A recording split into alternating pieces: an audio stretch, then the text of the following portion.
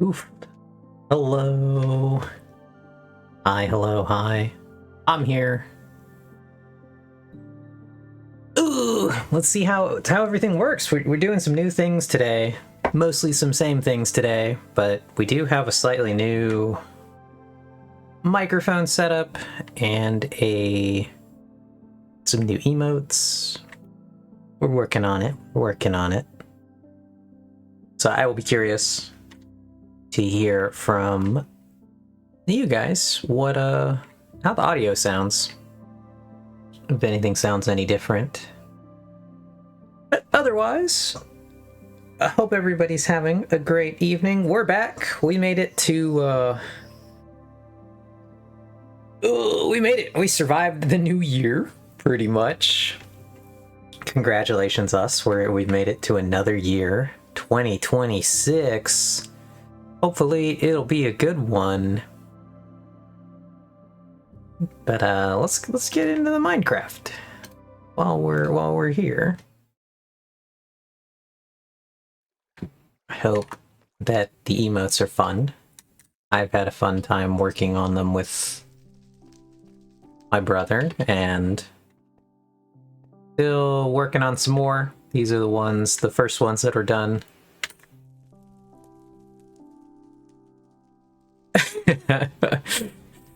I can see that, Ox. Thank you for checking out the emotes. I hope everybody enjoys them. They are all memes and things that I really like, and then also one pretzel. The pretzel being an Artemis creation, and that one should be followers.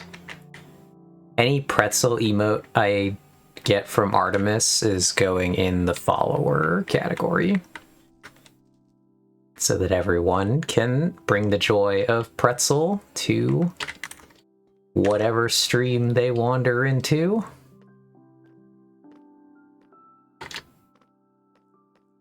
Then, yep, we have the good old the melon.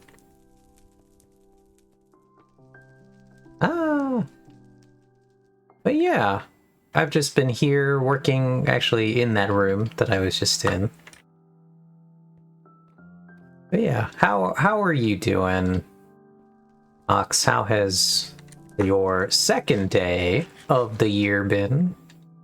Good, I hope. But yeah, I got a roof on here, and I've been working on the roof a little bit to try to figure out what I want to do in this room.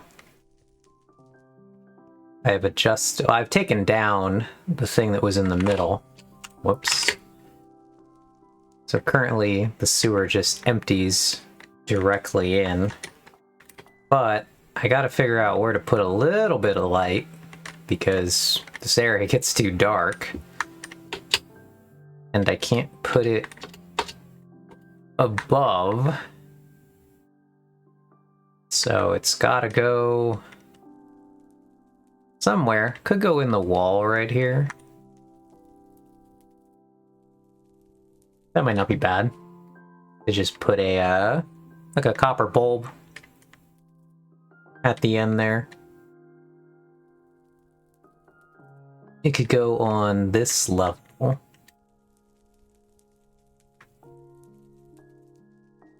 Yeah, it actually can. Whatever light we do can go on this level as well.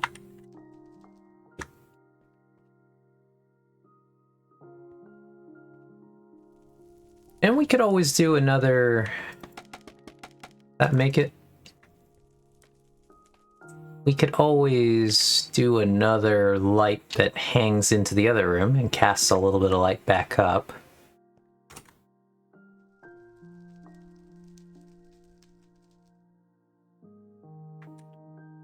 So, it remains to be seen. I'm not entirely sure what we want to do here. We do need generally some amount of light in this room, because I'm seeing that we have a couple of patches of darkness. I don't want it to be too bright in here.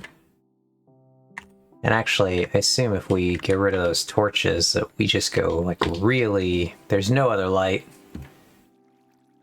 So actually, we just need to completely figure out the entire lighting situation, because it's all temporary torchlight right now.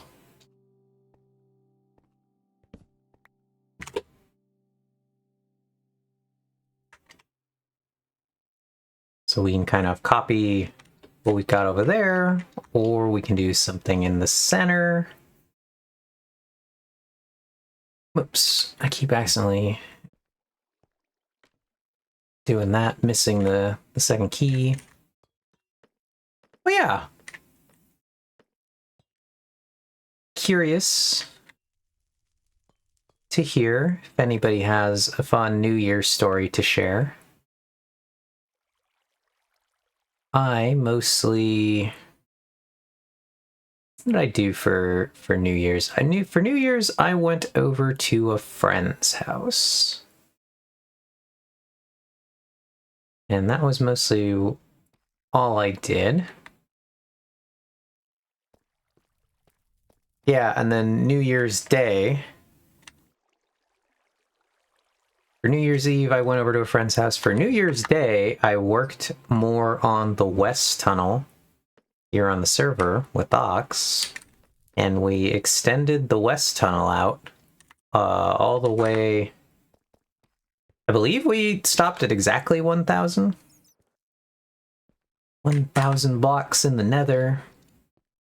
Gotta say, I think even with the addition of the amethyst into the other tunnel, the West Tunnel still has to be the hardest tunnel to build, right? We're gonna go take a look at it really quick. I think most people here... Well, I actually just in general think that most of my viewers are fellow server members. So you are all familiar with this tunnel in general. But for anyone else, fly over. So check out the West Tunnel. So I really like the West Tunnel. But it is a pain in the butt to build. So yeah, this is the West Tunnel. It's practically the same kind of design as the other tunnels, but just it uses glow lichen for the spiral and has candles all over the floor. And as Ox has just said, yeah, the candles and glow lichen are mildly annoying. And I would agree. I think the candles are better. I think the glow lichen is really the one I don't enjoy placing. Because as we were going through this, Ox basically did like all the reachable glow lichen on the walls, and then I just had to like stand on the center here and try to balance on this glass and reach as many of these as I could. I think I had to jump and hit the middle ones and then hop up here and do the other ones. And just slowly work my way down the tunnel, balancing on this glass. But we ran out of glow lichen at one point, we ran out of candles at one point. The candles are funny because somebody has to go follow behind. One person is placing candles, the other person was following around lighting the candles. You don't have to do it that way, but that was how we did it towards the end. But the tunnel has finally reached the Paranormal Research Society, which this is intentional. I actually don't know that I know this joke, however. So I'm really unclear.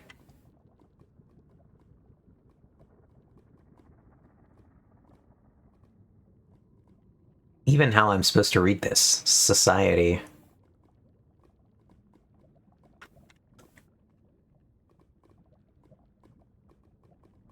Oh, because Joe made it in GC,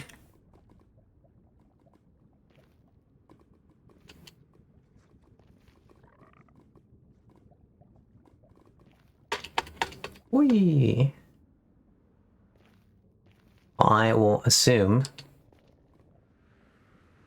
that that made sense to somebody. But this is the lovely Paranormal Research Society. I believe we've been here on stream before. In this little pale forest biome.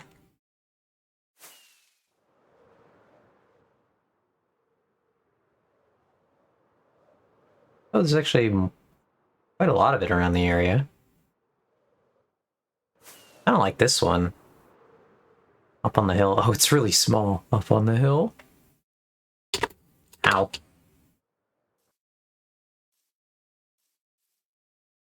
Oh, okay. I got you about the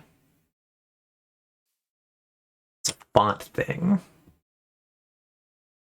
So Joe took a screenshot, and the special characters on the sign looked like Paranormal Research Society, thanks to the anti-aliasing.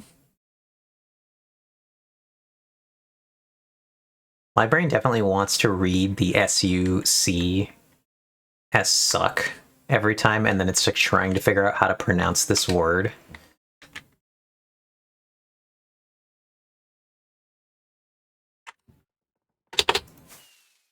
Yeah, it's doing something more like that.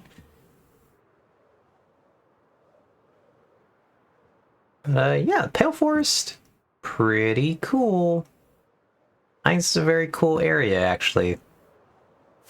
Where are we, though? Oh, we are way out.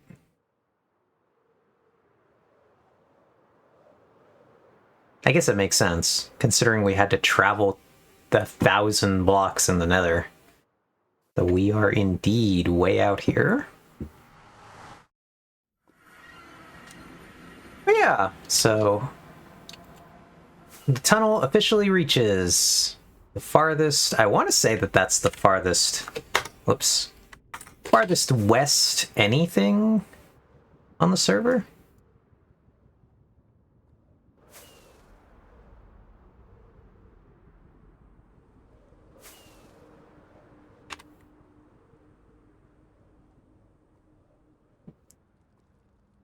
Not that the tunnels make a ton of sense. That this is the westernmost overworld build I'm aware of. I'm pretty sure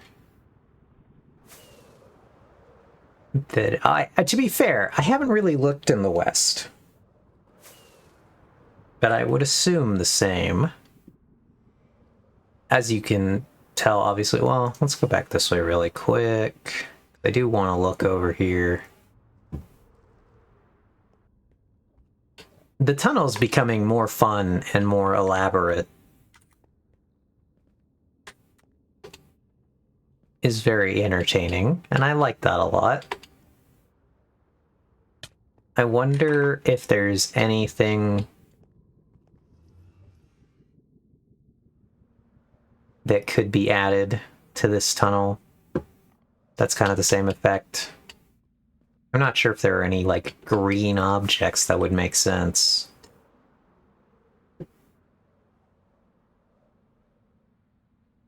But I've always loved the colors of this tunnel.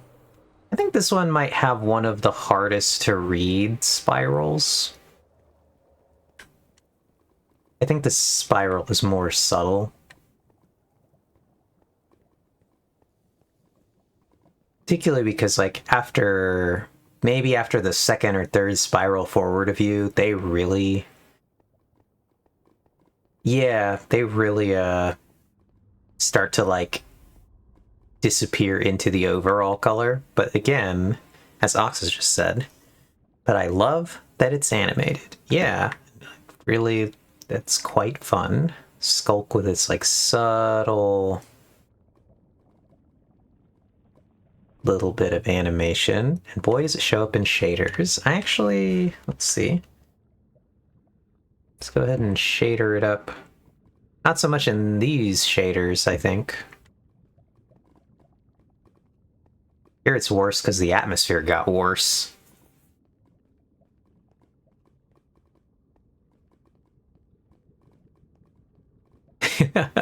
Yeah, perhaps in other shaders.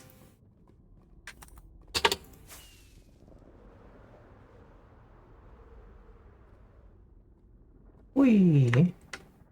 Yeah, one of these days I would like to do some updates to my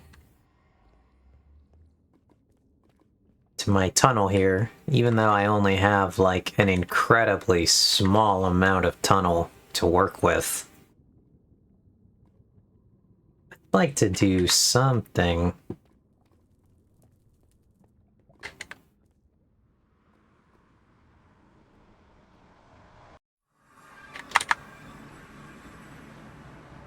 So aside from being the correct materials, I actually don't even think it really evokes the vibe of the base correctly.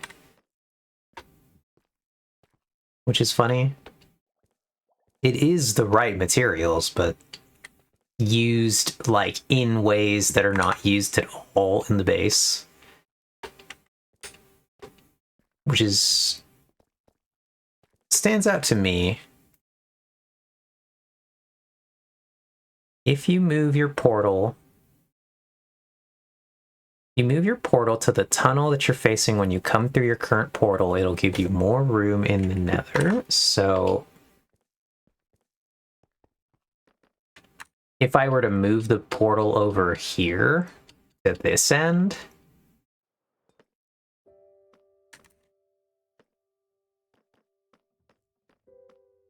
gotcha. I think it's just... Yeah, I don't think I would want to do that because so much of my base is like predicated on the adventures of coming out of the portal where it is.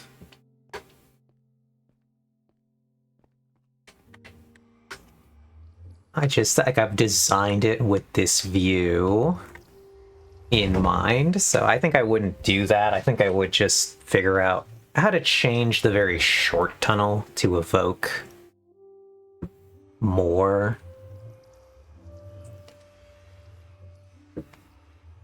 Because I am quite happy with how this worked and how, like, we got the melon pit pretty much right away here.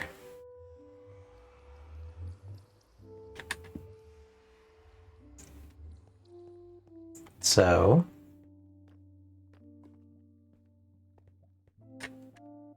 more transgender? Are you asking if I would make my tunnel more transgender, or... I'm actually not exactly sure what the question was in relation to. We do need a new elytra, though. Yes, but I'm mostly just memeing. Gotcha. Does this guy get mad if I put this... I actually don't really... No, these guys don't get mad, right? It's the living guys that don't like it when you open anything.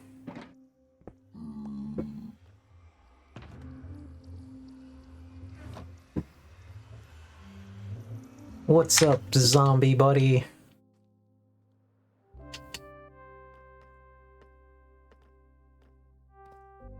Yeah. So, I still haven't quite figured out what I want to work on today. We have many options.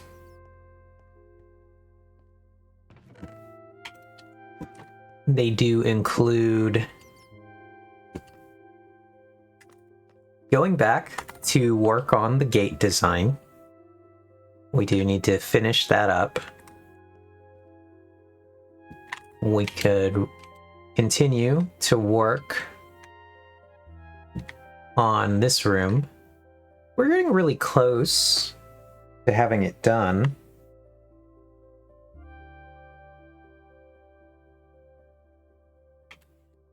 We might do... We gotta do a little bit of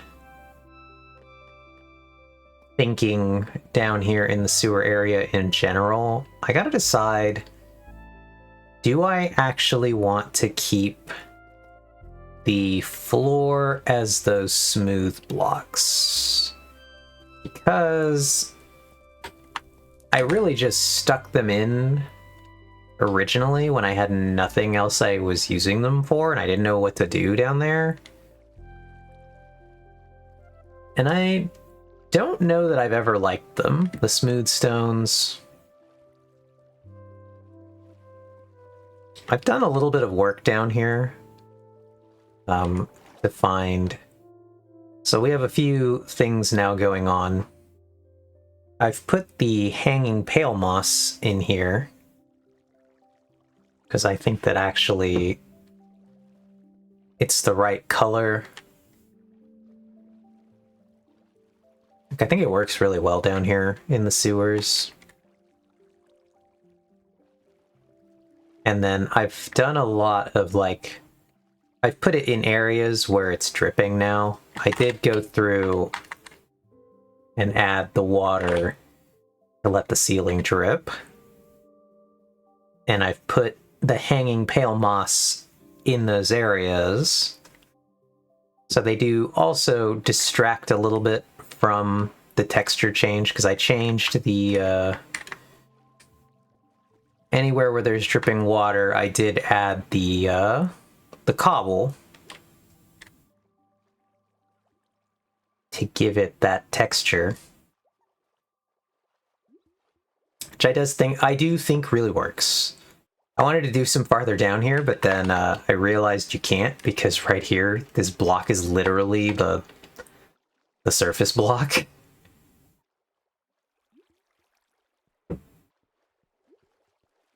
So yeah, I've been adding the pale moss. I've been adding some of the carpets. I've been adding some of the little bit of the creeping moss up the sides here. I think I want to take out this bit of vine. It's just so bright.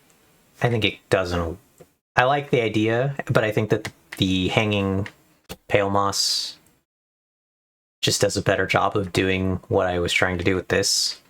So I think I gotta take that down. I think keeping this place incredibly gray actually does work really well.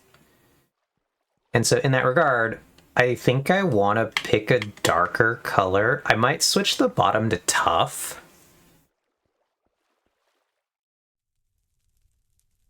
Yeah, the vines, I liked what they were doing originally, but now I've just been making everything darker down here.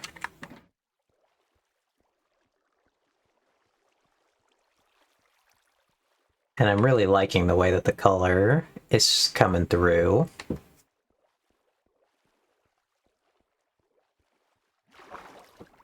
So we'll collect these vines. I respect a woman who can make the tough decisions. Let's go back to this other message. I bring a sort of interacting with container inventories to the nether that piglins don't really like. Which is quite funny. I'm not sure I understand. Well, I know I don't understand. Have they ever said why the piglins don't like that? I do like this patch through here being particularly green and having one glowvine, which I need to get a berry on, because I changed the ceiling in here, and so I broke the old one. The old one had one glowberry. Okay. They protect their treasure, that's kind of their whole emote. Oh, okay. That makes sense. And they can't just code, like, the difference between chests and shulkers. So my brain is like, I get it with the chests. And then they also do the shulkers whenever you go through a shulker. Which is the one... That one's gotten me killed more by, like, a not insignificant margin.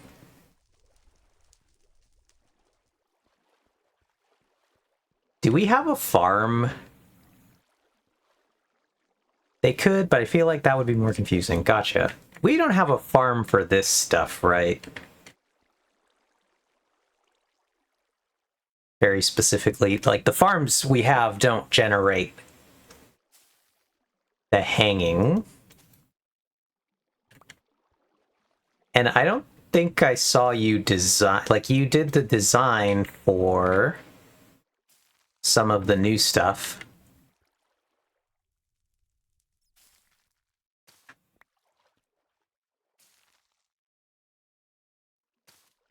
But I think you only did for the super speedy Firefly Bush. And hey Vex, how you doing? Welcome to the stream. What was the other one that you did? You did the Firefly Bush, and you did something else. Right, Ox? But I don't remember what was the other one. I just remember that Firefly Bush. Was it just the regular bush?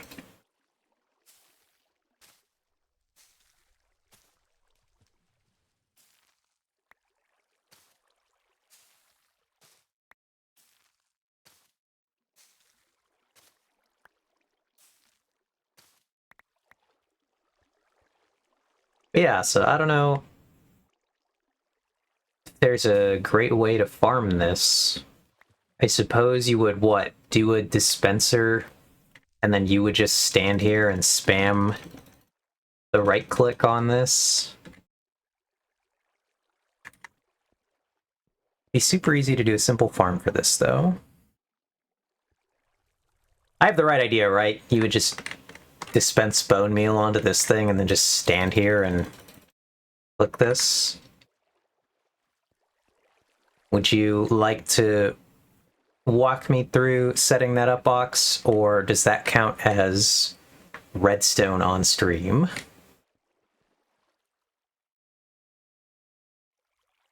Okay, and Vex says, I'm doing very good. I went to my favorite Mexican place tonight and found out that they actually do have salsa verde, despite not mentioning it anywhere on the menu. So now, next time I go, I am likely to ask if they will make the chilaquiles green flavor for me. That's cool. I would be shocked if they didn't have salsa verde. That would have been a weird oversight.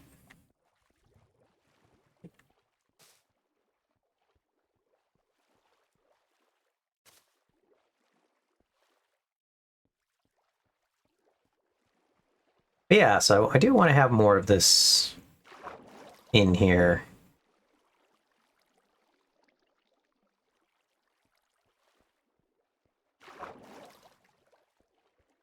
Okay, and yeah, I got the idea. No, we can do it. Honestly, you only need 5 redstone related blocks. Gotcha. Bex says, I have been to Mexican places that do not have it. Really love salsa verde though. Childhood favorite dish was chili verde. Gotcha. That's cool. This is gonna shock you, do not particularly like it. You'll never guess why.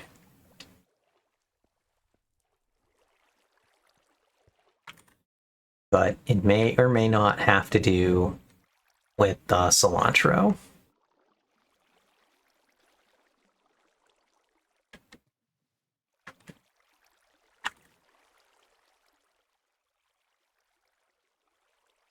I don't want to actually do a little bit of work on this area and convert it to have more pale biome stuff. So I think it would be kind of fun to actually have this be like a weird little pocket of pale biome. I can't remember, did the eye blossoms open at night? Is that what their deal is? If I put some in there?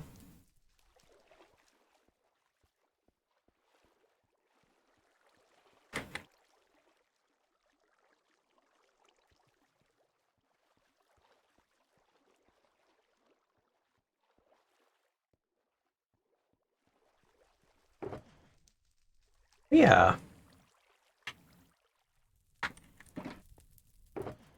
meant to put that down. I meant to put that down. All right, so let's make a. We gotta take this with us. Let us make a small farm for these hanging moss, because manually farming them the slow way is not the best. Oh. Oh god, we've fallen in.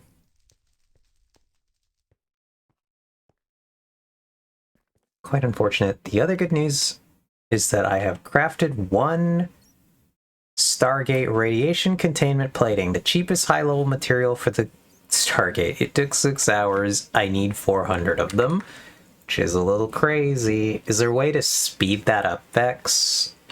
Or is this just like a you need to expand production? Like they're always going to take 6 hours, but you could be making 100 of them at a time?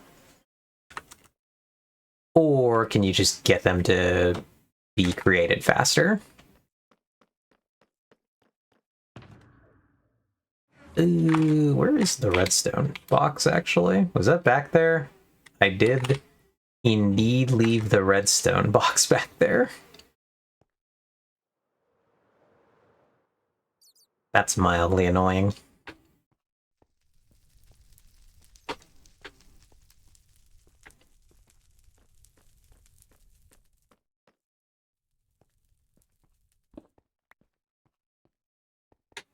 It's indeed using the redstone box on our, all our doors.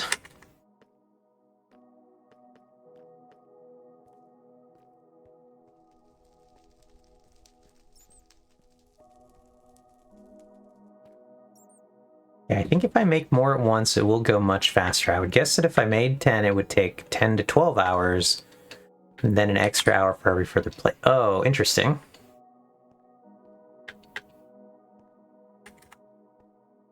All right.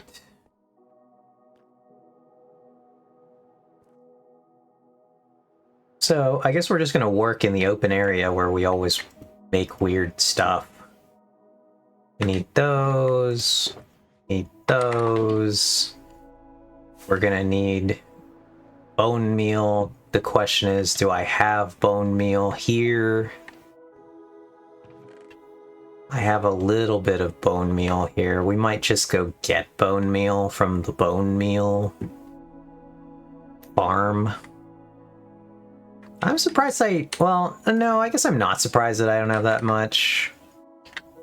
I'm curious, actually, this occurs to me, let's go look over how much bone meal has this generated since the last time I've looked in it. Not a lot, but some more. Probably more bone meal than we honestly need, because we're not going to need the most hanging plants ever.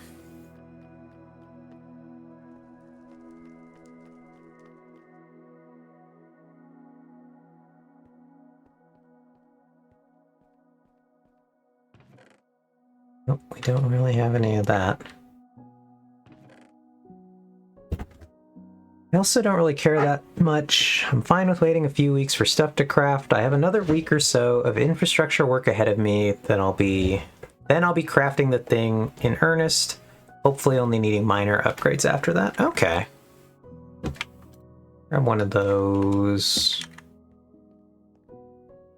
Craft that.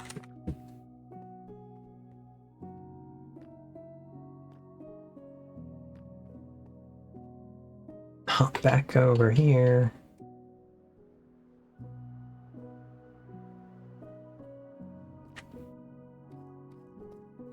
Boink. Let's do another one of these. Throw all our bone meal into. I guess we need a block we can actually... Oh, no, we have some deep slate here, which I've clearly attached it to in the other place, so... We can indeed attach the hanging moss to it. to a deep slate.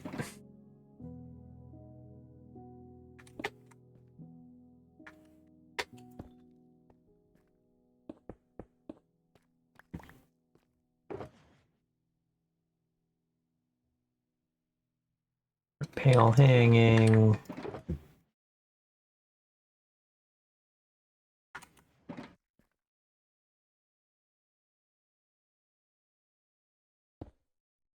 Nope. Nope.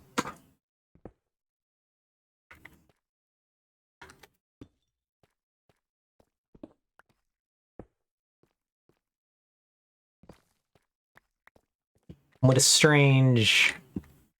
That was a bit of a strange time that stuff is directional. That the deep slates themselves are directional.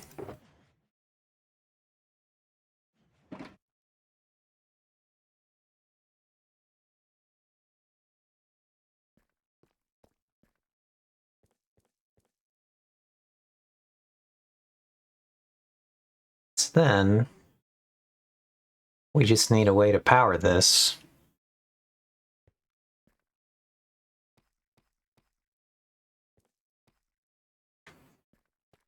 I believe this is exactly just how this would work. I guess we'll also need more shears.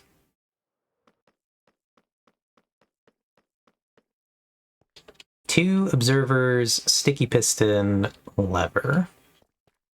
Okay. Got it, got it. So we'll need some amount of iron. I actually don't know what, like, how many uses are on regular shears? I really don't know. Okay, so the sticky piston, do I have, I know I had observers. Oh, it's 256, and we do just have levers. So, whoops. Wait, you.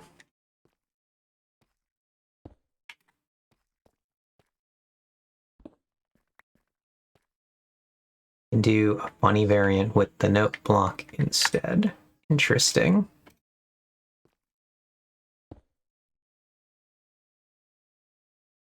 Nope. Is that just...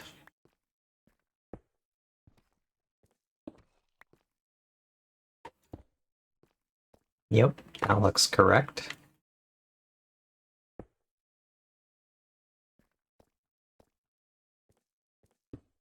It's what my brain tells me with the pieces that I've been given that will power this.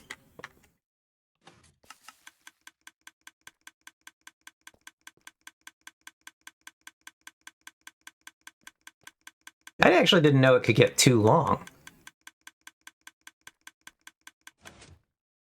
Yeah, Acorn would have spent 15 minutes on that. That's a tragic... Oh, I actually had more there.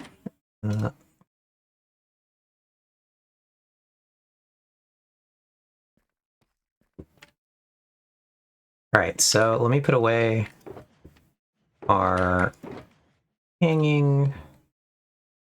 Let's just do like one shear's worth. Let's see what we get with this.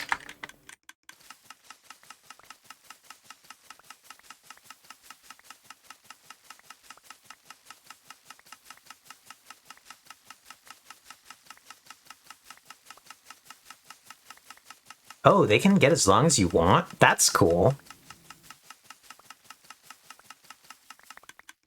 Put that up.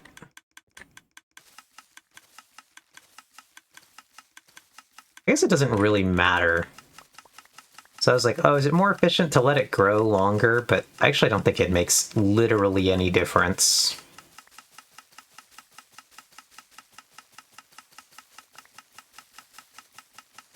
Because it's... Whether I cut it at 1 or I cut it at 2, it was either 1 bone meal for the 1 or 2 bone meal for the 2.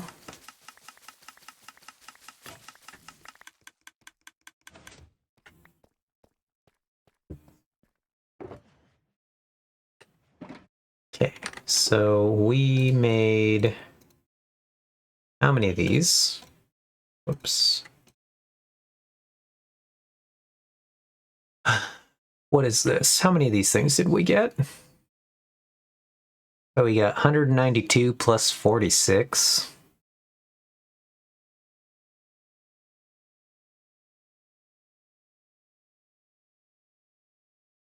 Oh, pretty sure you don't get the lower one if it grows because you're not breaking it with shears. It's breaking due to being unsupported. Oh, interesting. Okay, so didn't help us. Anyway, we got, yeah, I was about to say, we did not quite get 250 of them. Let's find out though. Okay, so we make another one of these. We cut the middle guy. And yeah, we do only get one. So it's inefficient to let it grow. Because if we let it grow, we actually are just losing bone meal.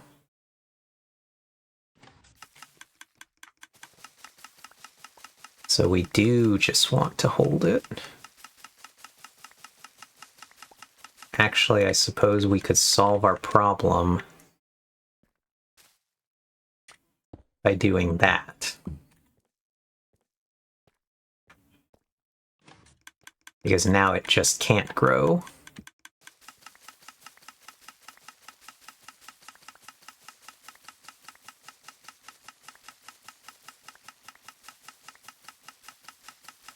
Whee!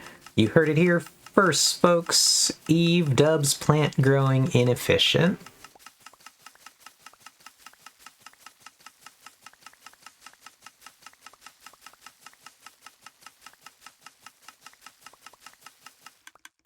Oh. We just ran out of bone meal.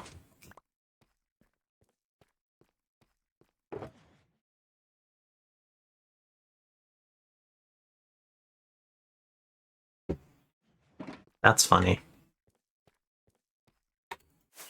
I guess this does just chew through bone meal quite quickly. We already have way more of this than we're like ever gonna use, but I do want to break these shears, so we're gonna go for the last little bit here. I gotta reach over here to mute the mic.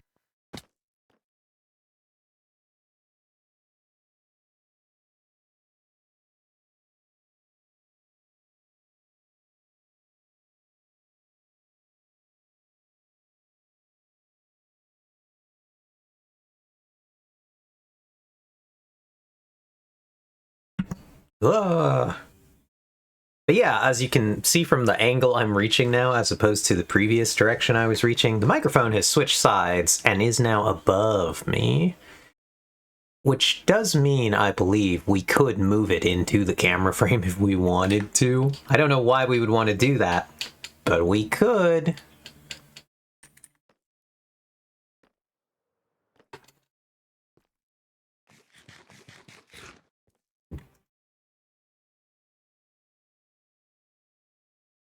Yeah, if I... let's see. I don't know how this will sound.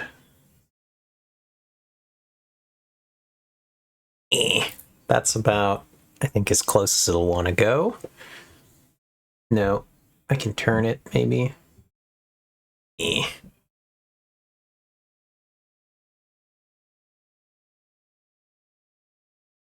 Yeah, again, I don't know why we... It doesn't sound, thanks to that shock mount. Hooray! Again, I don't know why we would want to do this. But we could. We could take up most of the camera with the microphone. Or, yeah, leave it the ominous black orb of hearing.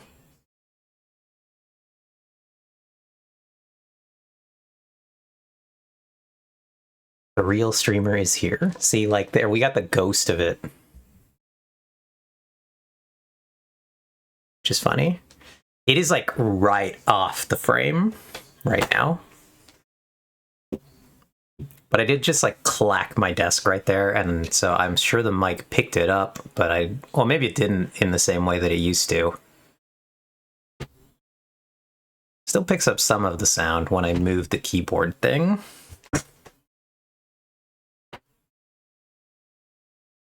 But hopefully not in the same way that it previously was. Anyway, let's finish this off.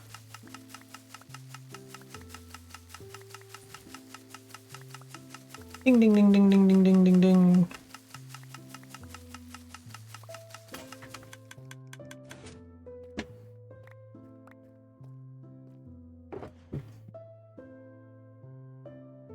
Oh, interesting. So I would say then that the shears do not have 250. The fact that we got exactly the same amount the second time, I believe that shears have 238 uses by default, which is such a weird number. I don't understand what the decision making there was, but that sure does seem to be. Oh, you can F3H hover over it. On Bedrock it's 239. That is strange. Bedrock is a weird place. Weird things are happening.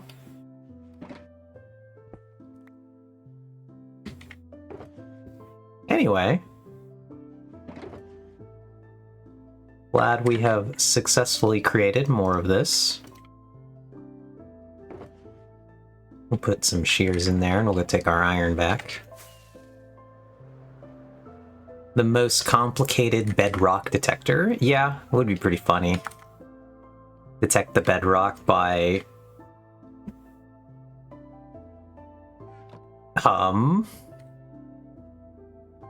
reading the health of the object.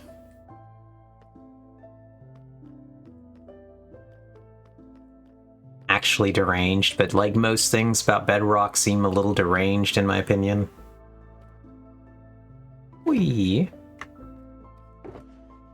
So we want this.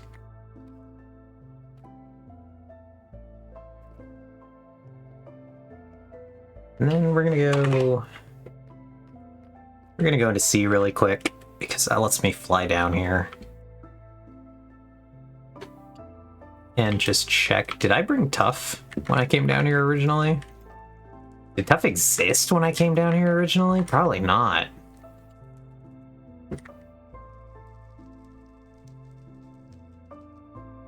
Well, Tough did, but did any Tough blocks? No, I don't think so. Yeah, Tough has existed for a very long time, but not in a usable... Not in a particularly usable, because I guess it was always it was usable.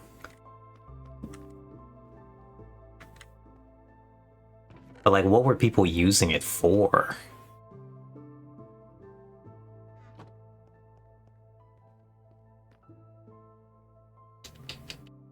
Was anyone using Tough before Tough bricks and the blocks were added?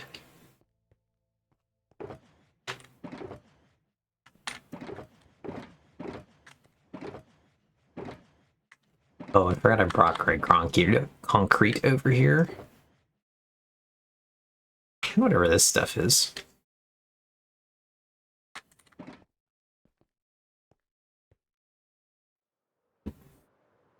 Really like the raw Tough texture. Yeah, it is a nice texture, but like, I feel like it only really works for texturing and like terraforming, and there's not a whole lot else that you're doing with it, if that's not what you're doing with it.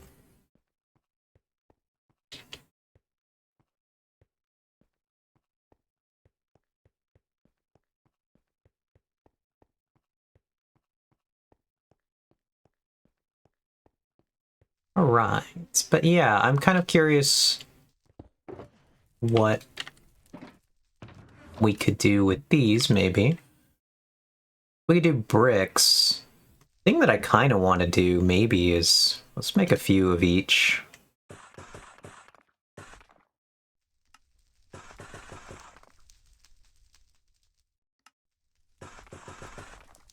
We're not going to do polished because we don't really need to do polished. It's not that exciting of a block, honestly.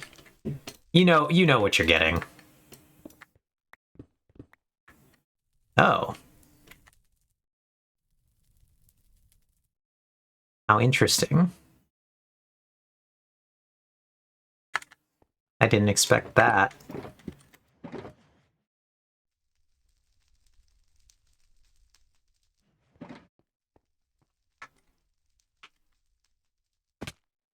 Grab that block then.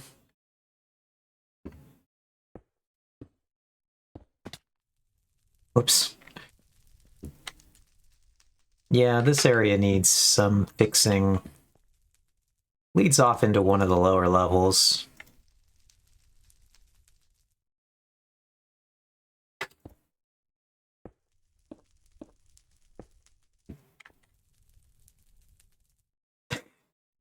New SCP, the Random Crevasse of Mild Intrigue. Do you read a lot of SCP stuff, Vex? Do you like SCP stuff? I actually don't even think I know, because Ox, you just asked what's an SCP, and I actually don't even think I know what SCP stands for. Oh, no, never mind. I know what SCP stands for. As soon as I thought a little bit about it, that's the secure, contain, something, protect. Is it protect? Did for a short time, and I would say that I do like SCP. But yeah, an SCP Ox is some kind of... Within the setting that it's from, it's like some sort of paranormal thing. Creature, occurrence, weird thing. But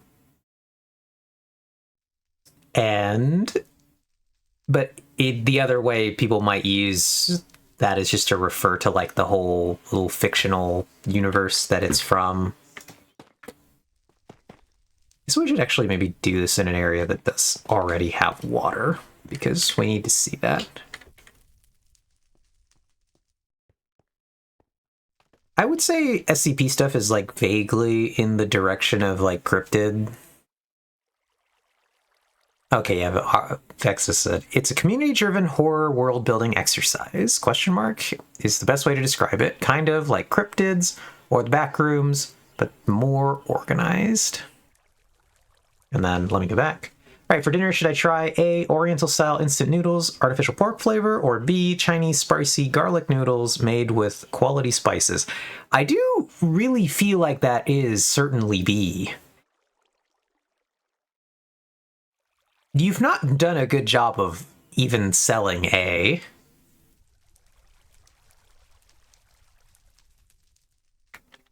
Maybe I'm wrong, but Vex seems to also agree.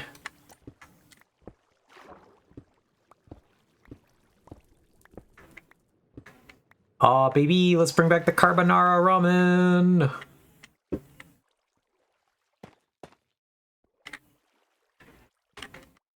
Alright.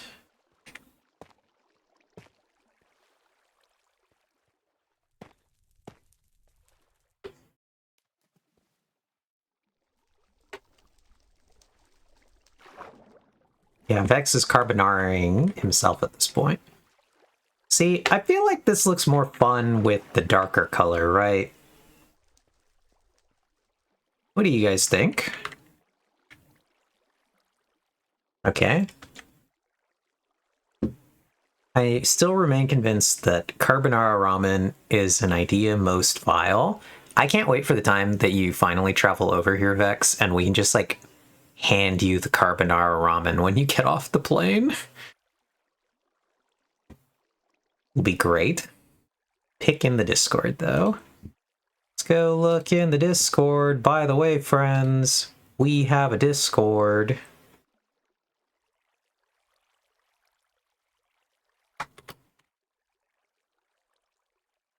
Thank you, Ox. I was about to do the same thing, but We have a Discord!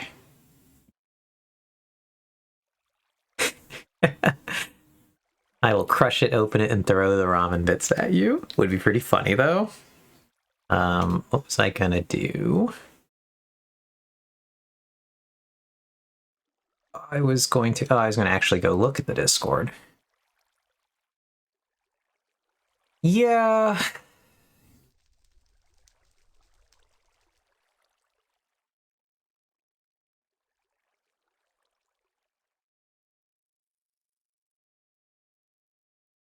I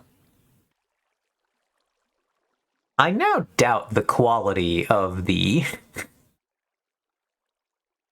the spices, honestly.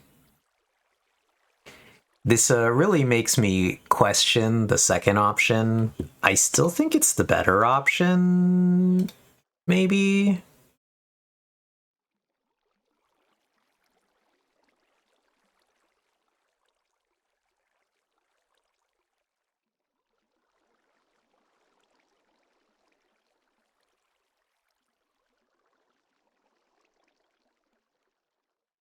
Honestly,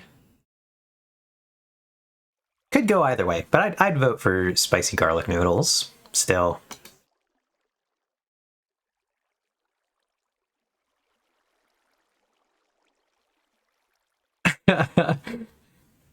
Same. So I agree with Eve on this one. The Chinese noodles are not what I expected, but they still seem better than the Thai ones. Yeah, they're really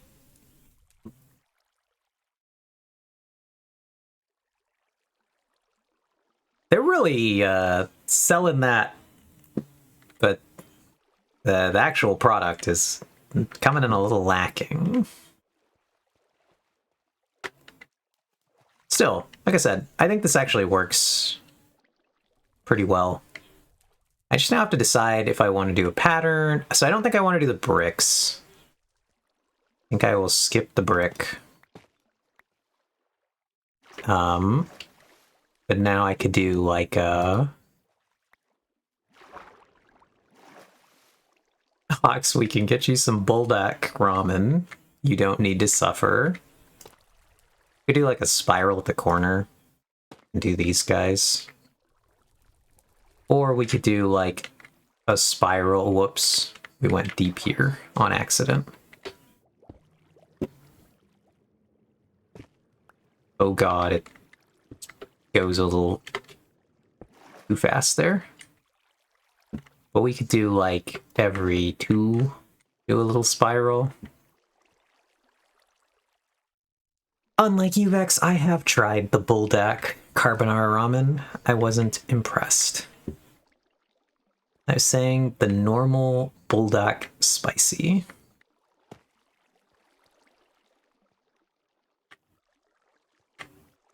Which is actually pretty decent. Yeah, but I do think I like this idea of doing the little spirals somewhere. Or maybe we could do... Whoops. Again, digs way too fast here. But maybe we could do that guy, then the brick, then the regular. No, don't like that. Okay, so we're gonna need more of these, the chiseled tough. These, I think, are the winner in general.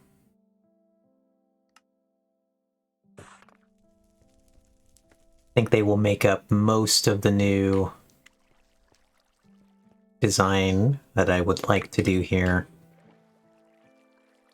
But I don't know how many should be in between.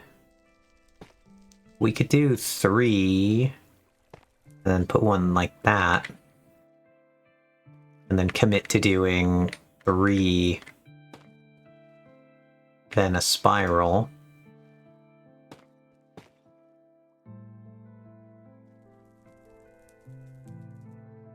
So I don't think I've ever liked that they're just bright. They're quite bright. And so I think making them a little darker is the way to go here.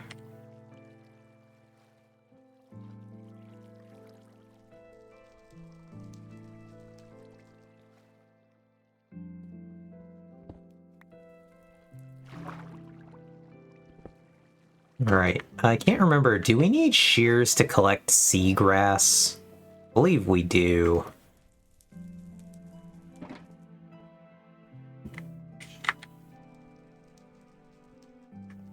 I think that's going to be our other...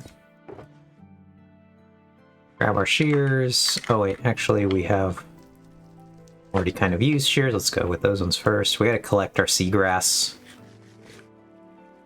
We do have seagrass in this area. And you need Silk Touch to collect coral. Gotcha.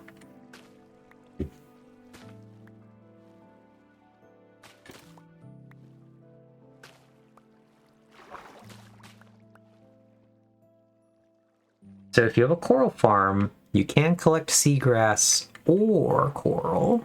Oh, interesting, but you can't collect both.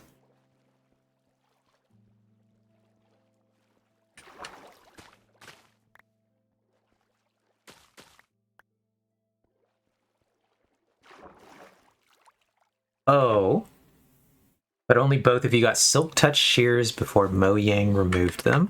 Which, why did they remove Silk Touch shears? Is that just because they...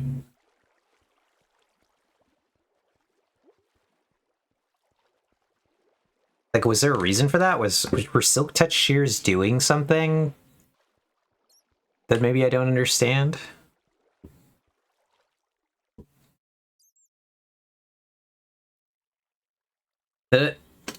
You did get auto-modded?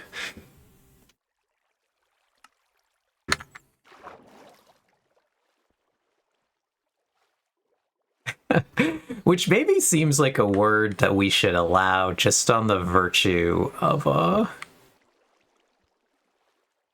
the fact that we will have some amount of hot dish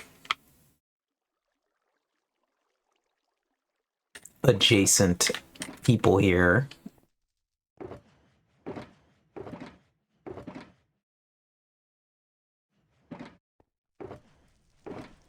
And like O is almost the entirety, I would say, of Dish's brand.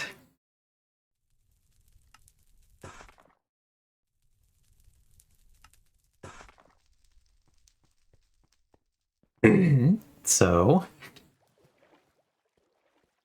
having people get nuked for that would be quite unfortunate. Oh god, why did we sink for a second?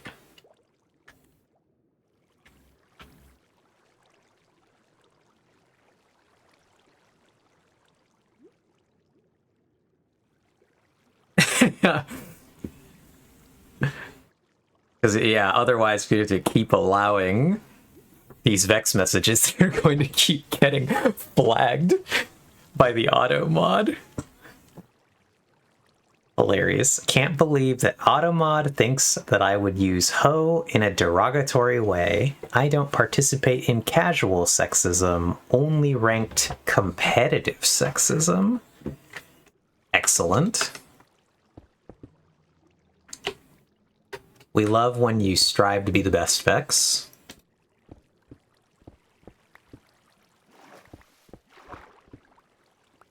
Oh, interesting that we've hit this here. Oh, it's because we're now over the redstone maintenance tunnels.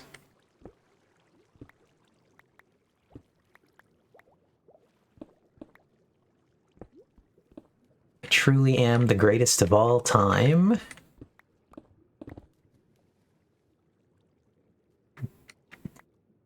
I'm very curious why that happens every so often without me hitting any different buttons. Why the game suddenly decides I'm crouching.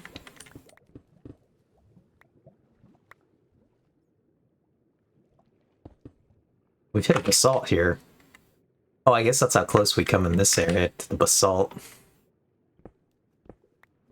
Actually, I'm unclear why this one is a brick.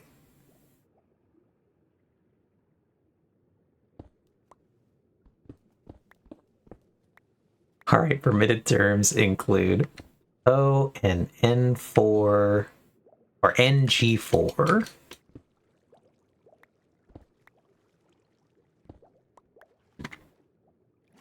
Yeah, that one was also funny when Joe got flagged for that. Oh, interesting. We got a lot of weird things going on in this stretch here. I didn't realize that I had built this with smooth stone on the sides as well. That's interesting. So in the opening part of the sewer, it's actually a odd.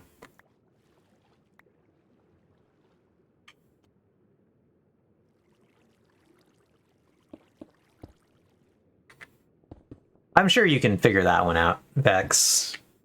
Why would some combination of letters and numbers that include N, G, and the number 4 get flagged?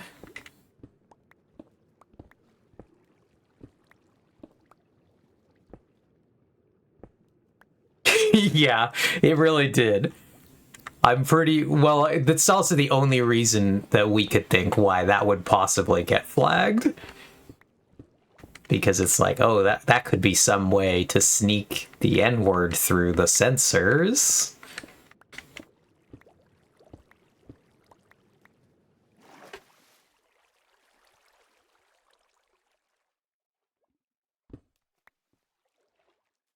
Suppose if we're doing this, we do have to get rid of the rest of it too. Again, I don't remember doing that, but I guess I did. We're gonna have to replace that with something else. Don't know if we do tough or we do deep slate though.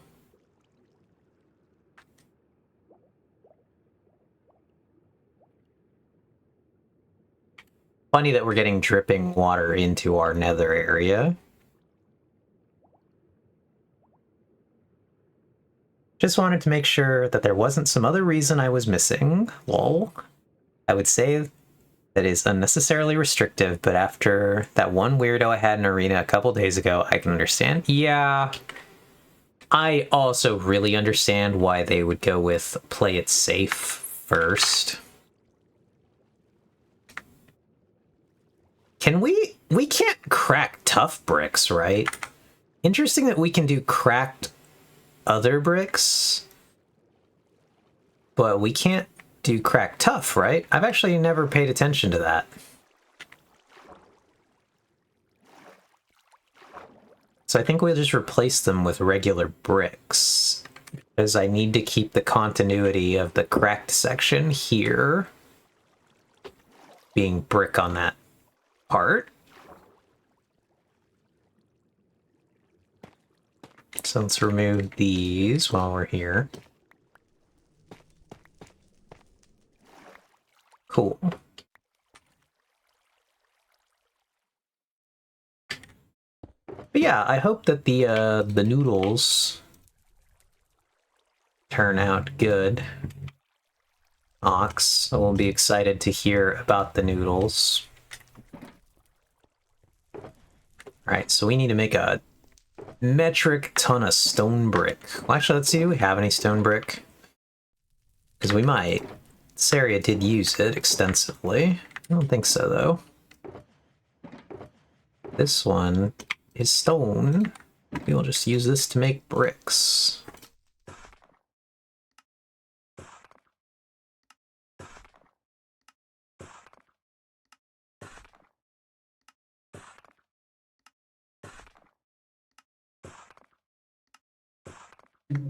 Cool. But yeah. The internet is on occasion a bad place. And so understand the need to play it safe more than not. Ooh, that has real blob energy. Ox. Not gonna lie.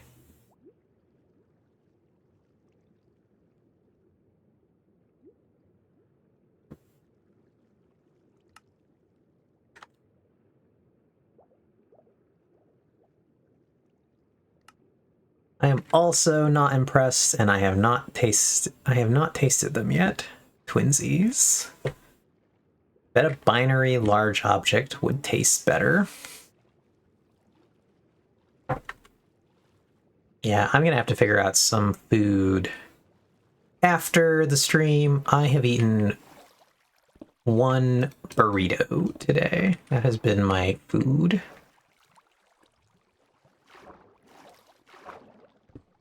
It was a good burrito.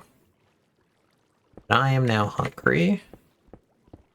So in the roughly 3 hours that it will take us to finish this stream, I'm pretty sure I will be very hungry by that time.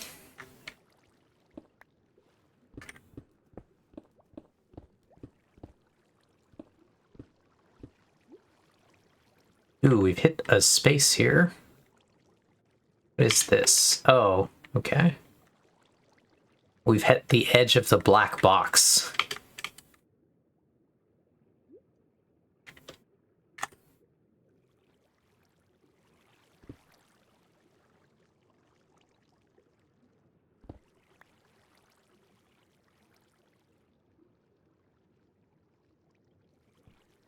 As opposed to a ternary small object.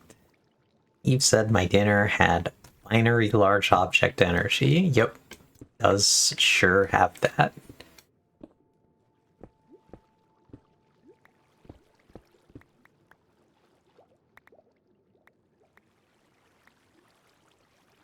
I'm guessing that the fact that you're saying would taste better means that it doesn't taste the best.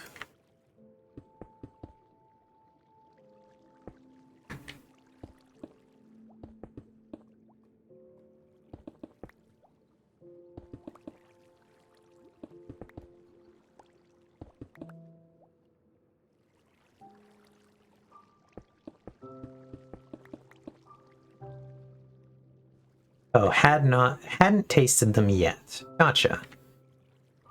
Have tasted them now. How are they? They're not the worst instant noodles I've tried. Gotcha. Well, I'm glad that they're not the worst.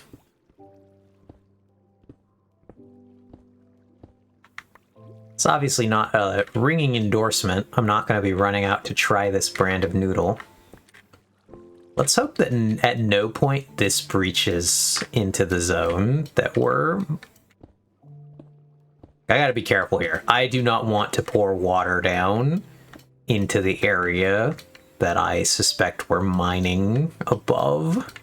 That would be sort of catastrophic, actually, to send water down that way.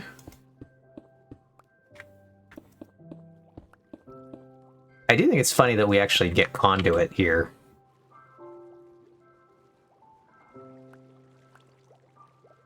Because the conduit is...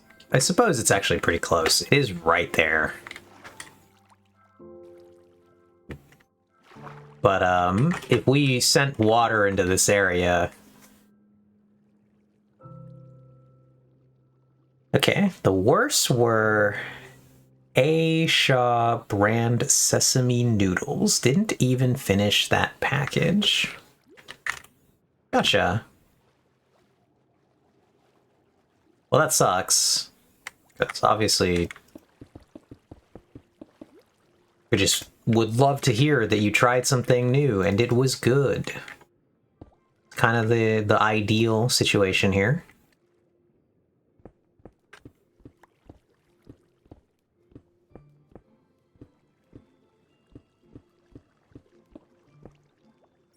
So, mostly just kind of sucks that there weren't.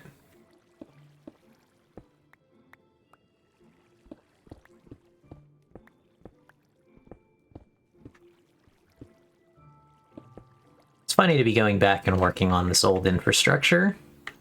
These sewers have existed for a long time.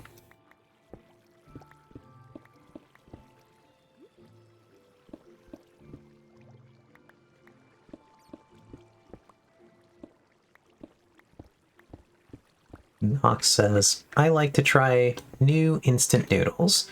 Do you have any instant noodle brands that you would recommend then? So I'd love to have some just around for emergency times when instant noodles sound like the thing.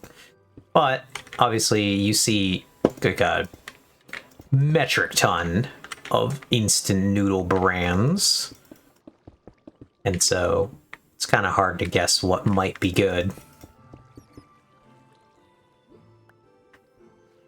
So if you've tried any that you have thought have been good and worth eating, I'd love to know.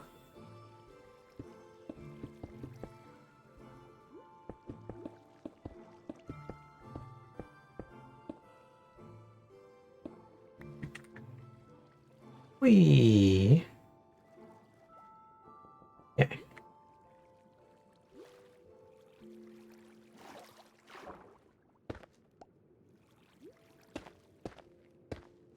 Alright, interesting that we did hit. Well, I guess it's because I hadn't realized I'd been doing this at all. Sapporo Ichiban is the instant ramen of Japan. They have some good products. Okay, it's a name that I'm definitely familiar with.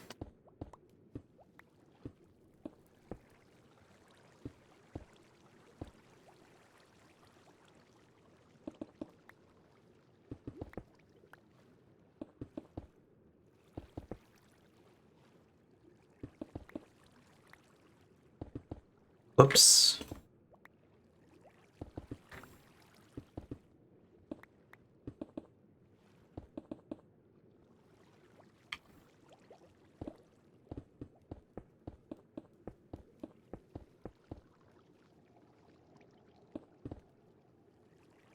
Aldo is a Korean brand which is also good and has a surprisingly clean ingredient list. Okay. Well, that's good.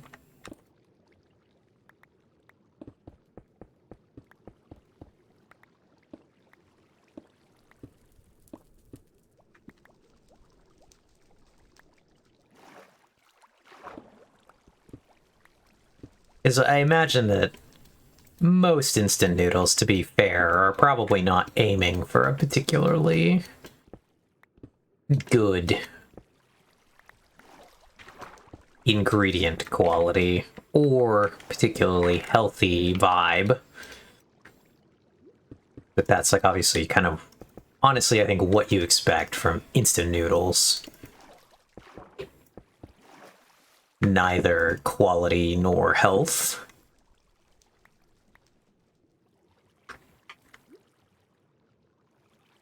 And mostly sodium. Probably mostly sodium.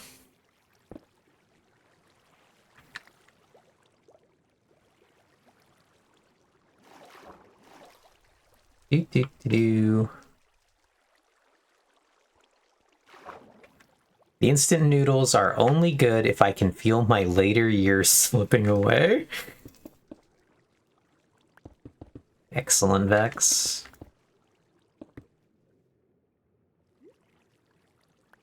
I mean, in these trying times, do you really want to live to see 100 years, to see the future?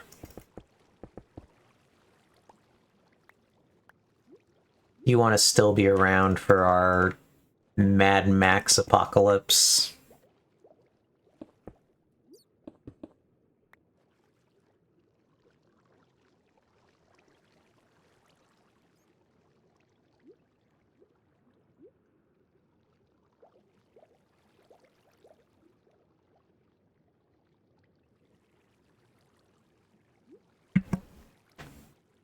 Okay, and then also the Coca brand black pepper fried noodle, very good. Haven't been able to find it in quite a while.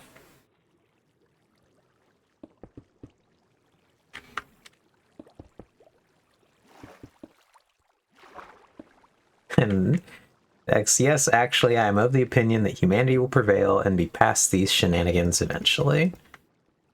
I like to hope so as well, honestly. For all of the memeing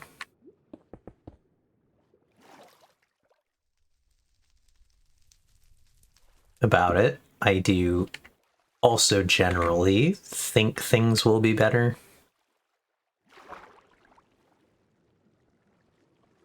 And then Ox asked, what is Mad Max about? Mad Max is a post-apocalyptic... Oh, what is Max mad about? I see, I see. Mild spoilers, I guess, for Mad Max. Max is mad about all of his loved ones being dead. No cactus juice in his desert. It'll quench ya.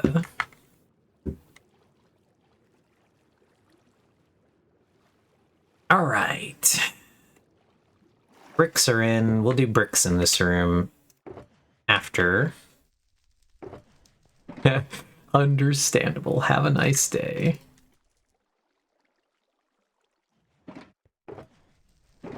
You have never seen Mad Max Fury Road, have you, Ox? It's like the only Mad Max movie I would possibly recommend to you.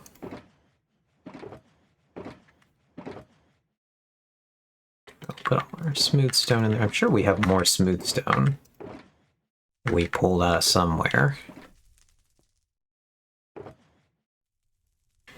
Okay, no, but I have seen Corrales' Season 9 base, which was Mad Max inspired, so I've basically seen the movie. I'm sure. Got it. Yeah, I think that tracks. Very confident you have seen the movie.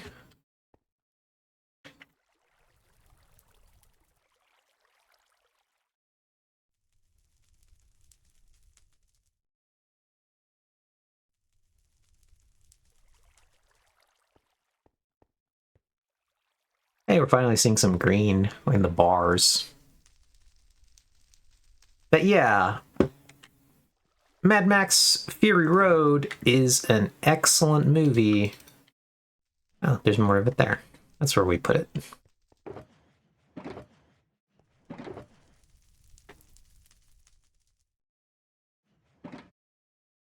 Okay, but what is the road furious about?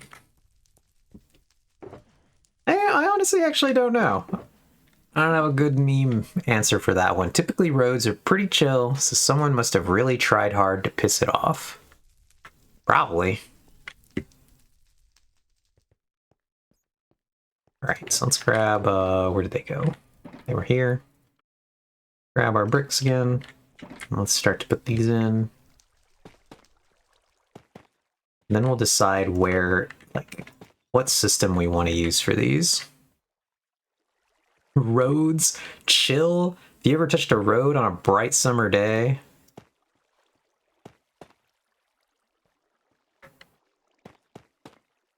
Did Max kill the Rhodes family? No, but you could ostensibly put it the other way, that the Rhodes killed Max's family. That would actually work.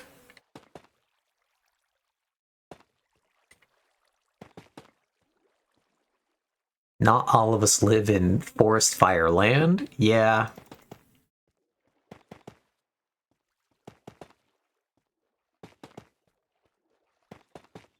That must be very nice, Vex.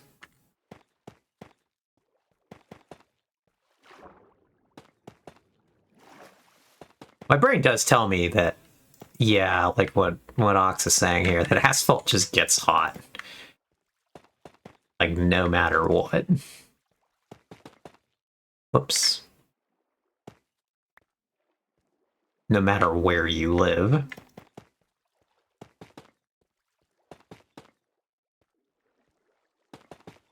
Whoops. Again. All right. So, question for you all, my friends here in chat. Do you think that I should do a pattern where I add these spiral blocks every couple blocks? Or do you think I should only put them at, like, the junction of the walls and the corners instead of doing, like, a repeating pattern, just use them to mark, like, important spots? So I could do just like, so we would do one here. We would do one there. Okay, Ox says try both. Vex says probably only the junctions. Ox says try both and see what looks better. So we'll do junctions on this section. It does kind of annoy me that that's not in the corner, but sucks that I designed it that way. That's entirely my fault.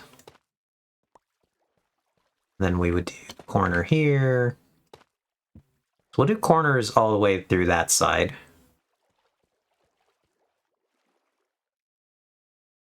Okay. Quite certain of... Well, I'm quite certain that there are large swaths of land where the roads are permanently chill. Literally. Yeah, I buy that. And then Ox says, generally, I am disappointed by marking the important spots. Yeah, so then let's go over here, and from this corner, let's try every 2 or 3. Let's do every third.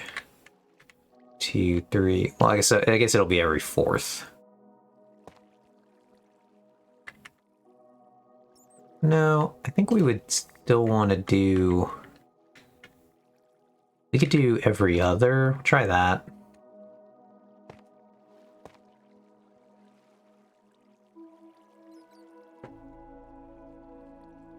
So if we do every other, we could do every 2. Oh god, I heard it go 1 too deep right there.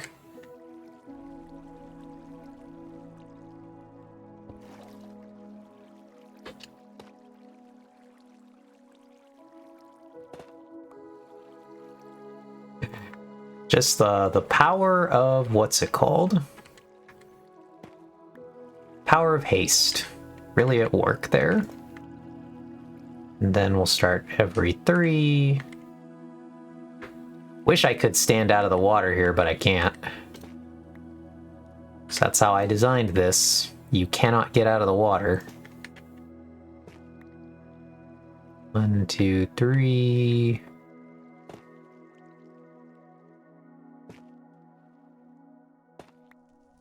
One, 2, 3. Oink. Okay, I think not only should we put the funny bricks at the important spots, we should also draw a red circle around them. Curious how we would do that. All right, so now we have them every third. I think every 3 is too far.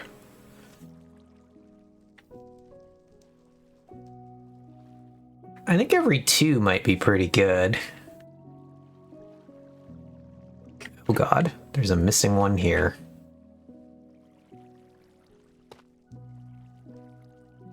And then every other, I think, is too close. See if this helps us a little bit. Yeah. All right. So I'm looking for opinions. What do you all think? Every other? Every 2? Or every third? I think every 2 is good, right? What do you all think?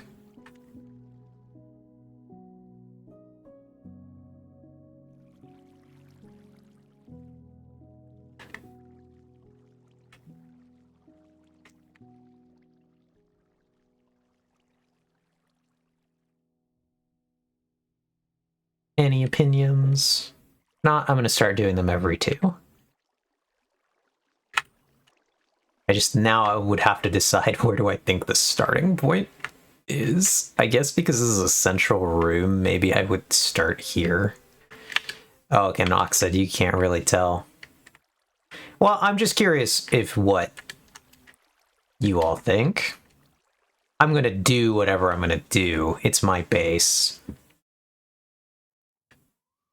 But I am curious what your opinions are. Am I going to follow them? Unclear. But I am curious.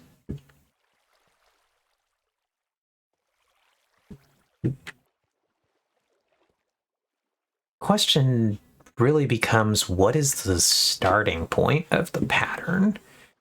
Maybe I would do it from the junction of this room. Maybe I would say that this is block 1. And then on the other direction, this is block 1. So then it's 2, 1, 2, as such. I guess we might as well put the last one. I guess here is the pattern outside of the water.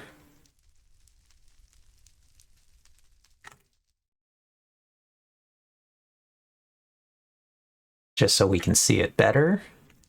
I'm also curious for people who are here, does your brain read the, what are they called? The chiseled tough blocks? These guys in the middle, does it read those as concave or convex to you? I'm curious what everybody's brain is doing with this pattern.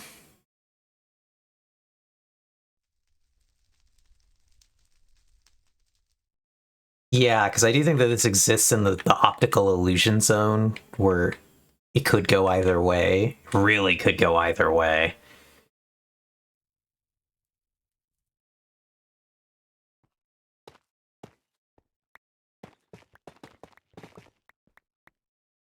Usually concave, though. Kind of agree. If it ever reads them as convex, my brain reads them as like inset convex. So like it reads it that this center is raised higher than these edges, but then it reads this outer line as a recessed area that makes me think that this part is only matching up with the outer. So like this center and this outer are the same height in my brain if I read it as convex instead of cave. And so it reads this as a dipped lower area, but then the center flat and the outer edge as the same height. Or it'll read it just as entirely as like every tier is just going down. One of the two things will happen.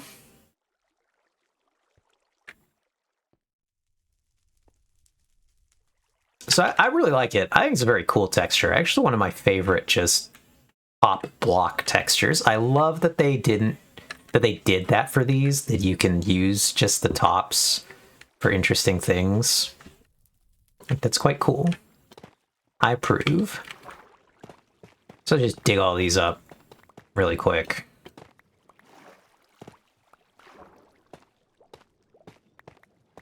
This is going to be easier to put in our pattern without having to take those out. So we're at spiral, 1, 2, spiral, 1, 2.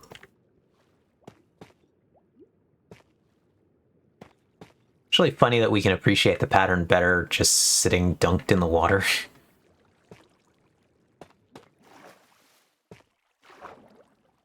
And like I know that this is all truly unnecessary work because who else is down here appreciating this stuff? is all for me. I just want to have as much of my base built out in a way that I'm very happy with. Is my driving motivation for why I do anything that I do. There's some level to which I think it's fun to be able to go show people like, hey, friends, look at what I built. Oh, this corner's gonna create odd questions. I'm curious,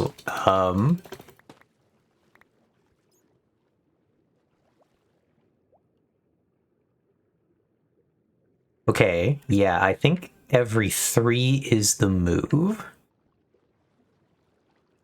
3v3, 3v3 of winter. So you think I should increase the space between them, Ox? Because they're currently every 2. You think it would look better as the 3? Like so?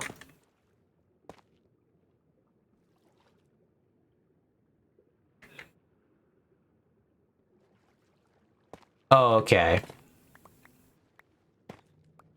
Got it.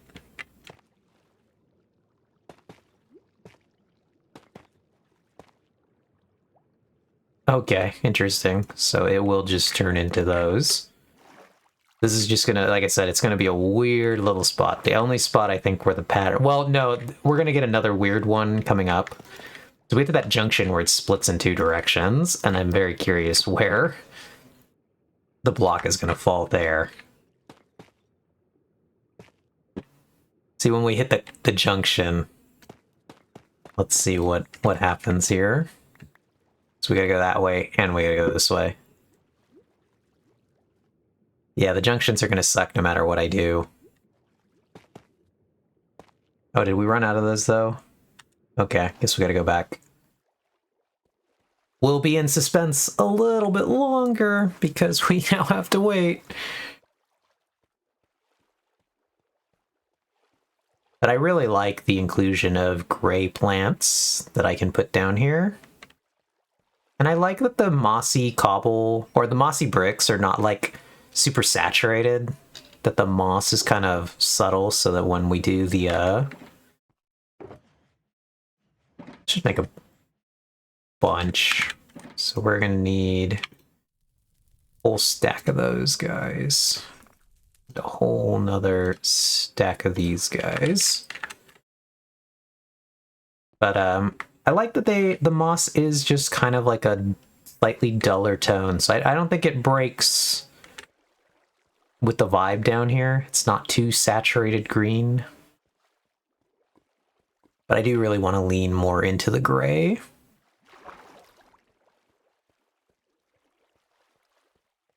See what else we can do down here. I have maybe some ideas. So we'll drop down, and we'll keep going.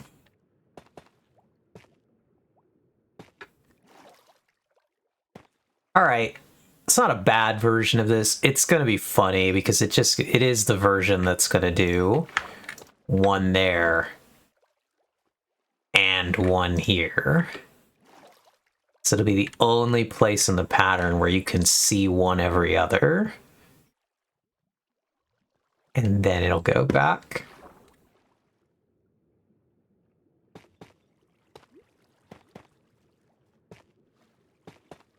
It's like, obviously, the only way to avoid this in the first place would have been to have designed the entire thing.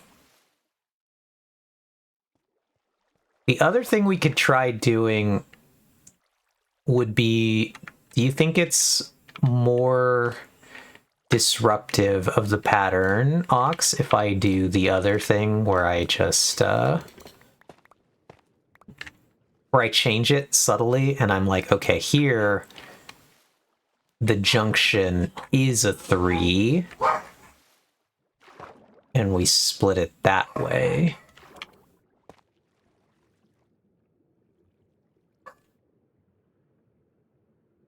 And then we just continue the pattern out from there. I think I kind of like this, honestly.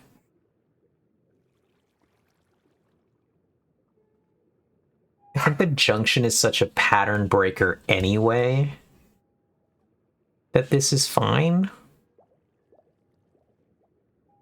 It does, if we do this, allow us to have the final block be the spiral, which is kind of fun.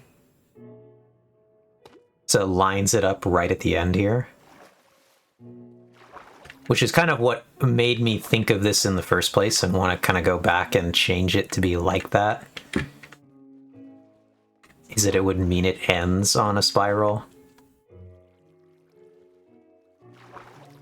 So we're going to do that. We'll go back here. And we'll keep going. We'll see what it ends up on the other side. There's no way it ends correctly, but it would be funny. Whoops. I am curious what we're going to end up with.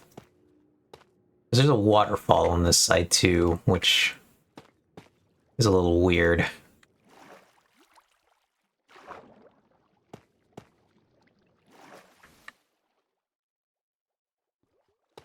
Oh, look at that. It did end perfectly on this side too. Then we can just change this one to be like another, just a deep slate. And make it part of the cube instead of part of the sewer. That's funny.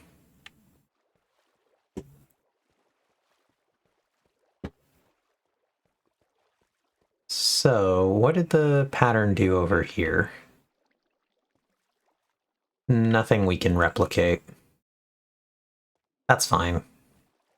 Again, this is also subtle. It's just to create like a little bit of visual interest as you're going. It's not like serious or important because you're really not noticing it. The thing I kind of want to do here is I actually think I want to sink this whole room by 1. So first of all, we need to go get our bricks back. Frankly, I think decent chance I wouldn't notice at all. Yep, exactly.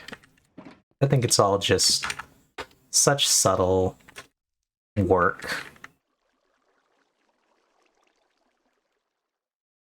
Because our lighting here is so dim anyway. So actually, let's check. What do we even ever get to light level-wise down here? 7's our highest level.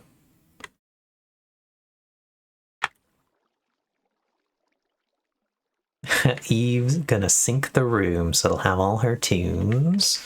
Yeah, so I'm thinking of doing stairs for this.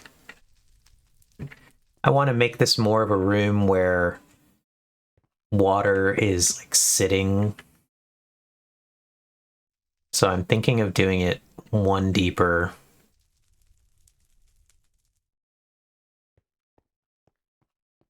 And that way I can do more like seagrass and maybe do a little bit more down in the water if I make it 1 deeper and imply that the water sometimes like just sits in this room.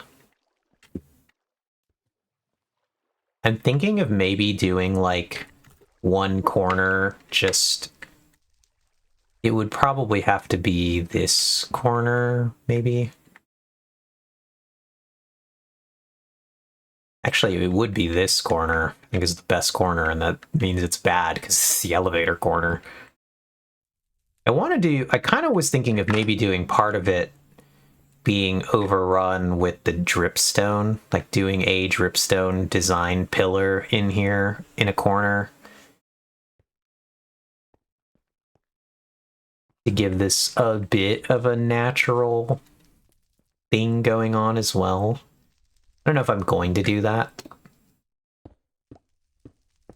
But like I said, I do think I want to make it at least 1 deeper so that we can add some element of like natural overgrowth in the water. Maybe we get some fish down here. Be kind of funny.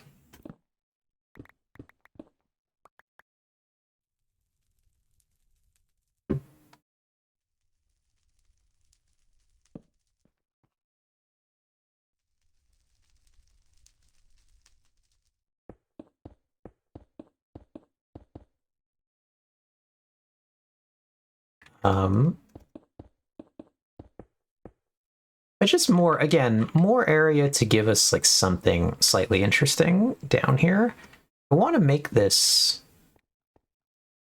I do want to make my base someplace that's fun to explore, just because there's going to be like so many layers of depth to it. I don't know that I'll ever have somebody who's like genuinely new and exploring, but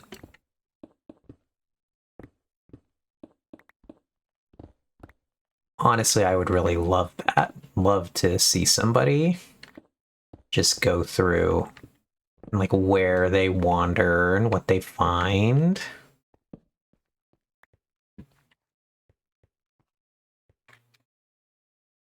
Do you like that aspect of having a base ox, of getting to see new people, kind of explore it? Or are you really just like, no, my base 100% for me? I don't care what people think about it?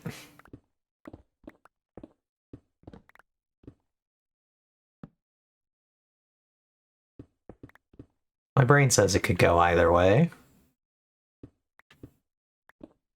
Your base is such a personal adventure.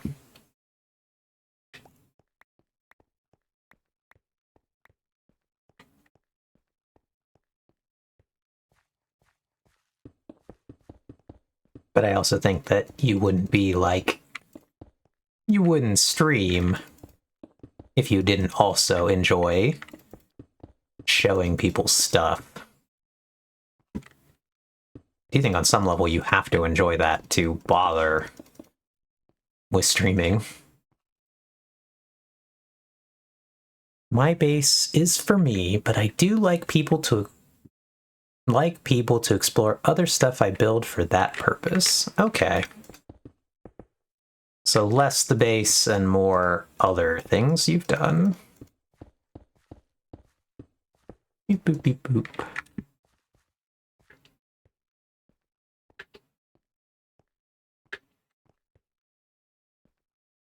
Maybe we can finally get some water in this section. We've not. This section has never had water.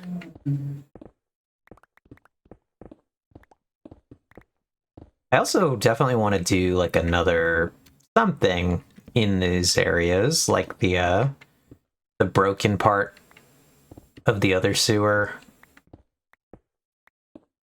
I want to create another reason to be in this area. I just don't know what yet. Like, so maybe over here we could do the natural-esque dripstone cave that the sewers have crashed into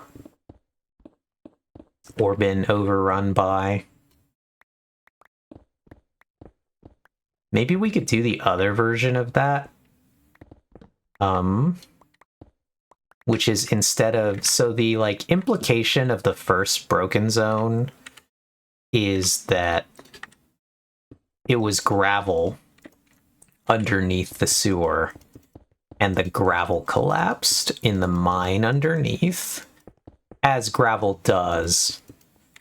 That mining down there, they hit a gravel pocket, the gravel pocket fell in, then the sewer collapsed on top of it, and that's how we've ended up with the weird little break in the sewer wall that we have over there. And I think I need to work a little on conveying that story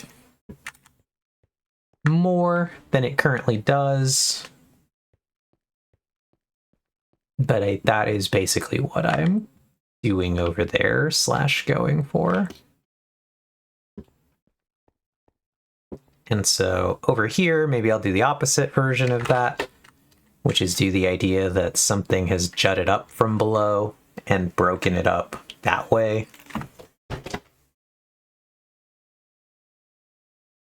That could be something we do. Unclear.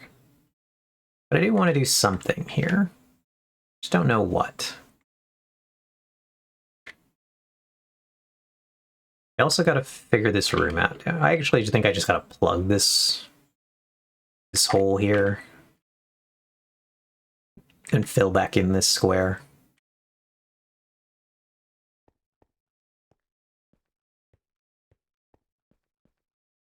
Because that area is not going to be used for what I was originally thinking I might do there.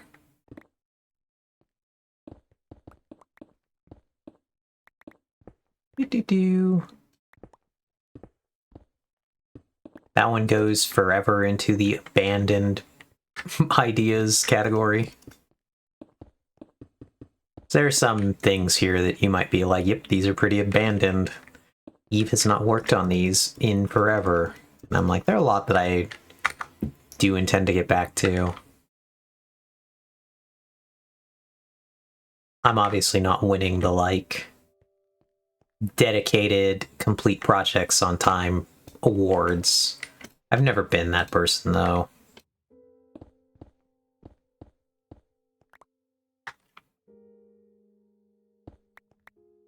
Some combination of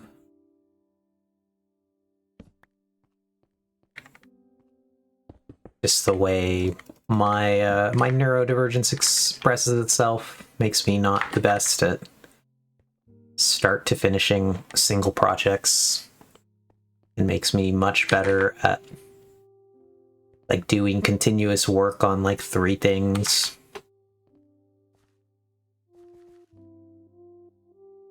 Something, the bit of overlap between autism and ADHD and how those things express themselves. Yeah.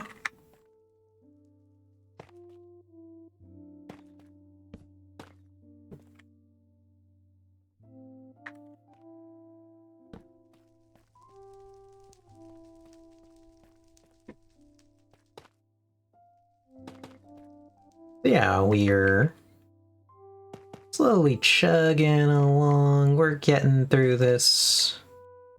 I'll do the paving until I run out of these blocks that I have here. And then we'll switch back to the main room.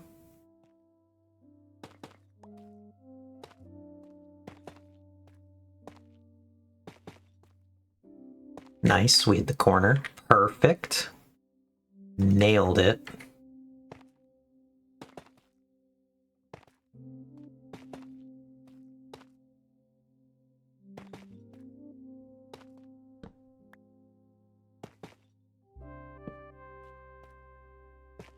But, yeah, so...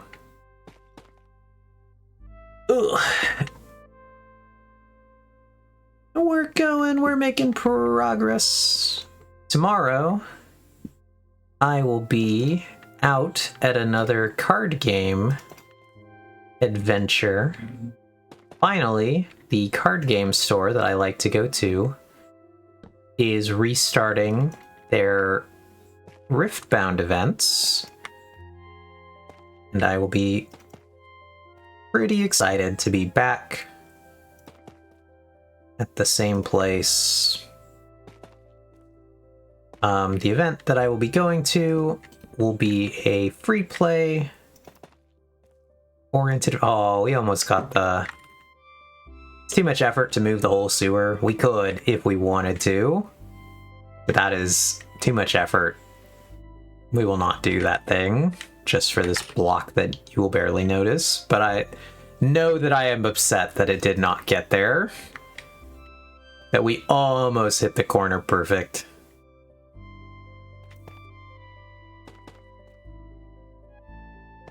I'm actually surprised that this looks like it might make it almost all the way to what I tore out. That's crazy. If we do make it like exactly to what I tore out, that's super crazy.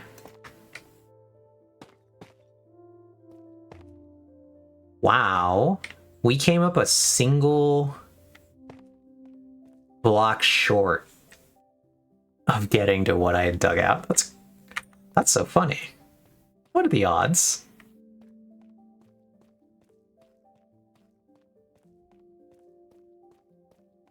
But yeah, so yeah, I was saying tomorrow I will be going to a card game thing at the store I really like. So that'll be fun. I like the free play events. It's kind of the... Oh, no, look. Perfect. I left one block here. Nailed it.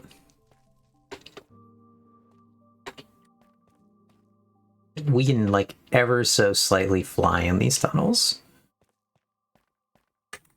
But I will be going back to the card shop to play in a free play, like, just hang out, free play evening. I really like that as opposed to the any kind of tournament format. I went yesterday with my friend to a different shop that does actually do tournament style, and it's just not for me. It does not spark joy to play that tournament format. I love that apparently I put bricks here though. I forgot to do bricks in the tunnel part, but I did do bricks on this, which is so strange. But what was I saying? Yeah, just that the really competitive events are not really the thing I actually want to be doing with my time. I don't love, like, I guess the drive to want to compete and be the best, it's not really been a thing that I have had in a while. I've largely shifted a lot more to a just would like to do things for fun. And trying to, like, derive personal enjoyment out of things rather than focusing on, like, wanting to be the best. What were you doing before the fun? Well, so I'm thinking of nothing for Riftbound, but I am thinking of more the many years I devoted to trying to climb the ladder in League of Legends, because this is kind of the thing I'm comparing it to, is the last hobby that I did in, like, a much more serious capacity, which was League of Legends. And just so I could approach Riftbound with the same kind of methodology that I approached League of Legends, and trying to get good and trying to do I guess just trying to do more. I guess here, for example, I'm not really playing, like, meta anything when I play Riftbound. I'm playing silly stuff as opposed to trying to play, like, the optimally best stuff. Here we will do these. So we know what these look like.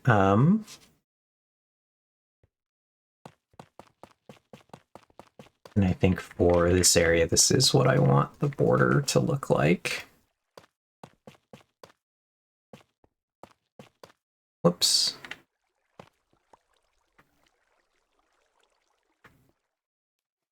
But what was I saying? Just that,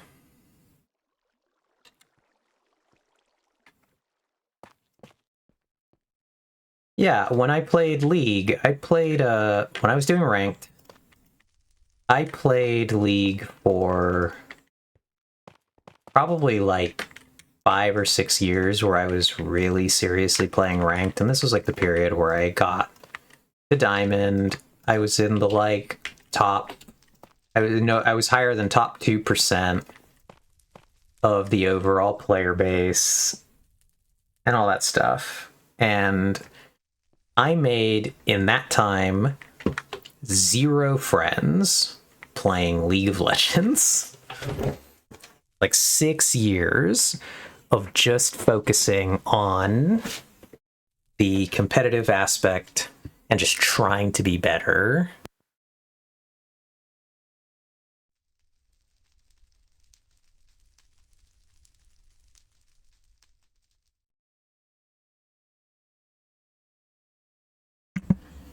And like I've said before, I got pretty good. So like, I know I could play Riftbound, whoops, in a similar fashion. I could do really focus on playing competitively, doing well, and just like refining my deck lists, working on like my decision making during games, focusing on all that stuff to just be more competitive.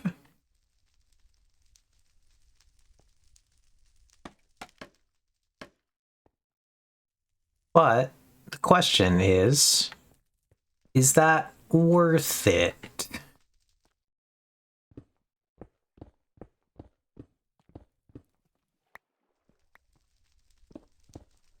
Like, I guess we've sort of talked about this, I think, Ox, in relation a little to playing instruments, like wanting to be the best, striving to challenge yourself, etc., etc.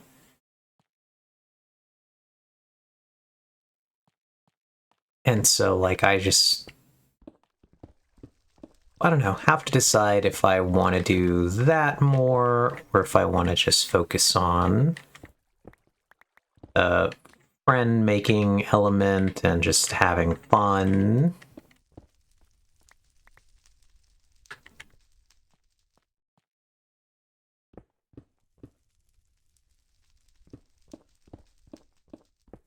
Because, like, I do think that there is, air quotes, there's fun in competing and wanting to be the best, etc., etc. But it's a different style of fun than just like sitting with friends and enjoying something. And I'm not saying it's a better or a worse version of fun, but it is a very different version of fun.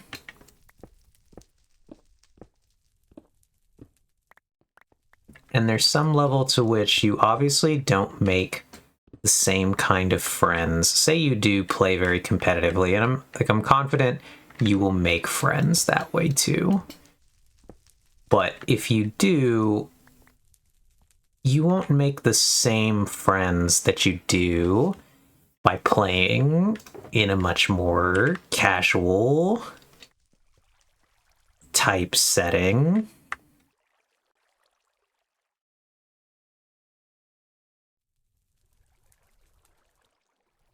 All right, so now the question is, do we want to do a slab layer here, or do we want to sink it one more down? I think we want to do maybe one more down here. And then we can do like a pattern in the center. I think that could be kind of cool. But yeah, there's just some level to which you'll make different friends playing to different tiers of competitiveness, and I don't know. I debate a little bit, do I have, or are the people who play competitively the people that I really want to be friends with?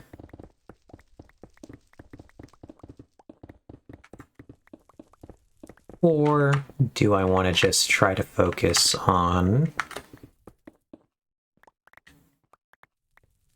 playing with the more casual people and trying to have a good time that way?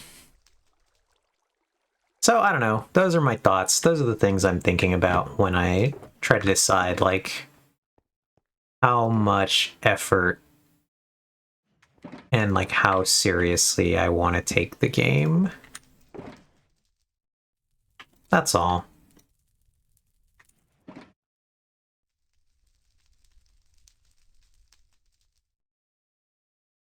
Hopefully that made some amount of sense.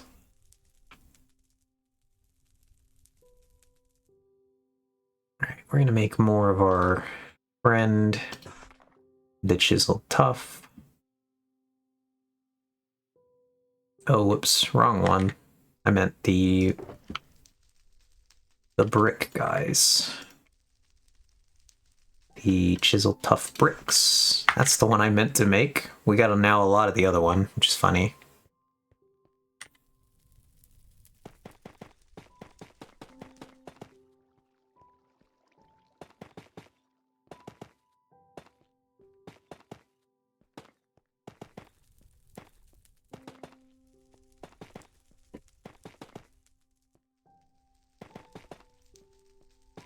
So yeah.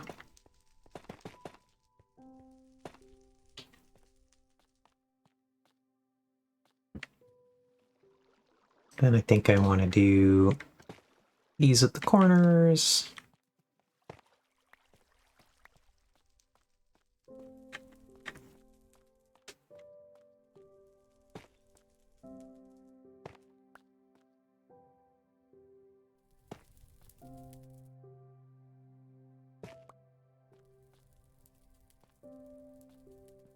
Maybe one at the middle.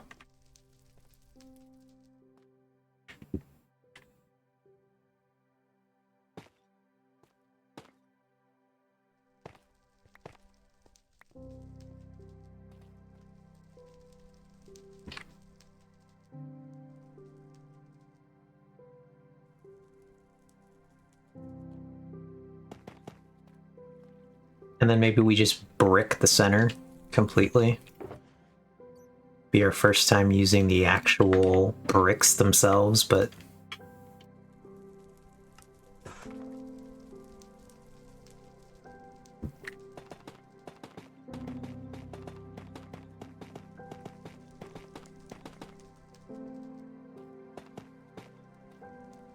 so I don't know if we're going to keep that center line. We'll decide.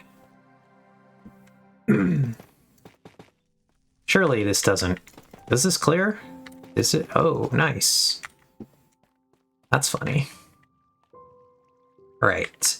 Do I think it looks... Nope. I don't think that looks good. So we take those ones out. And do I think that the center swirls are necessary? Probably not. Given the rest of the pattern. Take those out. Whoops. We'll accidentally put one directly back. Just do that.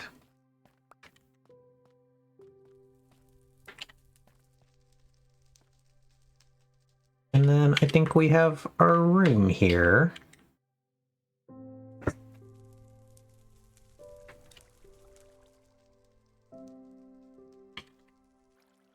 So we can now collect all of our floating shulkers. Well, I guess we'll put our tough into one.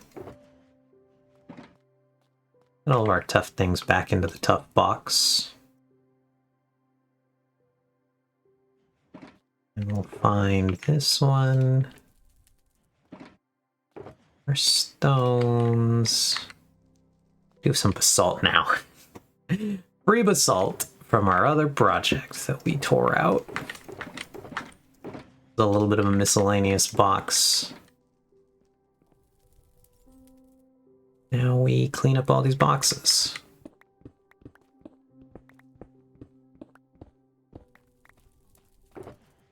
grab our bucket, because we will need the bucket.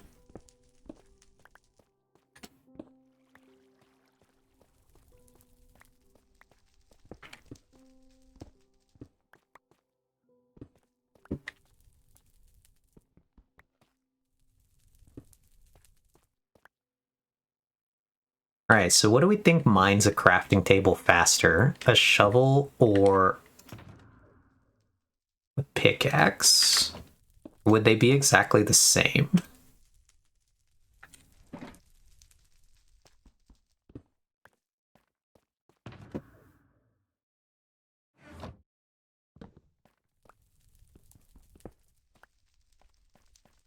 So I am a little curious about which one would go faster.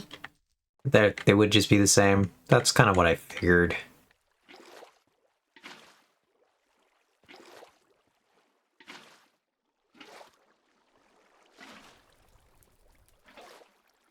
Right, so in this room, if I understand correctly, we have to waterlog these basically first. So they will cause problems for us. I actually don't know, will they create source blocks that'll fill? If we do every other. But if we do a corner, will they then flow into the center?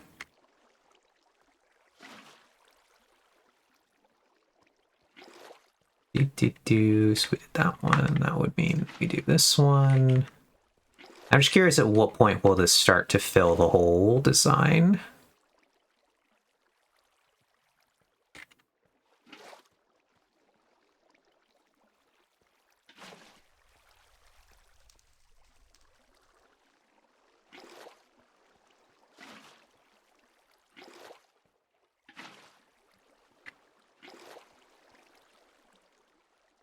So you have two adjacent sides.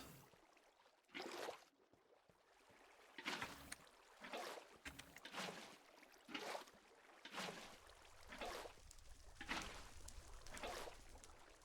feel like we did have two adjacent sides and then... Oh, there we go. Finally filled.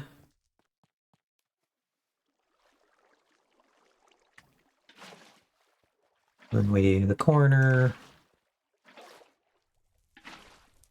Whoops.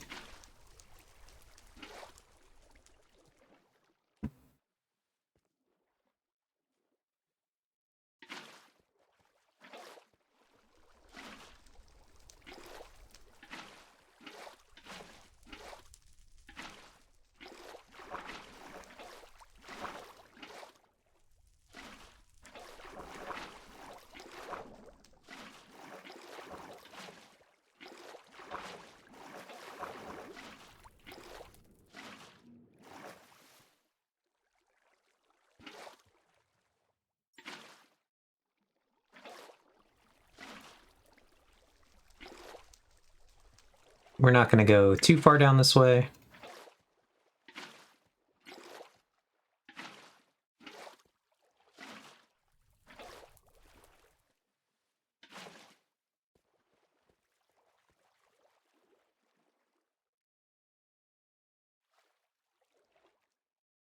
I just want to do enough that I don't hear the running water anymore.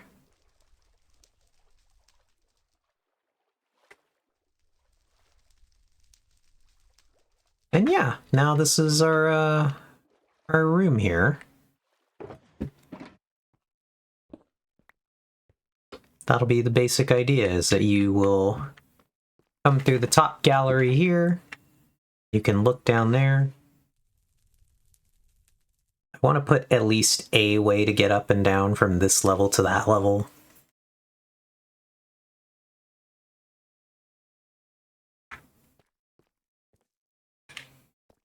I want to do at least some degree of embellishment.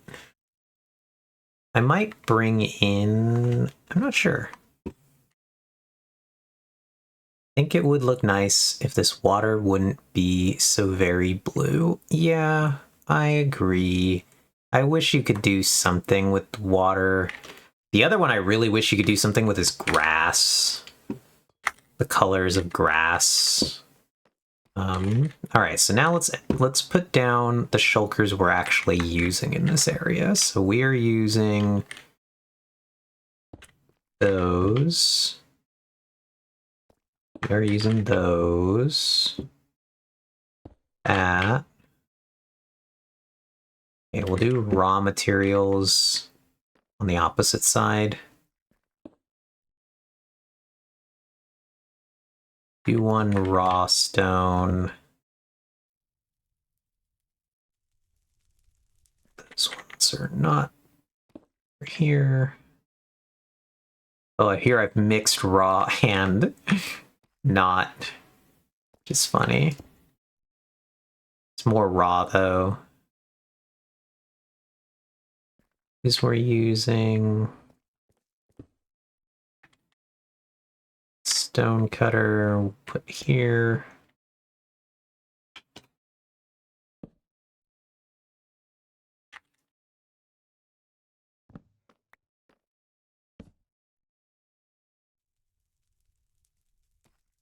Mixed blocks.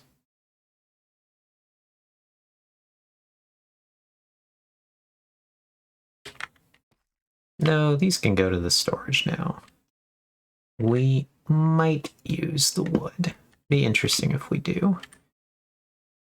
Now let us go return all these raw materials that we're not using back to our storage.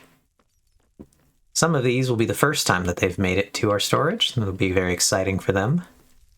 But yeah, I think it would be very nice if the water wouldn't be so very blue, and yet Mojang says no. Real grass holes. Yeah, I've run into that problem. I gotta figure out what I'm doing over here. We go show this other thing to you, Ox, while I'm out moving around out here. Do this really quick. For anyone who has never seen this area of my base, it's very fun. I like these little lily pads, but they are also a secret. Lead to this area. But trying to build this little mangrove down here. And I really like this area so far. This is actually quite old, Ox.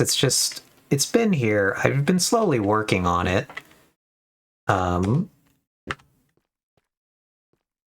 See, this is actually one of the first areas I've tried to use tuff. I want to use more here. I think I want to just do a whole tuff room. I don't think I'm going to find a good way to blend it. But I was workshopping pillar designs and everything. But one of the problems I'm having is that the grass is so green.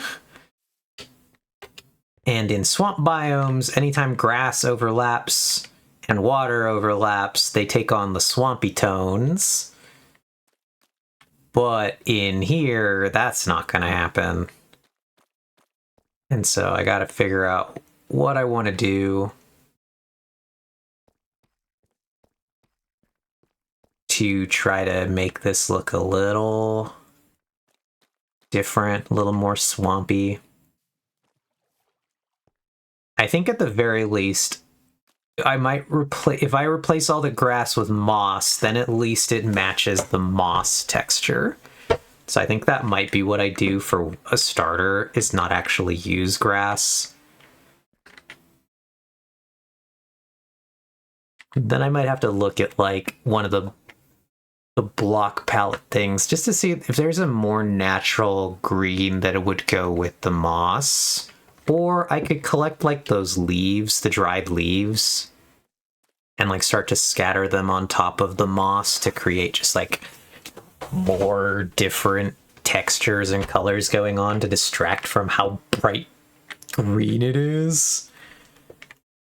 I'm thinking, but I really think this area is going to look quite magical when it's done.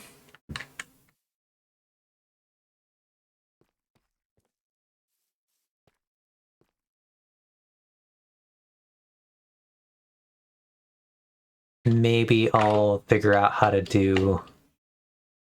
I might do another fog glass over here. This is currently just like under the bamboo. I might try to do a fog glass like circle directly above the tree, but that'll be a problem because of where this path currently goes.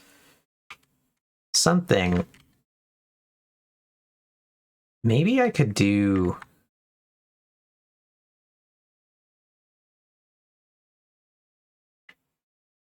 Would be kind of cool to do a fog glass, but as a wall. That could be interesting. There are things I want to try here, but I would love to replicate some more kind of like dark, starry night sky type effect here. And I know that that is something you sent me once, Ox. I believe it was a... These are more raw materials, actually. We can just pick that up. We can pick that up.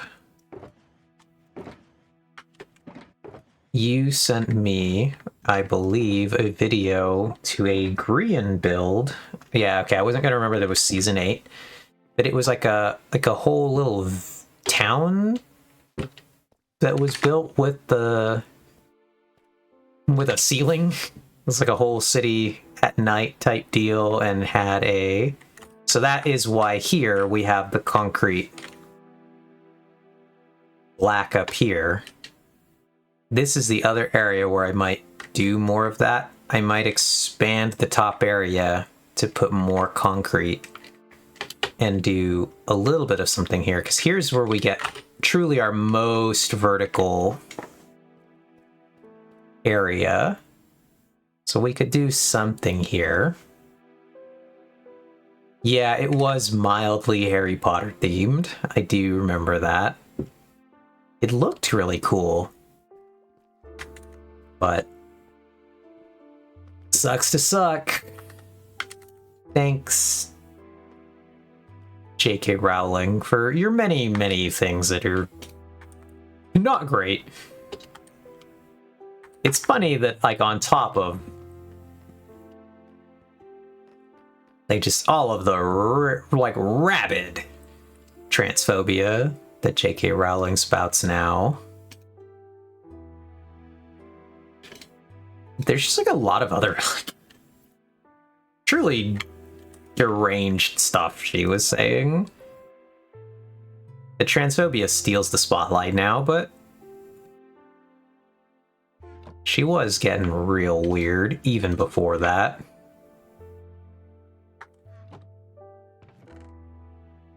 In a way that I think quite often people were just like, please, you could just not talk sometimes. And it, like, in relation to her, like, filling in the weird backstory of Harry Potter and, like, things about the world that nobody asked questions about, but then she was like, what if we fill this weird detail in that, like bathrooms, wizards don't use bathrooms in the lore now, canonically. It's like, who wanted that? Who wanted that? Incredibly cursed.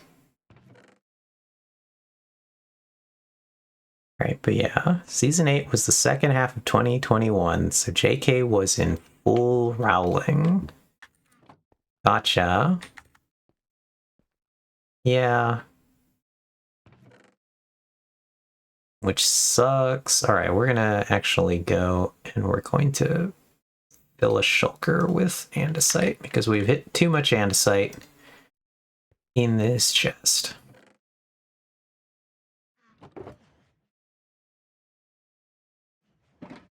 But I hate having to have that kind of conversation now.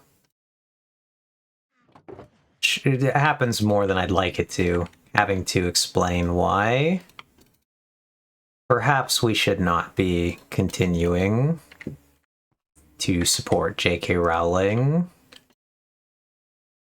or even really reference things that J.K. Rowling has done, like Harry Potter for builds, for example. It's not a fun time, if only because you might be able to look at Harry Potter as just this like nostalgic thing from childhood, and then there's just a lot of trans people who just cannot enjoy it anymore because of all the deranged garbage. And anytime people bring up Harry Potter, that is the thing that your trans friends will probably immediately think of. All the deranged garbage.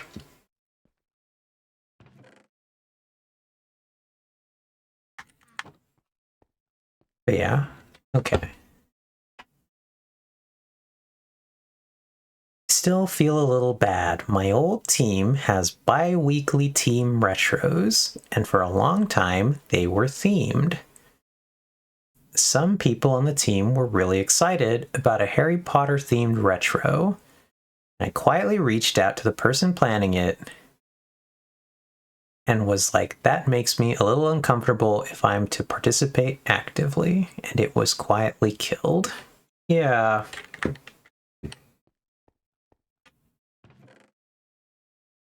And it sucks because like I get how much it was just a big like cultural touchstone thing, and a lot of us, like I grew up that regular basalt, there he is. I grew up as those books were coming out. Like I think I read them when I was younger, and I was more actually like I think the almost the target age demographic for them. I think I might have been a little bit older. But I started reading them when I want to say it was the third book. And we will put these coppers in as we sort our other stuff.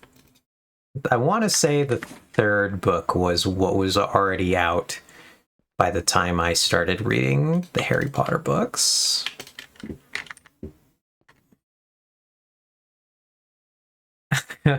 I grew up being told Harry Potter was from the devil. One of the things my parents were right about, even if they were wrong. Lamau. Very impressively prescient of your parents in a way that obviously they couldn't have known, but it is funny.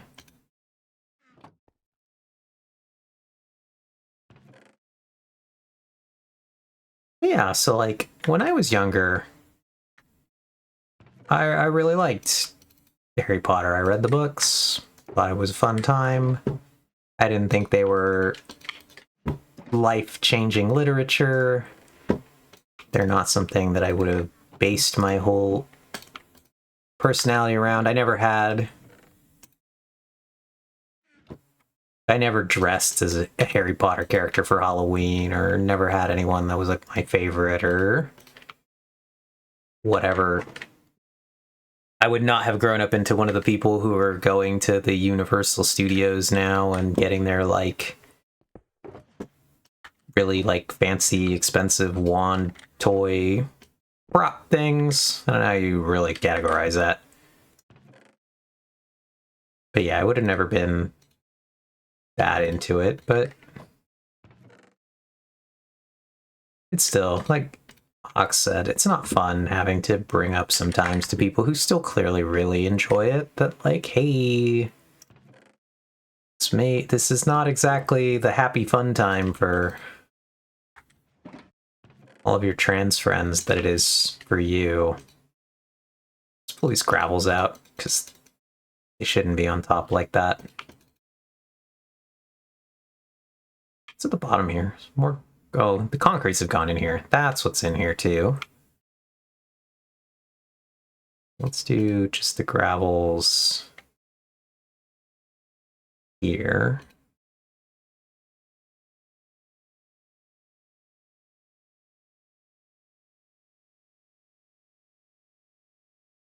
But it's never fun to have to bring that up.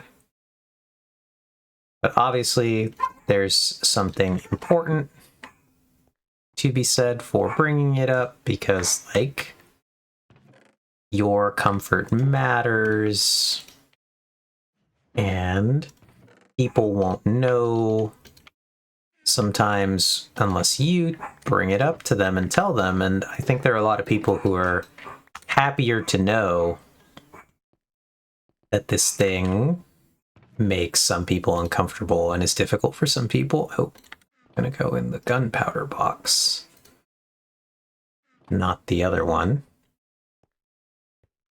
And there, most people would just prefer to know because it helps them, I guess, not hurt people they know. It's kind of important. Meme posted in the Discord. By the way, friends, we have a Discord. If you'd like to join the Discord, you too can see the meme. I do like this meme. It's very funny. It's a picture from Breaking Bad of Walter White and Jesse Pinkman shaking hands, and it says, early 2000s Christians, 2023 transgenders, and they're shaking hands, and it says, hating Harry Potter. It's quite good.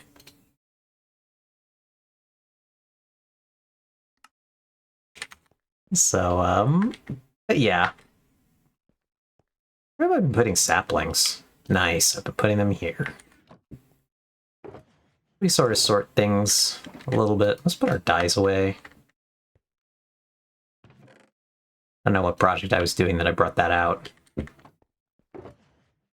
This is a weird shulker. This is also a weird shulker. This one makes a little more sense why it's here. Still a weird shulker, but like clearly items that were needing to be sorted, unlike some of these other ones where I'm like, I don't even know what happened here. We had like one diamond block, one soul torch, 2 other items in that one shulker. That one I'm not really sure what was happening there.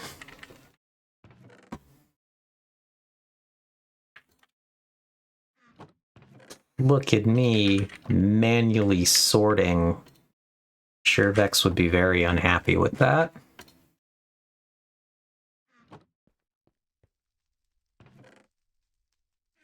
Whee! So yeah, I don't know. It's one of the hard things about growing up is just seeing some of the things that you used to love really fall by the wayside because sometimes creators be bad, yo. And it's really hard. I am not a student of Death of the Author. I think authorial intent matters.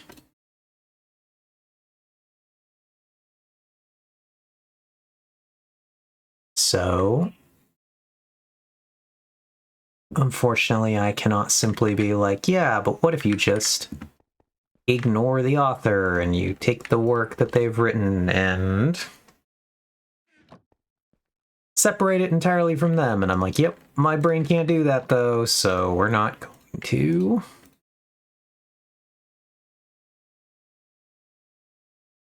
Move all the dirts there. Oh, grass blocks. Interesting. Well, we got mud. Cool. This is now just andesite alone in a box. Whoops, hit the stairs. Yeah, this is also just stuff that needs to be sorted.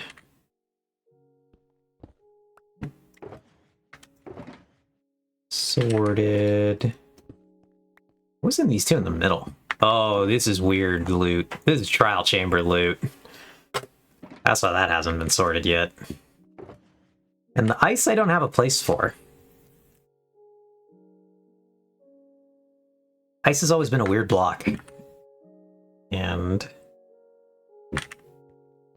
my brain doesn't read it as belonging particularly in any of the chests I currently have, or even like having any kind of logical excuse to be in any of the chests I already have. Because sometimes you'll see me sort things into slightly odd places because my brain is just like, well, if I think about it, this is how it makes sense. And then I'll look into that chest and that thing will already be there. And I'm like, nice. Nailed it.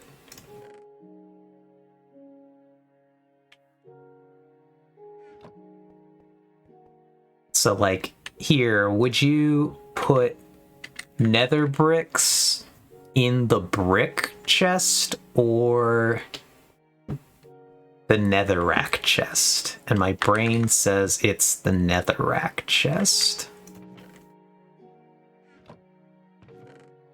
Because like there's the very obvious association between the two items, and so I'm like, that is where they would go in my limited amount of sorting space.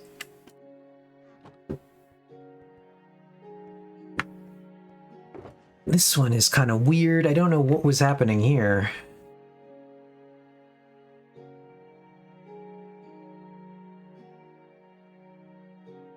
I have non-netherrack nether blocks chest that my bricks go into. That would make sense too.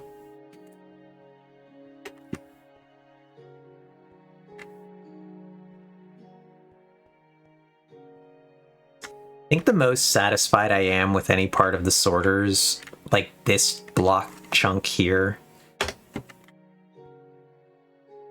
What do you think of this particular section, Ox? Is this a satisfying array of 12 chests with their items? It only gets slightly warped on the top one. But I both like this one, and then I like this one almost. He said, to be honest, not really. What way would you sort these items then? What are the many problems here? Gold is the only one that really breaks it because there's not really stuff crafted from gold. It's basically you have a raw gold but not raw copper or iron. Yep.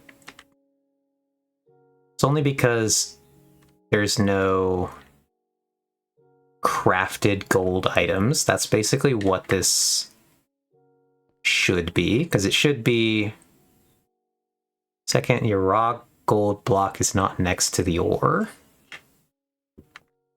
Yeah, if I were to change this, it would be, I would flip these two.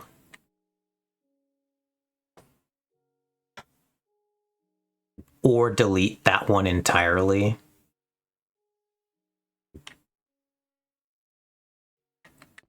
Because it's ore, ingot, solid block, crafted blocks. Third, the crafted copper item should be represented by something that isn't a block. Yeah, we can do that now. Actually, that didn't exist before, which is why it's the block. Let's, but we can change that now. We can actually craft a copper item. And I feel like we should craft the bars because we used bars on the other one. Boop. Can we make a bar out of one block? Is that doable? Bar. Copper bar. Yeah, we can.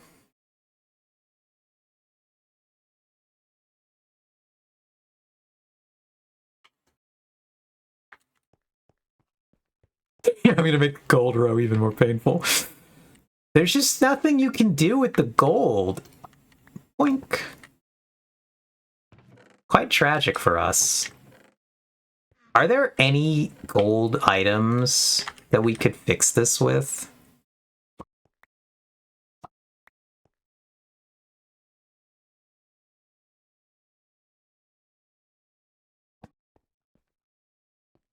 Okay. I also feel like for all of them, ingots and blocks should share a chest so they can be converted back and forth. What are the literally any gold items? There's just like nothing. We could do a gold crafted item like that, but that doesn't really work. We could put a golden fruit. We could. I was thinking the clock, perhaps. The clock kind of pretends.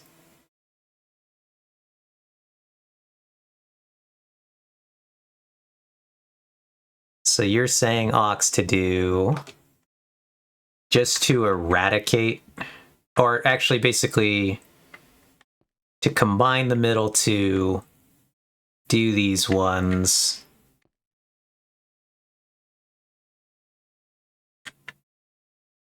And do a fourth row. The problem is, like, is there a fourth block we could bring in to follow the same pattern? And I don't think there is there? Because we create a new problem. If we do that, if we switch them to be vertical rows, we combine down and we make it that way. Our new problem is there's not a fourth block that does kind of anything vaguely similar. What you're going to end up with if I do that, what would even be the next block? It would have to be the redstone blocks.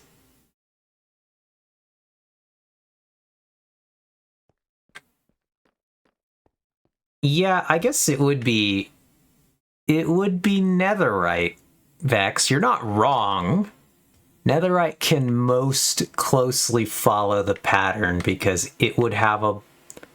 Well, no, Vex, it actually wouldn't. It wouldn't work anymore. When they would have to add bars. They would have to change it to bars. So it would have to be redstone. Redstone's the only other 3-block situation where we have an ore. We would that would force us to change it from... We couldn't do ingots then. It would have to be the block, because then we could do the redstone block. So we would do ore, block, crafted redstone items. Would be our best bet. There wouldn't be bars. I would probably then change so that I think this would stay bars. This would stay a bar. I would actually then change this to maybe be like the door or something.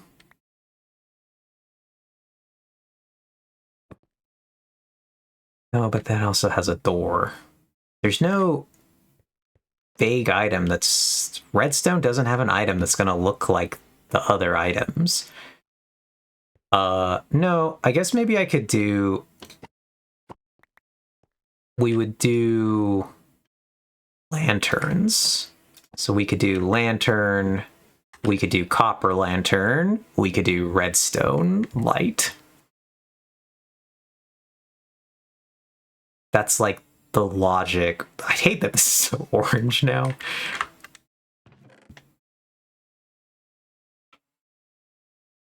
Because there's no other thingy that they sort of share. Yeah, that was my thought, was like lantern, copper lantern, redstone torch, or redstone lamp. The light-giving object. Do lantern, copper torch, redstone torch. Yeah, we would do something like that. Crafted redstone items. That would be a way we could sort that.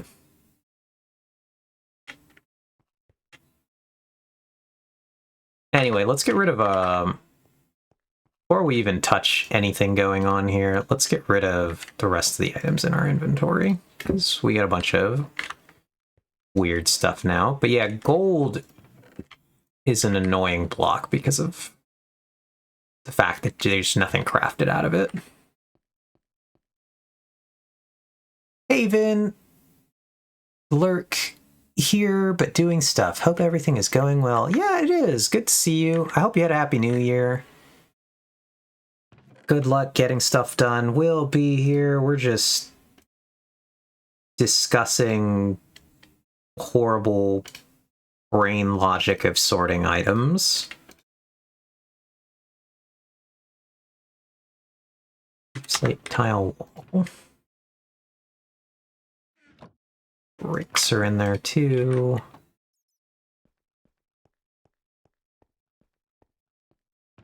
Polished goes here.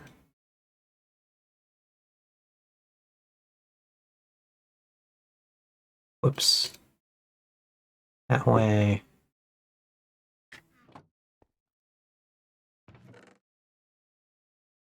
Buckets are separate.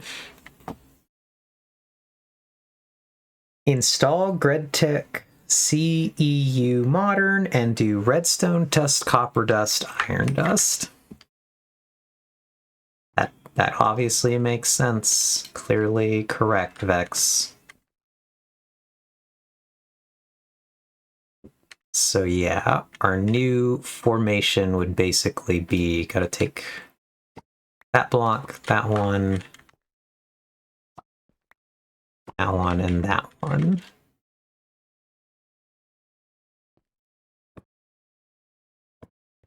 I guess here's my other question. This is obviously like a personal choice.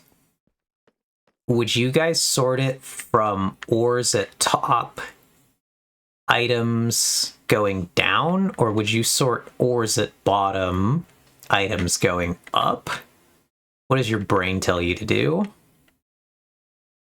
in this situation?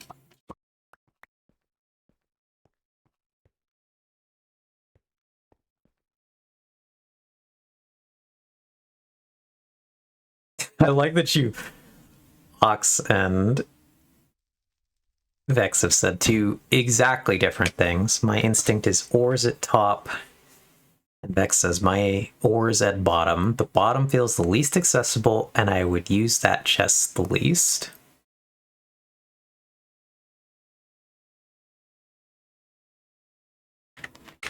Yeah. Well, I guess either way in this situation that these guys are the middle ones.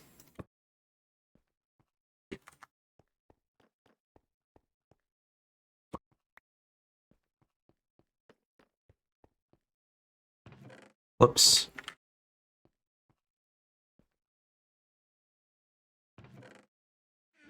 Oh god, the chaos for this brief moment is strong.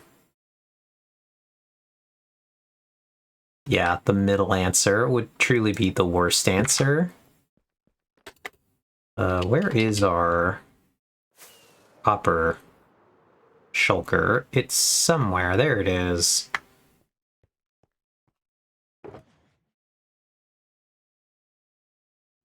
Honestly, my thought is ores at the bottom, blocks at the top, crafted in the middle.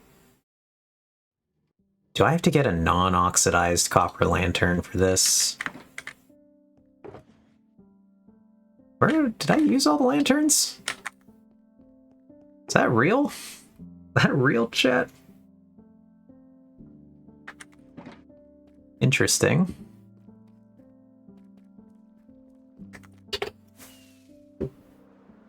I know I oxidized a bunch of them over here. Where did I put them after that? Did I use them all already?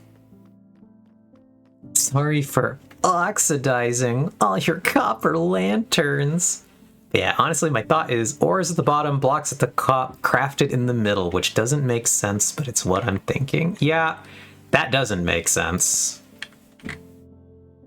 See, I feel like I have to get the non-oxidized guy.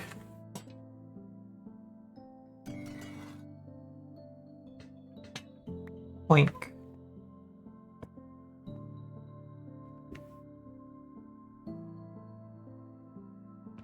God, gold is still a fuck up in this categorization system, though. We never did solve gold, did we?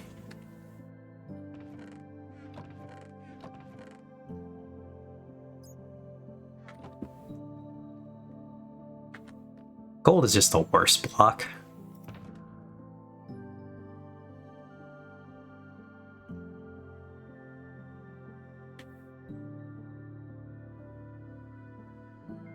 I left the redstone down at the bottom.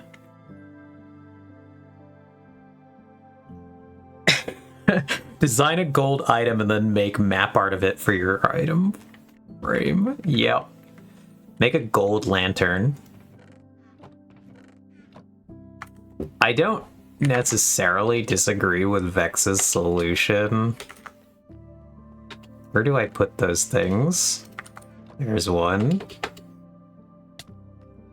This is a lie.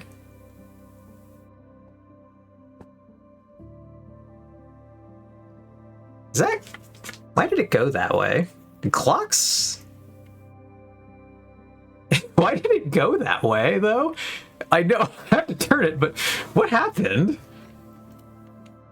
Why did it automatically attach itself?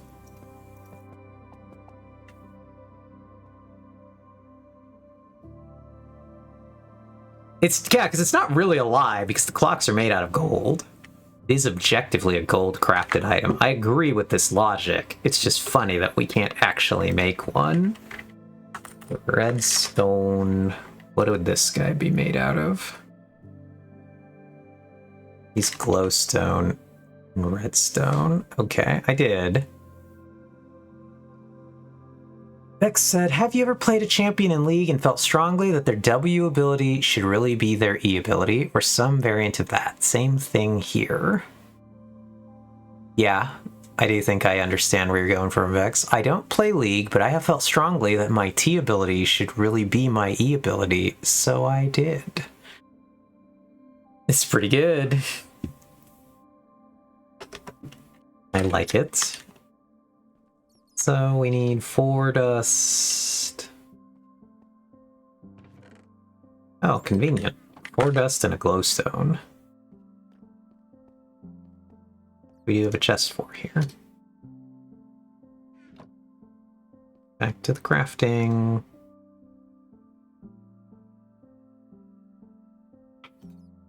Ox says, I think that paper might be upside down. This paper?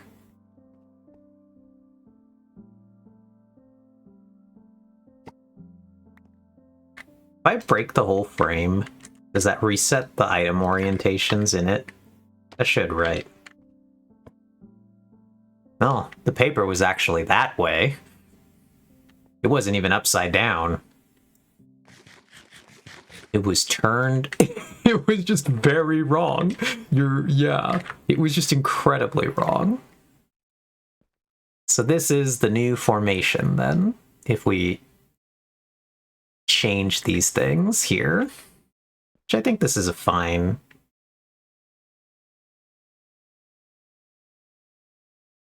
setup. Then we could try the other one, which is that way.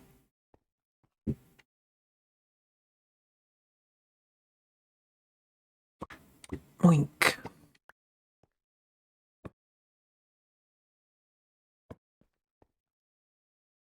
No, Vex is right. Ore's at the bottom. Yeah, that's what my brain also had originally said to do. So let's commit to that. But you can kind of see here where I have raw block at bottom, then I have crafty block next one up. And I really like the way that that works here. And then I just have like weird garbage at the top. That needs to be fixed. Alright, so this is the only one that I think can stay. That's tragic for us. So this block... Oh, and luckily I compressed the coppers. So that's easy to change. Almost. So those will go there. These will go here. We're never gonna hit that. Chat, I gotta say, right out of the gate, we're never hitting that.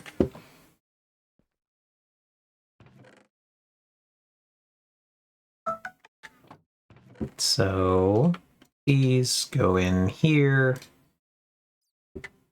Okay, by this explanation system, where do we think nuggets go? Would nuggets go into the middle chest? Like maybe do... Whoops. Or nuggets. Nuggets. Ingots. Blocks.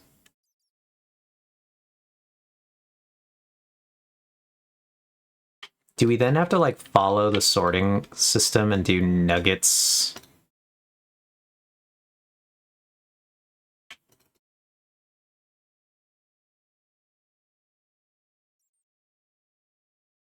There.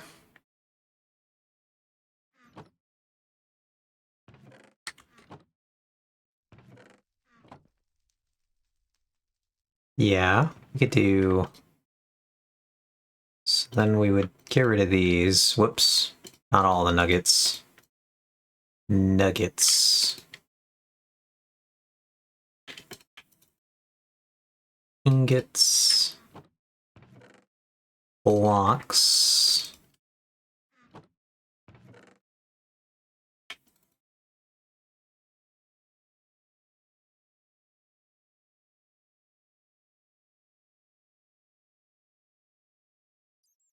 Yeah, if you have more nuggets than that, you should just compress them. And then any... We don't have any blocks or shulkers, but we would put the shulkers of said blocks in the bottom row. Then our iron crafted items, which we have a lot of chains. It's our one iron crafted item we end up with a metric ton of. Because it's the only one... Oh god, I forgot that we hadn't compressed this yet. Which actually compressed pretty neatly.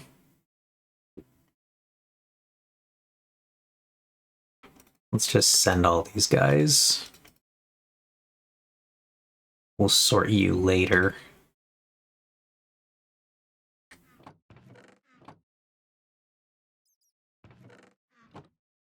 Okay. Collect you. So now we go here.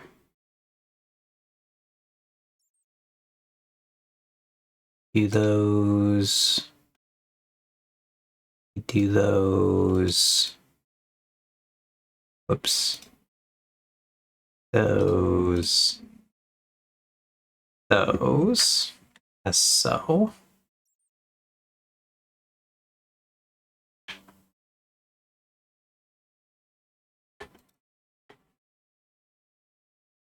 I'm very curious where that's going if you want to be really confusing, because that's obviously the whole purpose of the sorting.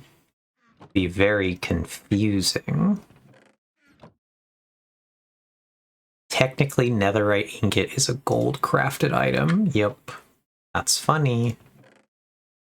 Okay. So we emptied the copper. We haven't, but anyway, most of the copper stuff is in the right place. The problem is only raw blocks of copper.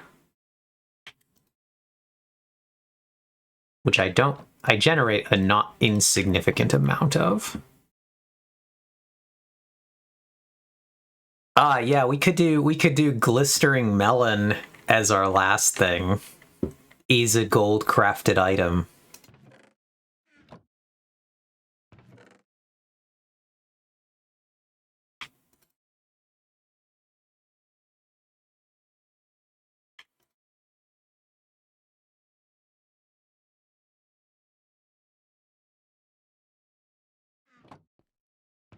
Single.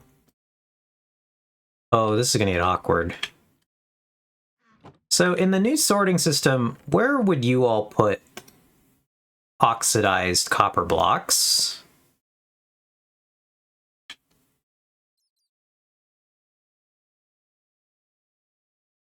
Ooh. Oh, I do not like those nuggets. Are you talking about copper nuggets in particular, or what about these nuggets?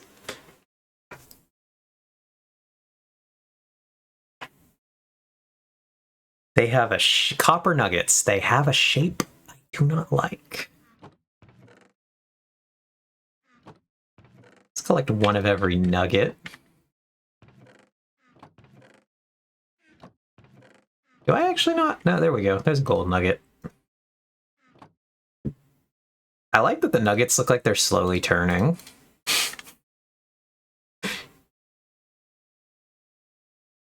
Actually, this nugget looks like it goes here.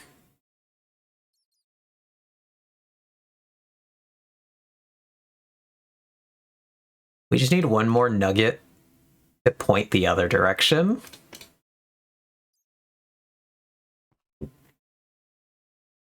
Then we have the ultimate in nugget technology.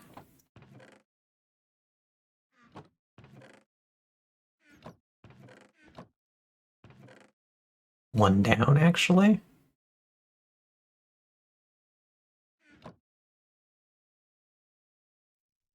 What are you smoking? It clearly goes gold, copper, iron. Okay.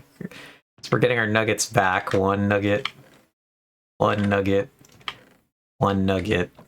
It goes gold, copper, iron. Oh, hey, look, they landed that way. I don't see it. My brain now reads this as... Oh, okay, your brain is reading this very differently than mine. Vertical, diagonal, horizontal, it's slowly rotating. My brain reads this as down, left, right. Which is why my brain puts this nugget that way. Because now it's left, down, right, and it is rotating.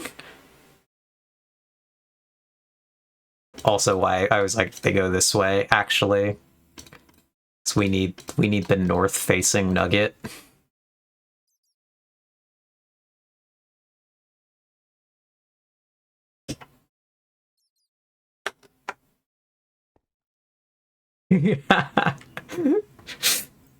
Oh, Vexes.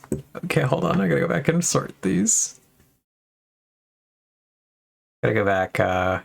Yeah, real human beings went Burger King. I agree. Yes, Minecraft beans. They have bean blocks, and now they have the bean item.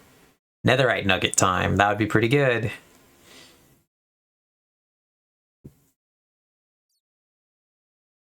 And then Vex agrees with me.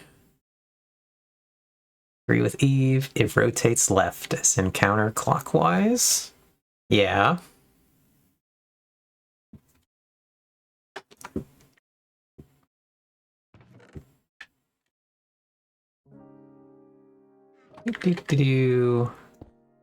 Oh god. Well, that was interesting.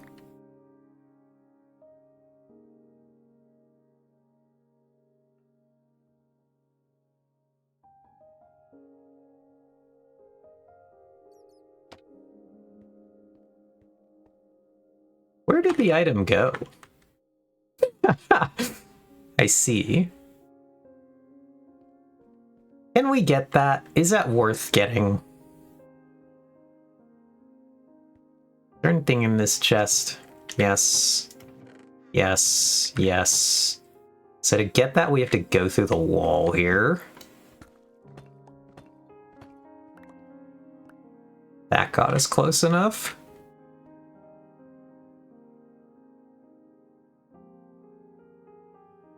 With Ox's interpretation, the big part of each nugget switches on the iron nugget. That item is just vibin'. The vitum. The vibum. I like the vibum.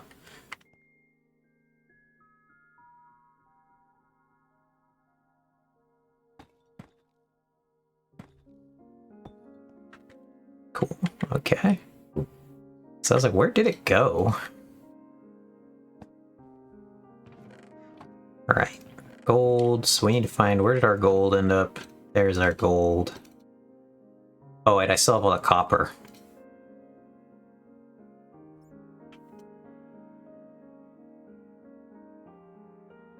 Whoops. Nuggets were this row. Actually, let's just suck you all back up. Let's put you down. Send you that way. Cool.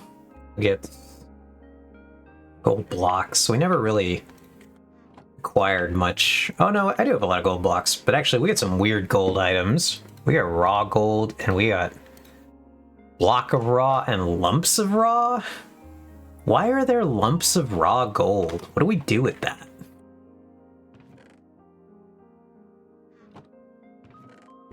Why does that one have lumps and like no one else has lumps?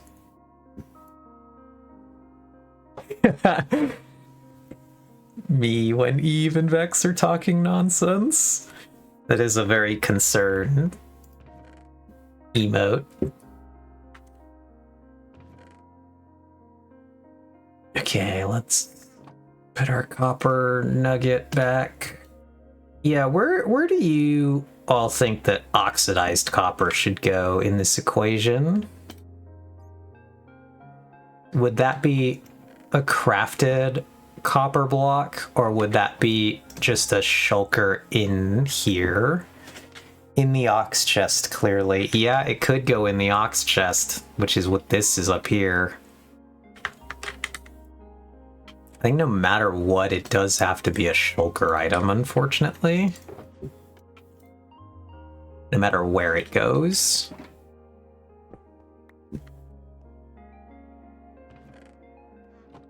Because it would take up the rest of this chest. There are some partially oxidized items. It's just somehow landed in there. I'm actually unclear exactly how those got there. Okay, scoop up the gold. Which goes here. Our nuggets can be a little compressed, I think, because we have... Gold nuggets are the only nuggets that are actually, like, meaningfully used constantly. Meant to do that.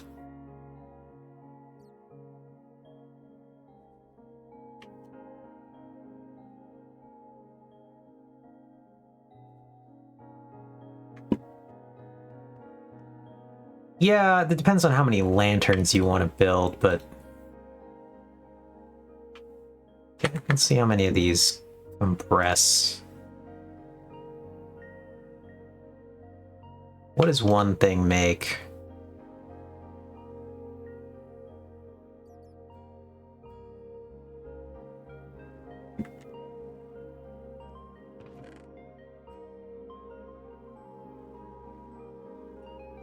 There we go. That's fine.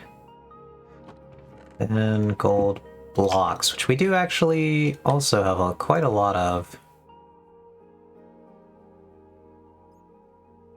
So we're going to do that way. Nope. Well, I guess that's fine. Then we just vacuum up the bottom row here. We probably do one of those. We just leave like the one. Do we have a shulker partially empty to these guys? No, we don't. So we create shulker.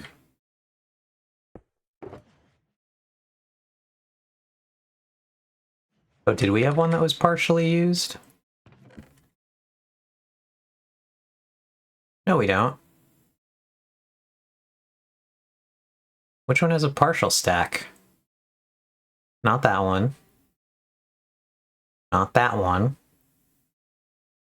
Not that one. Not that one.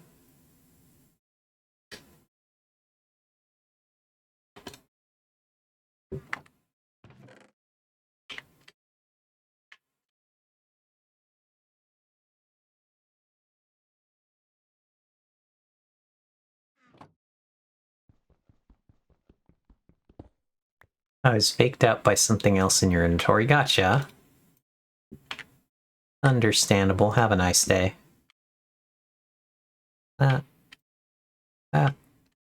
So much copper ore.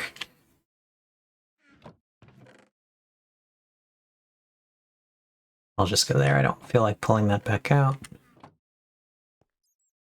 Okay. Okay, we're getting somewhere. This was now the copper chunk chest. Copper junk. Any of these that are not waxed, though. There we go. Oxidized, oxidized. You guys are going to this shulker. No, did I not put the... Oh, did I put it in the chest? I did. Hilarious.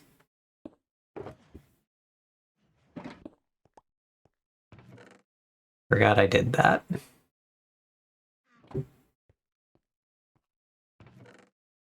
Okay. Okay. Gold stuff. These should all be empty now.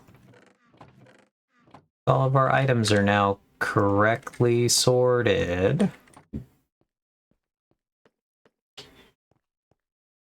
Now we can just scoop up these. God, we have so many of those.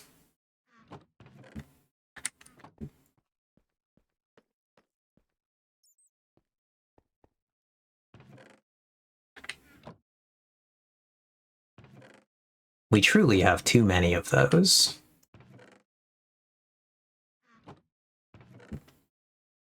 Because by any other chests system, these would not be the dominant block, but redstone, I think, is a weird example of that not being the case. Where redstone, the deep slate, is the main block. So I think we do it that way.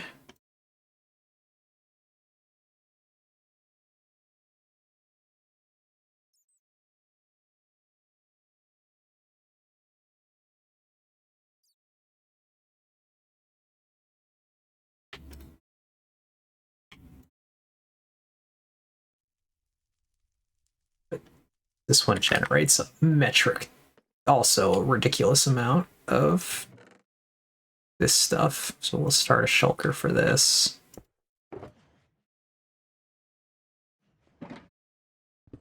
It's genuinely, I really don't find a lot of the regular redstone ore, which has to do with when they changed the world, right? When they sunk the world layers down, they made it so that the ore became that way instead.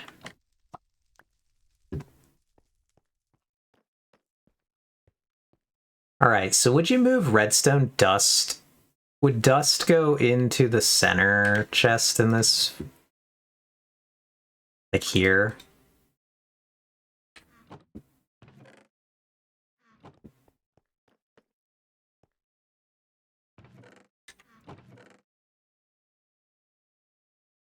That's a block we have a lot of.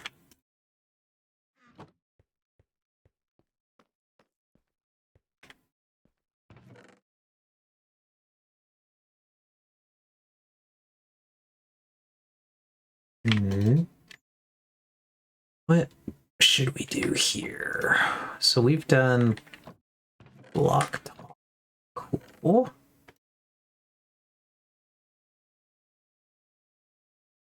So we'll do that.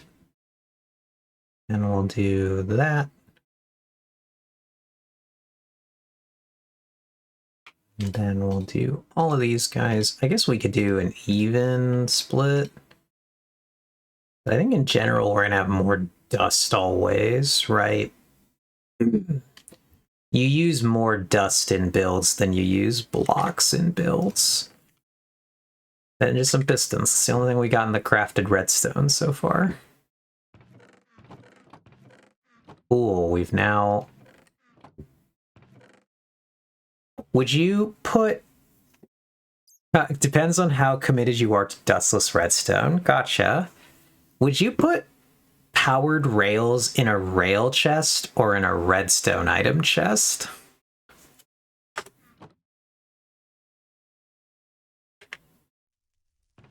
My brain says they stay in the rail chest, but I'm a little curious if we have other thoughts. I had a dedicated rail chest. Rail chest.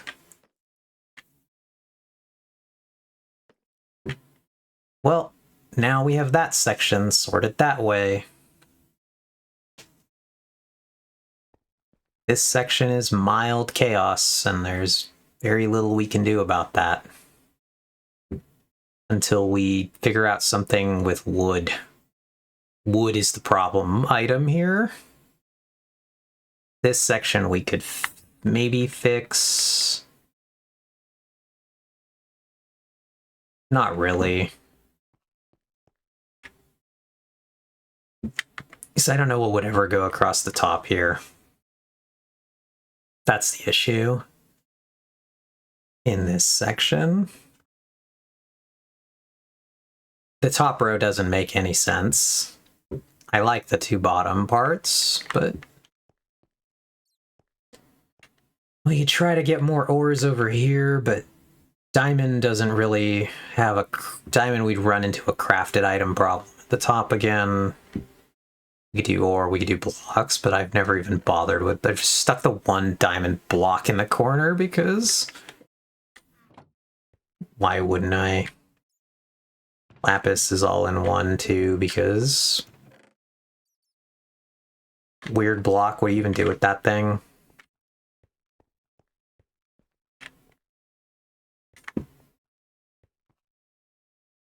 But it has always bothered me that Blackstone is up here. Wonder if there's a single block we can move over there that would make this better.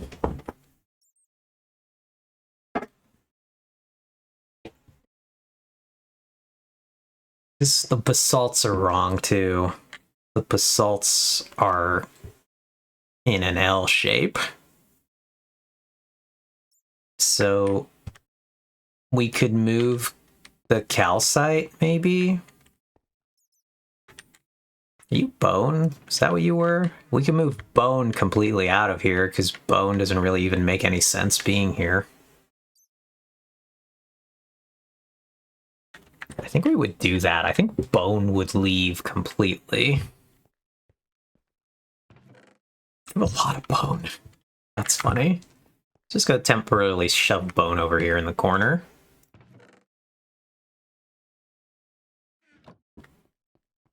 I could see bone actually going in this area. I could see bone going with dripstone in the world's, like, least sane... Oh god, we have end brick in here. Guess maybe we can finally have a spot to put end brick. Nightmare that it is. It was only in there because it was also off-white. So we get that guy out of here. We move this one to this corner for now.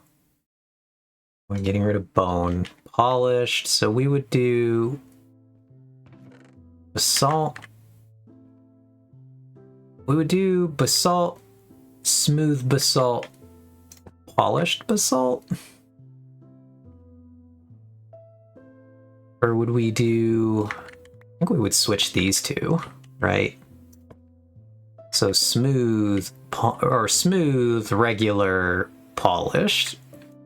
Not because they logically make that sense that way, but because their texture makes sense that way.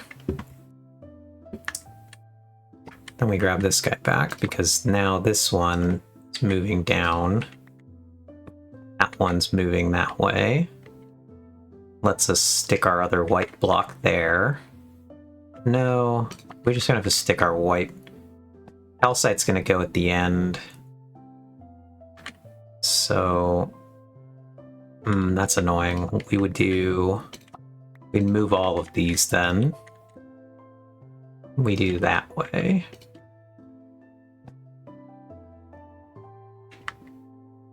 And then we would move Blackstone over from this side.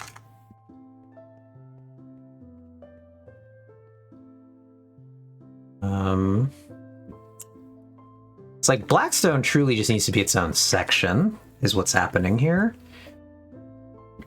Blackstone needs almost a full 3 to 4. It would need 3 by the logic of a lot of what's happening here. But at least now it's colored in the right zone.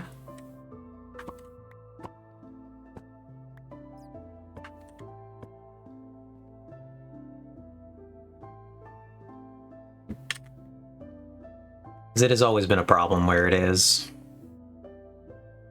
So, basalt, you stayed. Smooth has to move. Calcite has to move. What was here? Okay, so let's shove smooth back in. Let's get rid of this bone block. Hello, bone block. This has become a... We're gonna fix just this last section. Then we're gonna go on a quick break. And then we will do our League of Legends. How very exciting for us. So...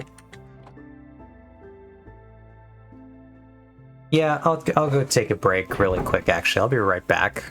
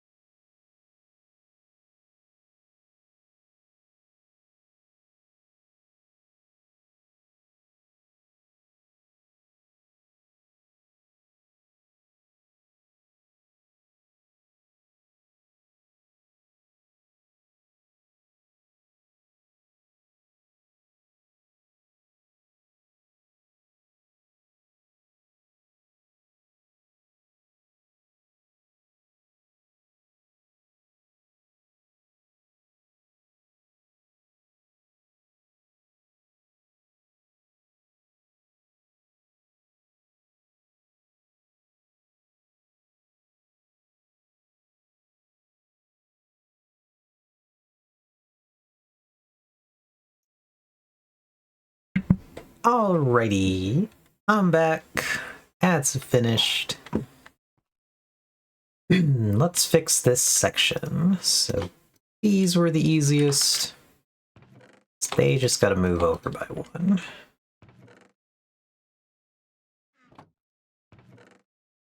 I'm quite happy that I have at least a decent supply of calcite. I could feasibly sell some calcite.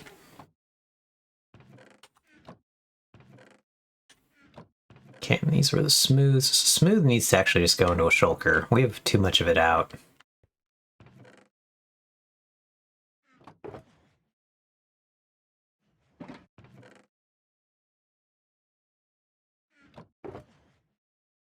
Those are all the calcites that I collected during the various running of World Eaters. Just asking to pause the World Eater so I could collect the calcite before it blasted the geodes out of existence. Polished we don't have a lot of. I shouldn't really use polished when I make it. I really like polished. It's a good block. You stayed. You stayed. You stayed, and you were the new. So now we run over here. And we just scoop up all our blackstone items.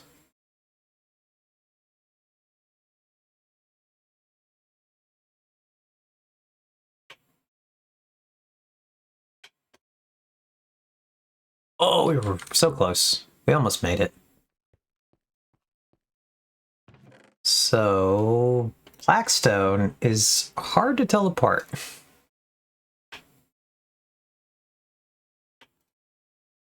Polished blackstone.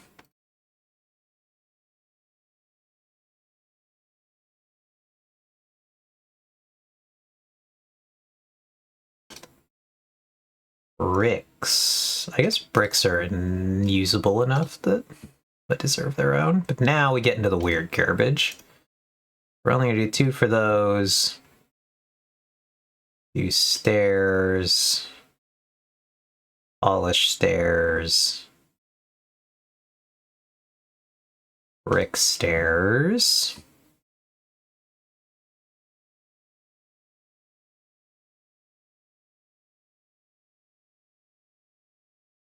Maybe we even have some of these because we have walls and slabs.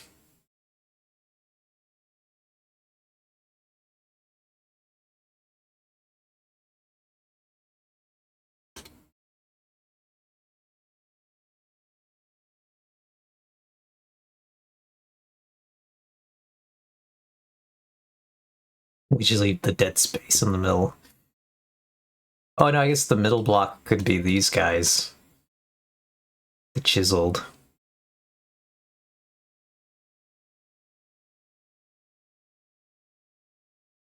Sorting items is a menace. Polished blackstone wall. We have a lot of polished blackstone wall. That one is brick.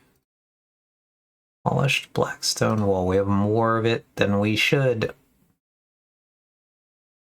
on hand.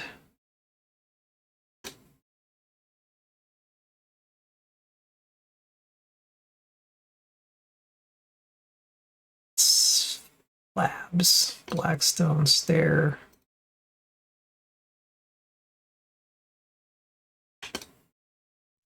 Oh god, we actually have a lot of that. Why do we have a lot of that? That's annoying. This is just a mess. Everything about blackstone items.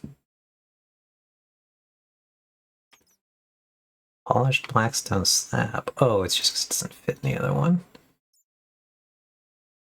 We just like desperately need like a whole blackstone section. Or multiple blackstone chests and not to be trying to compress blackstone into a single chest.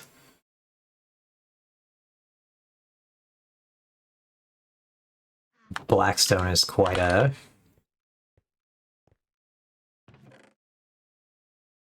Like, I really like blackstone. I actually don't use blackstone. I quite like it. It's a good block. God, the end bricks.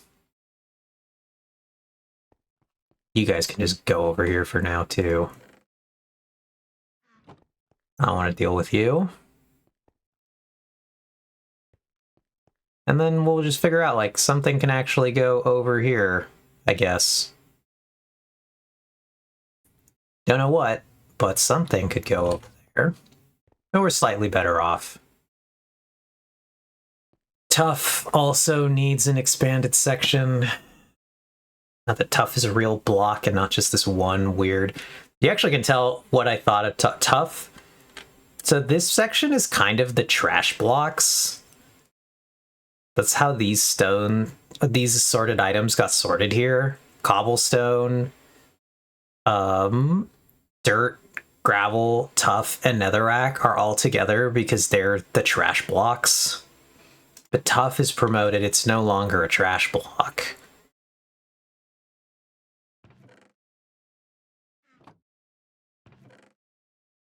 Netherrack has the bricks, which could promote it out of a trash block. Gravel is a trash block. It will always be a trash block to me.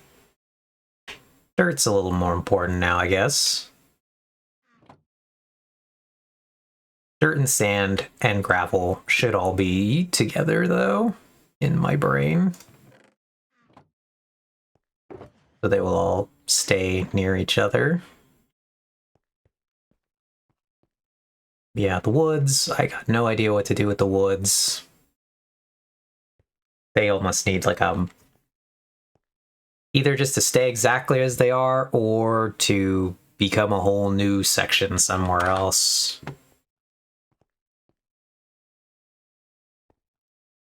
I do wish I could move this single. The last ore now over here is could move it to this section. Compress the lighting section a little bit, put the last ore over here.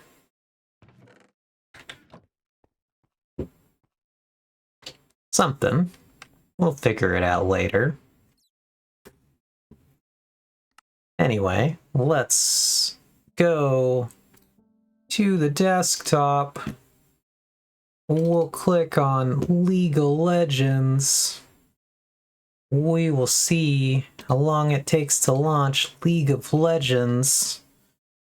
I will change our stream info to our new category.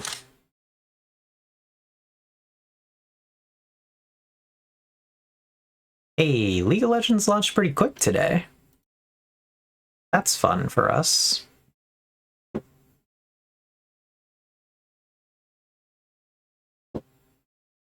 Play button was grayed out there for a bit, but it is working now. Let's go. What do we... Oh, did I buy more chromas? I did buy more chromas. We can be more colors now for many different skins. How very exciting for us. But welcome to the League of Draven. We will not be playing Draven, probably. Maybe, it might happen. Watch out, friends. Becoming Draven is sometimes more likely than you'd think. Hey, Artemis. Love being right in time for the League of Legends. You are somehow, yet again, just in time for the League of Legends. You missed, like 30 minutes of Minecraft item sorting. I don't know if you would have found that a more compelling content. We had a whole discussion where we were just trying to figure out what order items should go in because chests and sorting. So, now we're here. Now we're leaguing. The joke there for not completely league-pilled people is that, or the Draven thing I said was that Draven, when you pick him in Champion Select, his Champion Selection quote is "Welcome to the League of Draven."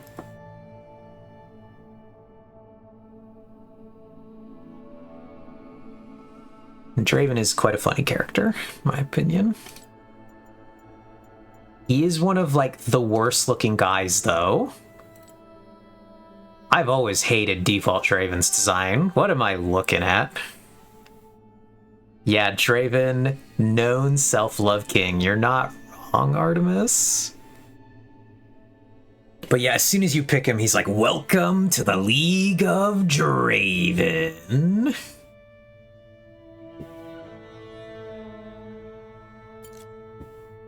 I play this Draven skin. I was actually getting a Draven. I actually don't think I've seen this. I've never seen Victorious Draven. Grand Reckoning Draven? That one's kind of fun. If we roll Draven, I guess I have to play him at this point. Would be incredibly funny. Okay, no luck. We did not will Draven into existence. Though my team has rolled like all mages, which we don't want. We would like some amount of physical damage here. Maybe someone will take Jinx. Maybe I'll switch. Okay, that guy switched to Jinx. I'm not taking Gangplank. Alright, that's fine, I guess. I could switch to Tank. Okay, now we're all mostly physical, so I think this is okay.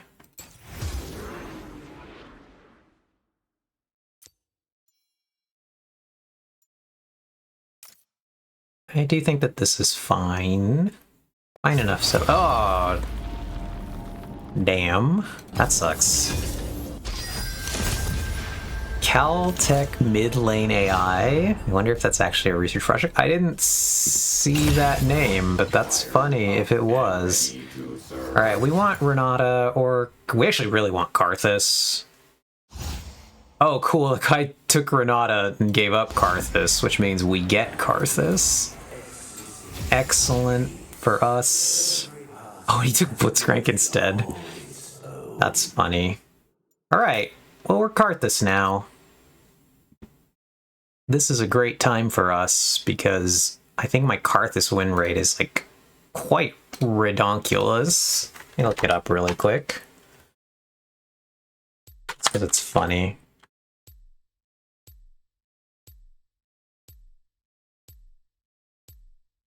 Alright, chat, what do we think? What do we think my Karthus win rate is? It's 70s, I want to say.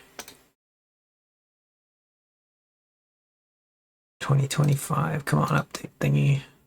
Karthus, where is Karthus? Karthus, 68, so we're pretty close to 70. I was wrong, it's not quite 70, but 68% win rate after 28 games is quite good for League of Legends, because it really wants to bring you down if it can. Alright, I've managed to do the thing where we need to get rid of this guy and go here. There we go. That looks correct. Yeah, so close to being nice. Alright, so they've rolled Kiana. Oh, hey, look, it's Caltech mid lane AI. They're back. They're just on the other team. Were they on our team in the first draft docs? Well, obviously you read the name. So, it's, yeah, that one's now on the other team.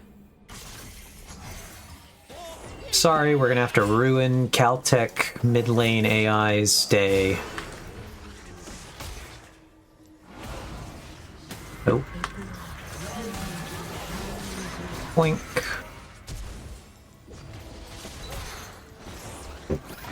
Get out there, Blitz.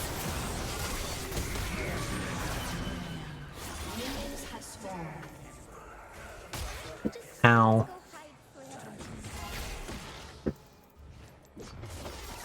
Ooh, we dodged that barely. We gotta dodge this cleaver if possible. We did indeed dodge the cleaver. Alright, we just want to get this party started. Let's get in here.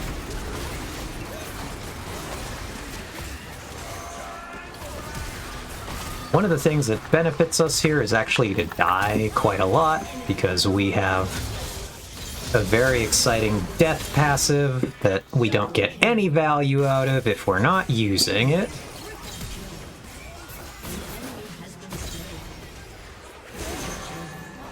And one of our, like, big benefits is that all of our abilities, we can still use them after we're dead. And so it benefits us to be dead. Unlike most other characters in this game, where dying is bad. If you think about it, while we're dead, we have invincibility. Which I think is the correct way to think about that skill. Instead of, I'm dead and I can't do anything, I'm now dead for approximately 7 seconds, and I get to cast spells, so that means I'm actually invincible for 7 seconds. And I get to cast spells.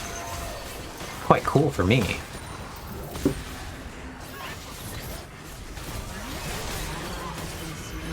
I gotta buy some items, but wish I could afford that. I can't yet. Yeah, so like, when I'm dead, I turn into a blue ghost. And while I'm a ghost, that guy's dead. That guy's pretty dead. This guy, we're fishing for him. We'll get him eventually, chat.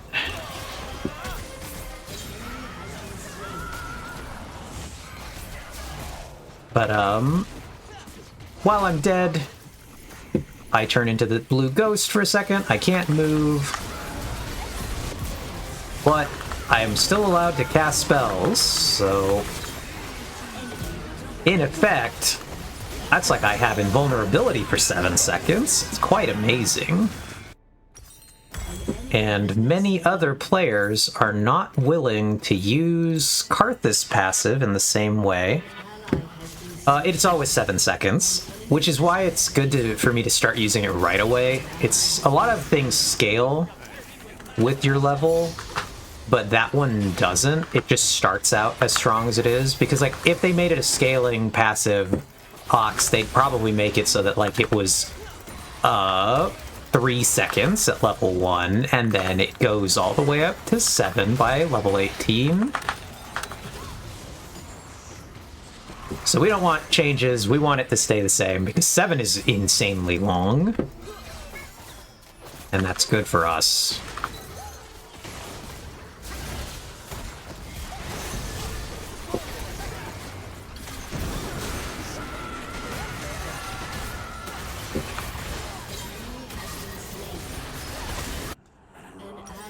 We're gonna make a pit stop for that before we continue on our next item.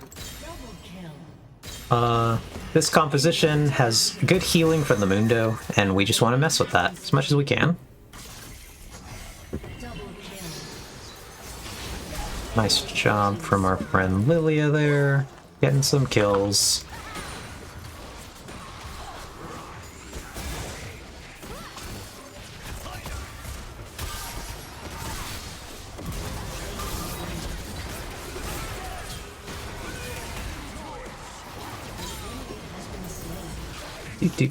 So yeah, I think I've played Karthus before on stream. You guys will be kind of familiar with the fact that I'm dead. I'm dead most of the time. I'm gonna die a lot. It's kind of the expected.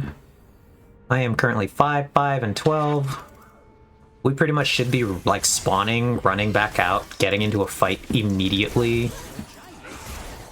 Because it just allows me to constantly being applying as much damage as I can, which is good for us. We want that.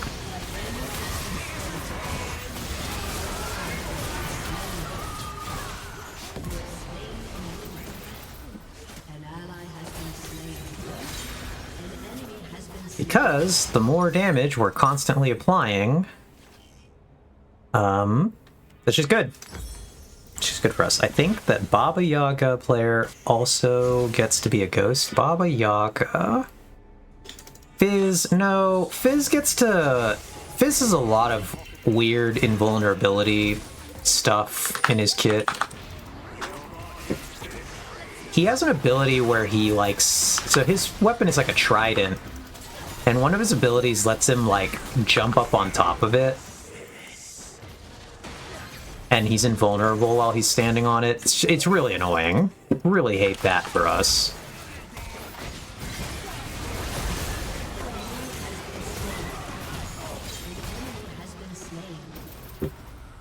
Cool. We doing some damage. So like a lot of times he's doing this thing where he wants to come in on me and he's like, I'm gonna poke you out. It's gonna be great. And then instead of like being afraid of him or running away, I charge at his team instead.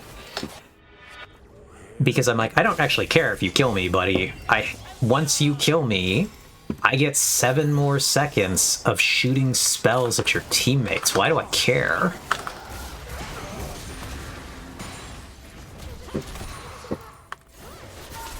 So it's like, one of the problems with my character is you want to focus my character,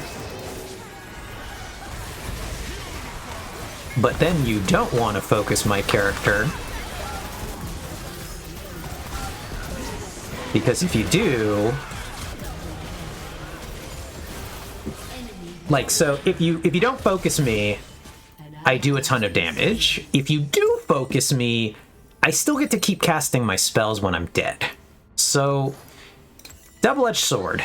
There's... like... I think the correct option is you have to focus me,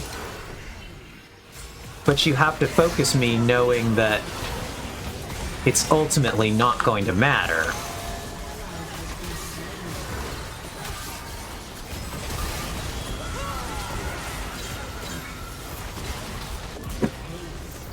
Because the problem is that you're going to focus me, and it's not even going to stop me. It's just going to be like, okay, you do stop me 7 seconds from now. Congratulations. That is better than letting me run around and do whatever I want instead. Putting me on a I'm stuck in place for 7 seconds. But, like, that's not what you want when you're focusing somebody. You ideally want to stop them and kill them before they can do a ton of damage to you. And that's really just not what people get from me. So now we gotta decide, do we want to go for the penetration item next, or do we want to go for the slowing item next?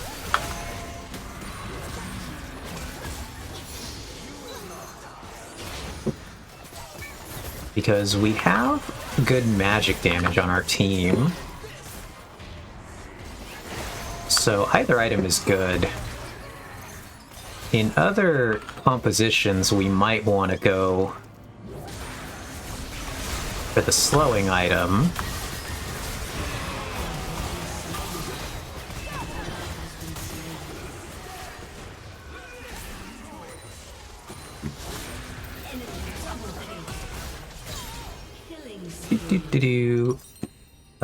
Because it depends on who we think we're needing to deal with. We're gonna go for the slowing item. Their tank is not building magic resist fast enough. He's stacking health, which we are quite good against, so we're gonna go for the slowing item because the slowing item really helps us apply more damage, particularly to the people we want to apply the damage to.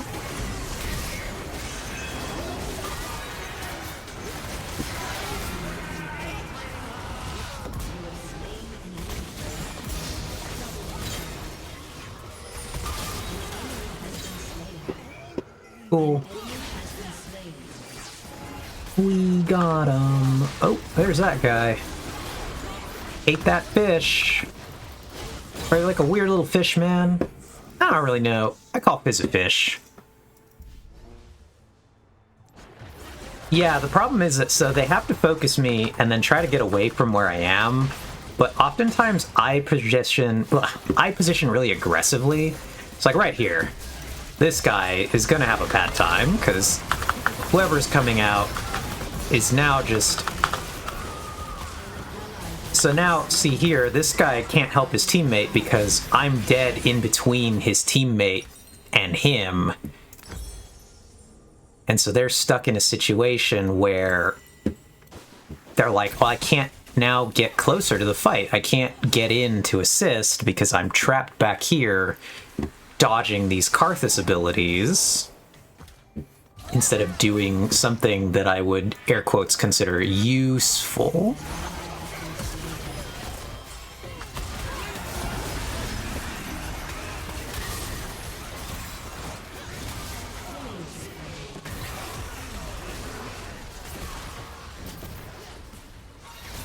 So, we're just gonna keep doing the thing we're doing. We're 12, 12, and 22. Oftentimes we'll be like 3, 10, and 20 something, so this is pretty good. Being pretty even in kills is quite good for our strategy here.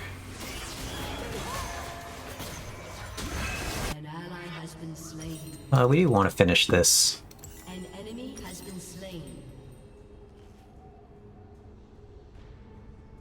This item makes all of our abilities slow people now, and so what's really, really good about that is that, let's just ult here. Screw it. what's really good about that for us is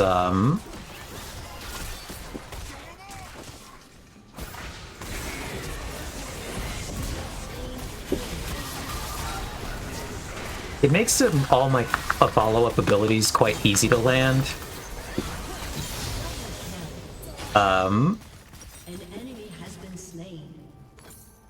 Since I have a lot of skill shots, the thing is that once they're slowed by my first couple of things, or once they get slowed by any of my abilities, once I have the slowing item, it then makes my skill shots really easy to land. This ability is my main damage, and it's the little, like, people call them Skittles. They're these little pops of damage.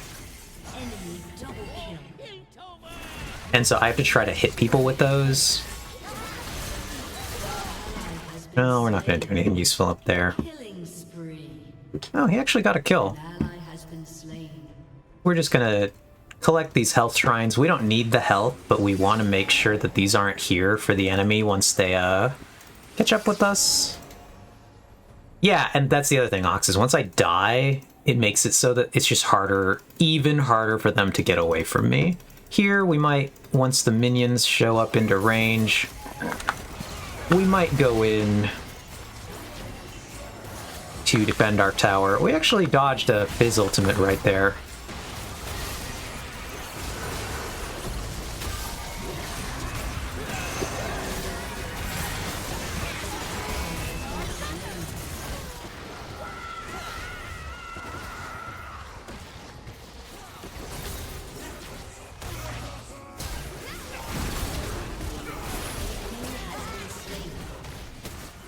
Yeah, that's fine. We do that. Think about this. What does our team need us to do more? Probably to get this item. We do want this penetration. Void Staff would be better for me, but the fact that Lilia is kind of behind on items means that I think it's better for us to get the group penetration item. But yeah, basically now my character is a big percentage health AoE slow that's reducing your regen and just shooting spells at you in the middle of whatever you want to be doing. And so, even if I die, it truly does not matter for me. I just don't care. I want to be leading the charge with the set and just doing as much damage as I can. The Mundo is still not building magic resistance, so that's quite good for me.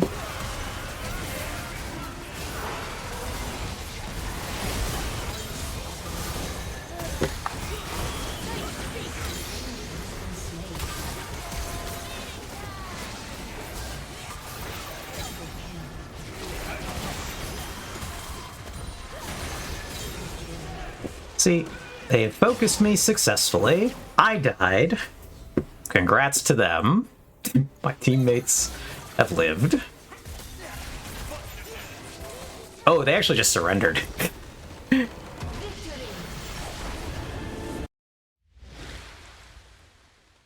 I will honor this guy. And I will honor the Ezreal. It was quite a fun game for us. Why we running away? Was there a moment where we were running away, Ox? I actually didn't. I got an S. I got a DPS threat medal. I did... See, I did the second highest damage on my team. This guy was putting out damage. Oh, okay. Yeah, right after we... So let's down to the game. We'll go look at that. This guy was doing good. That's impressive, considering I'm, like, just trying to, like, just jump into them, do as much damage as I can, and he out-damaged me. Very nice. Very cash money. So let's go to our replay, though. And we'll go over this and I'll kind of explain what's happening at the end of this game.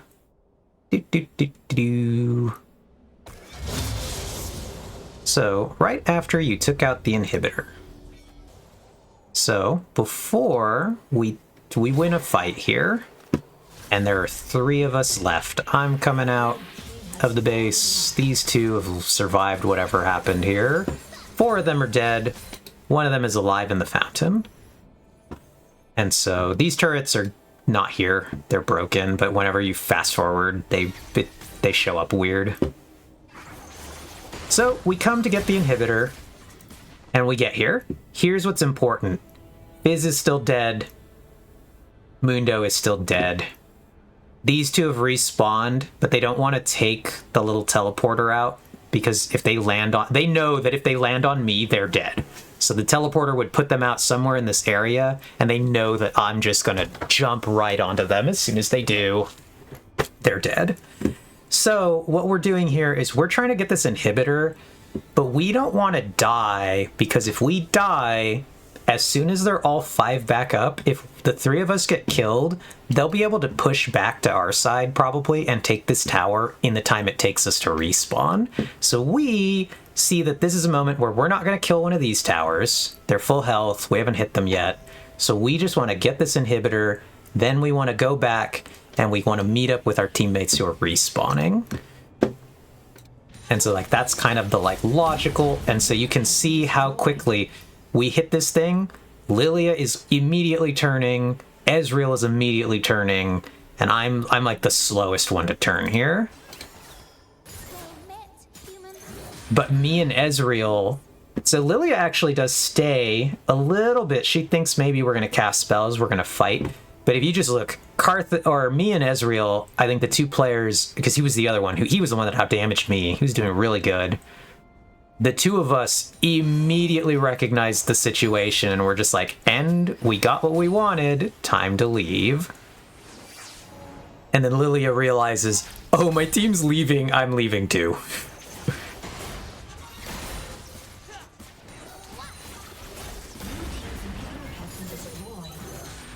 And then we're just like, yep, peace out.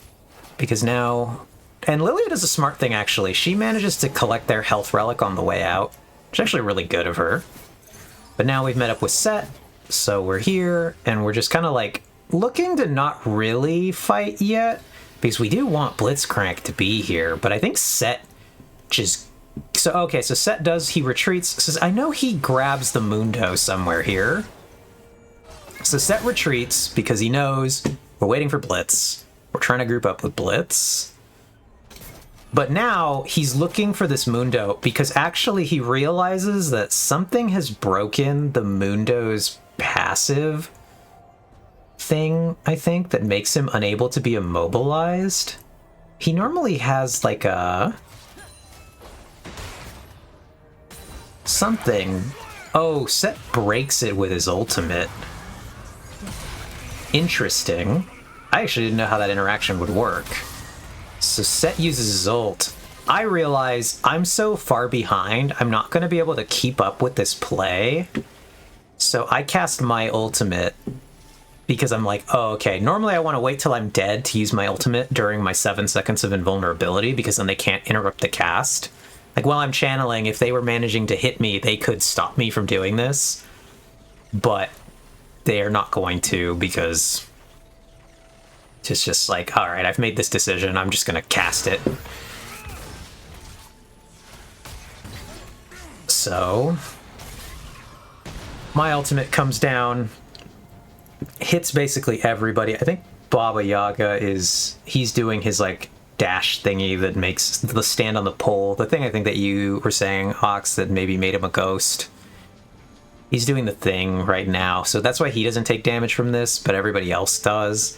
And what's most important about that is I don't really care about the amount of damage it does. What I care about is that it now slows everybody. So now they all have all the stacking items I've built are applied to them. I throw a snowball. It actually connects on the Mundo, and then I'm like, we're going in. We're taking our snowball to get closer.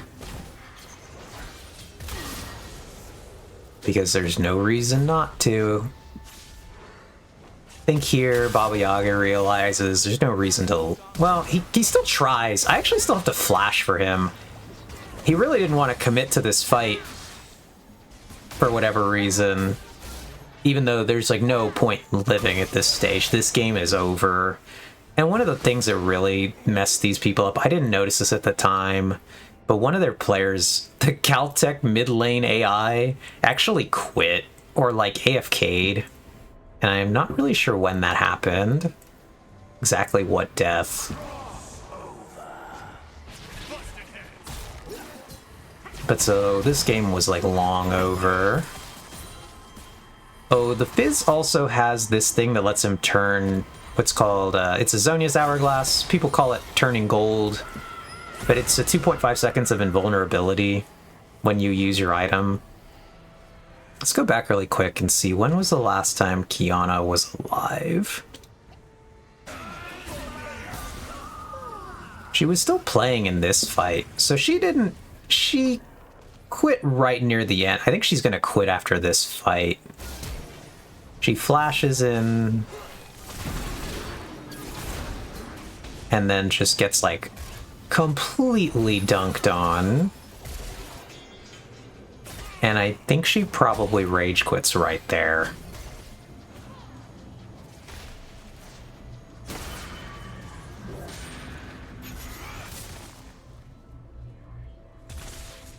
Anyway, the Caltech mid lane AI did not do impressive. Don't think we're in danger of being replaced by the robots yet.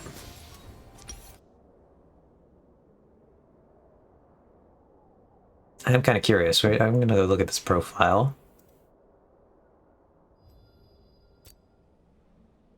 Caltech mid lane AI. What a weird name. Match history here. View profile. Well, what a weird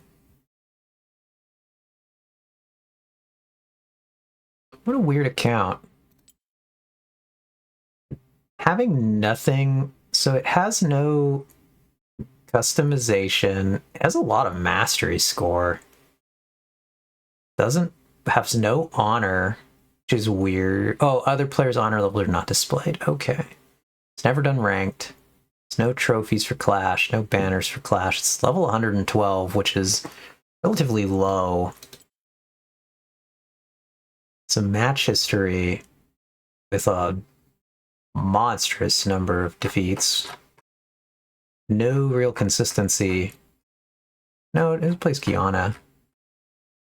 I don't know. I wonder. I don't think it could be a bot because I think we've done such a good job of like doing all the bot detection stuff. So I don't know though. Would be interesting if it was actually like a research project or something. Caltech trying to, can we train a bot to really play League of Legends well? Can we make an AI that can actually do this thing? Quite unclear.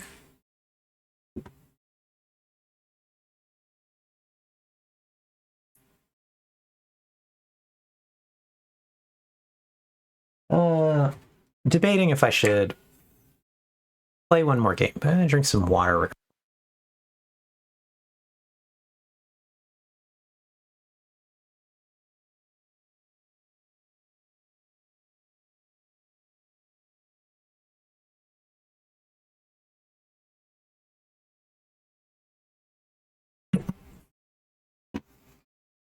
Yeah, so that was basically kind of a textbook example of how I play Karthus, which I personally believe is the correct way to play Karthus.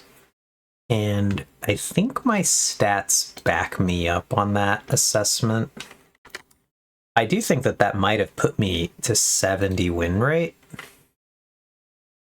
Let's see.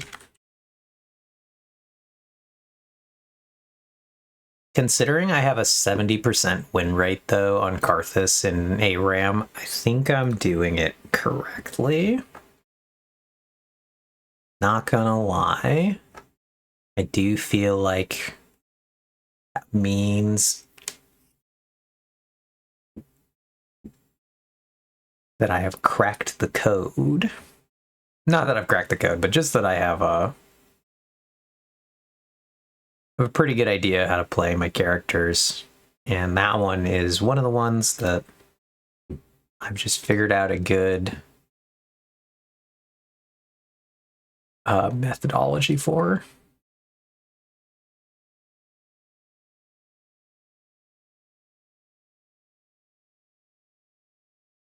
Or I guess a good theory of the fact that the death passive is the thing that people, I think, don't quite use correctly or don't understand about what's so good about Karthus. Aha, goodbye. Gibberish bot trying to sell viewers. But people just are not using the death passive as much as they should. They actually really should be leveraging it constantly, in my opinion. Because again, it's just how you view it. Do you view it as something bad that happens when you die, or do you view it as 7 seconds of invulnerability? You get every fight.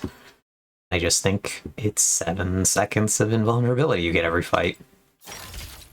That's so good. I haven't gotten anything lately. There's been any new skins. The Christmas skins are still available. I don't think there are any that I like, though. I actually didn't know that they considered Bittersweet Lulu a Christmas skin. That's kind of weird. Rain Shepherd Gwen. I don't think I've seen that skin before. That's a cute one, though. Where are my frog people at? Do I got frog lovers in chat? I know I have some frog lovers somewhere.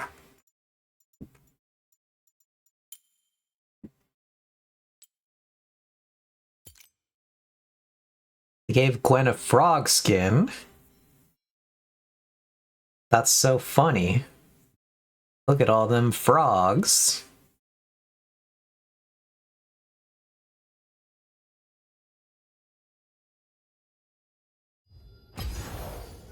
Anyway, I think I will play one more game, actually. Yeah, I agree, Artemis. I'm not a frog lover, but that is a really cute skin. I agree. I hadn't ever seen that one before, but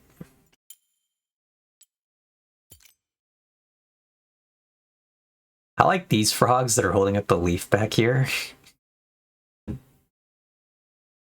My favorite Gwen skin is probably actually this one. The cool like. I'm curious what you think of this one, Artemis, since this one has like a completely different art style than most of the other ones. Actually has like a cel-shaded look to it that I think is pretty cool.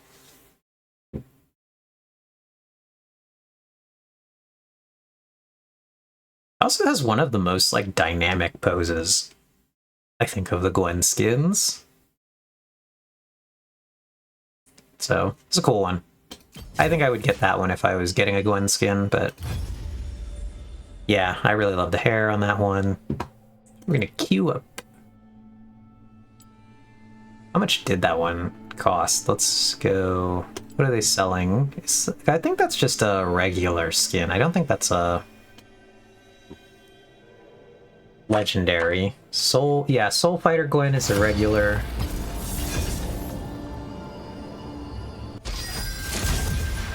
So, this is a weird setup. We're gonna grab Mel for now, but I don't think we're gonna stick with Mel. Not with these champions. We want to play something else. I don't know what yet. Depends kind of on. Maybe we'll play Lucian. Some just need a little help. Maybe we'll play. Okay, maybe we'll take Lilia. I do like Lilia a lot. Oh dear, that guy took Lucian. That guy keeps taking everything I let go of. Which is interesting. Keeping this though, so good luck, buddy.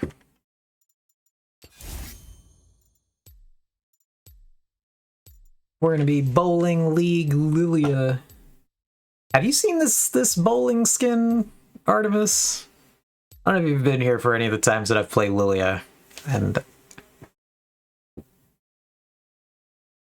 I now have Bowling League Lilia.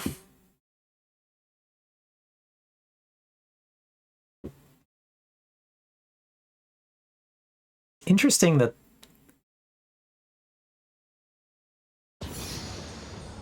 the game did not pop up for me. There we go. Now the client has popped up for you. League of Legends, working as intended.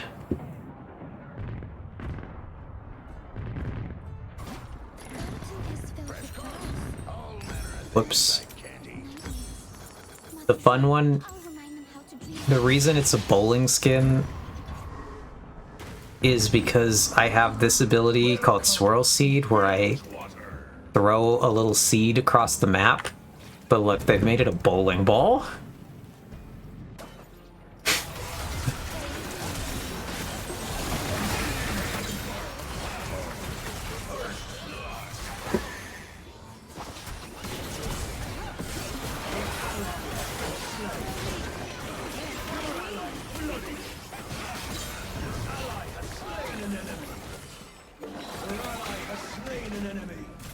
And so it's quite fun. I get to now send bowling balls sailing across the map at the enemy team.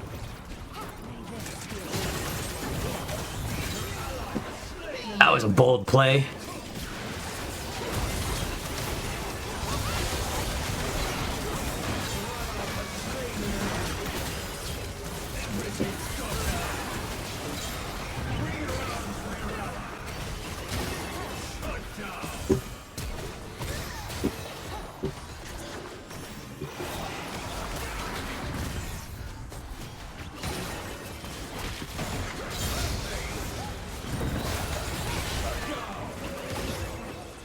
Oh god, get me away!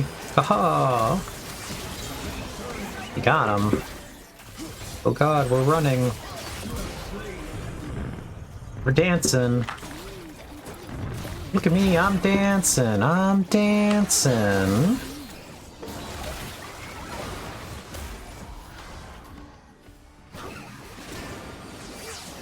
Cool, I got to the health relic even though I took a bunch of damage. We're gonna bowl, and we hit him. Good for us. Uh-oh, I've been hit with a snowball, but I'm quite far, so I don't think anybody wants to take that.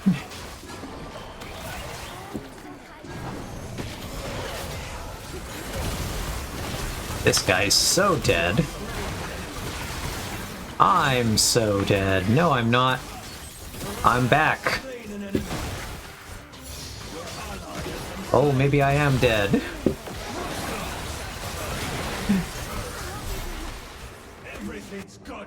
That was big, It's so Jover. We're so back. It's so Jover.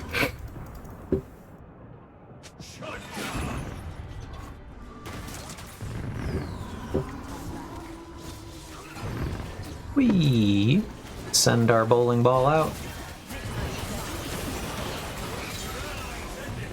Interesting. That was a play. Gotta get away from that before we get purple goo on us. We don't want that. We are looking now for an ultimate play.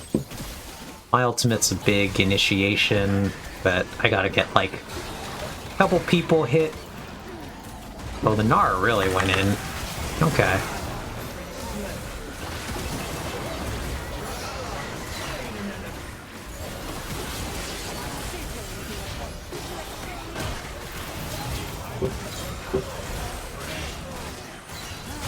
Do.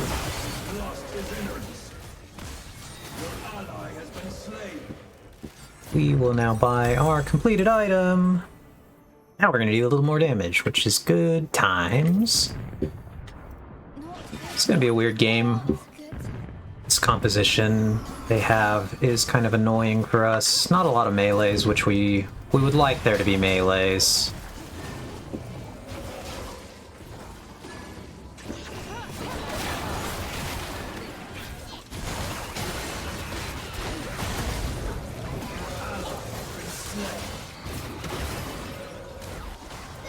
We're gonna have to really lean into being tankier this game than a lot of other games.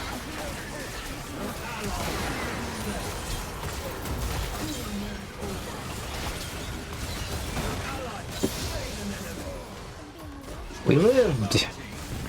Impressive for us. Yeah, we're gonna have to really lean into being tankier this game.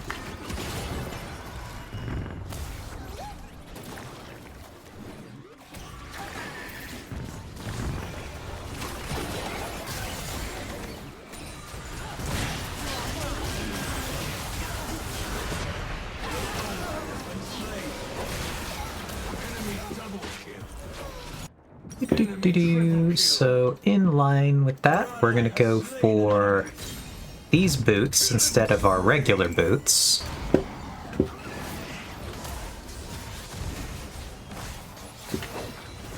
think our first two items don't change because we need to do our damage, but then after that we just start to build like pure tank afterwards.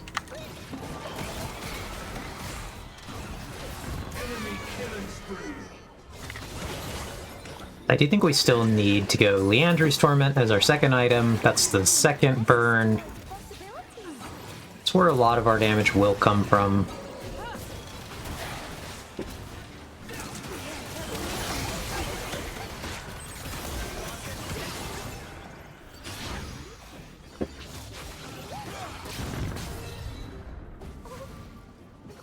But we don't really have a great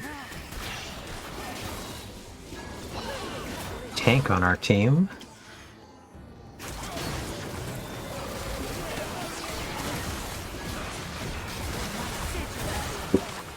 Let's see, but one of the problems is we're like the frontline person, so we're gonna buy the health component of our item next.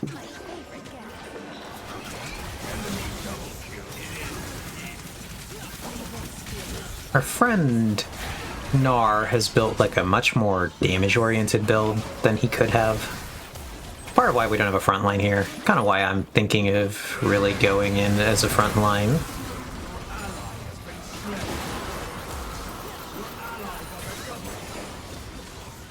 That's fine.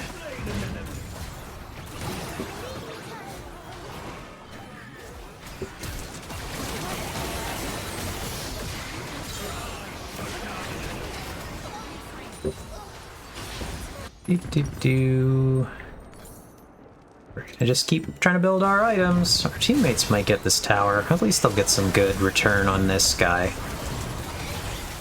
Oh, maybe not. The other guy coming with the cannon stopped them.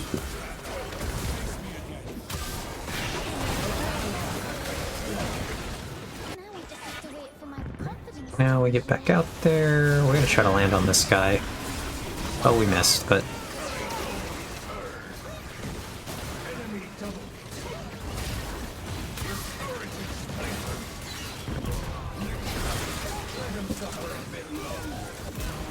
we got the burn there.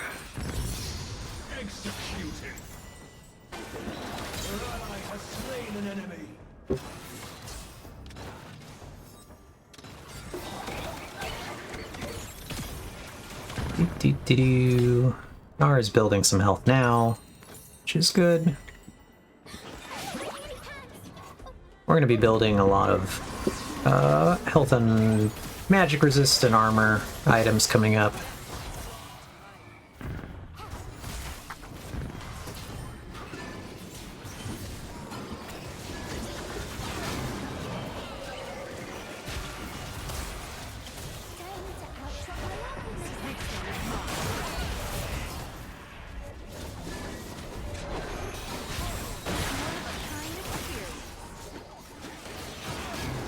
We're looking for where we can try to land our abilities. We want to get an ultimate here, but it's kind of hard. Right there, we got it, but we're gonna die for it. Hopefully it's good enough.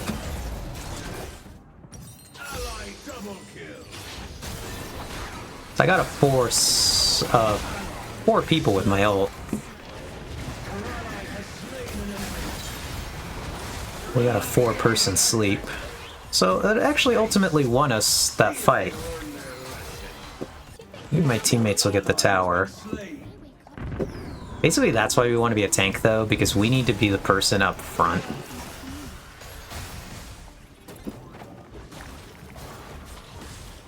And, well, we're not gonna live without being a tank. So...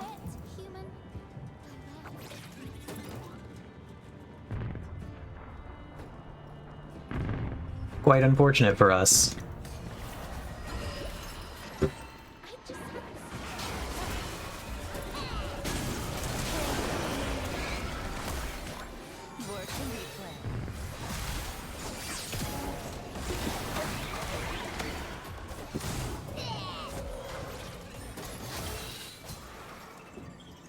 We hit 2 people there. I would have ult if I had it, but still on cooldown for a bit.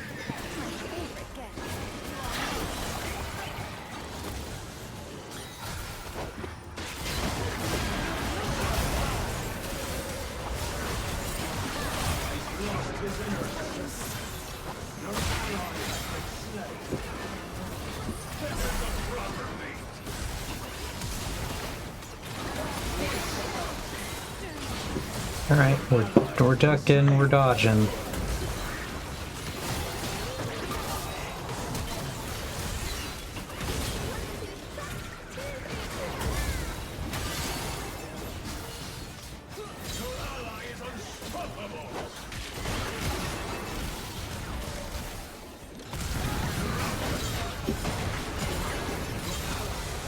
A couple kills there.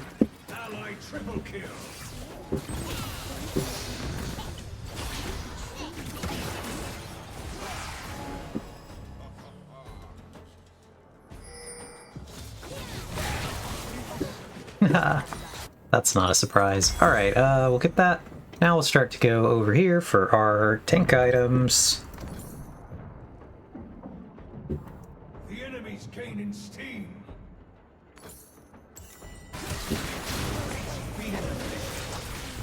A prison for the enemy double. 3 souls cut loose. Shut down. Doo-doo-doo-doo. Aced. Stay the course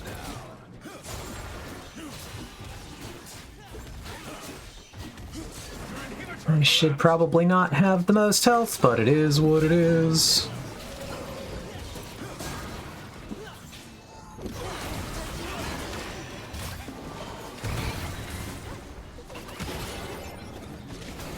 To build up a little bit of speed here.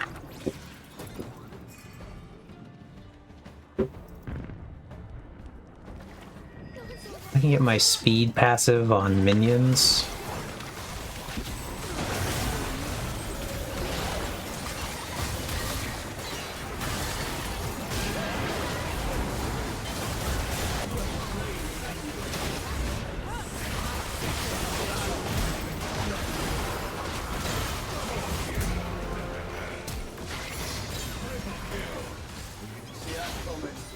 See, now I'm just a little bit tankier.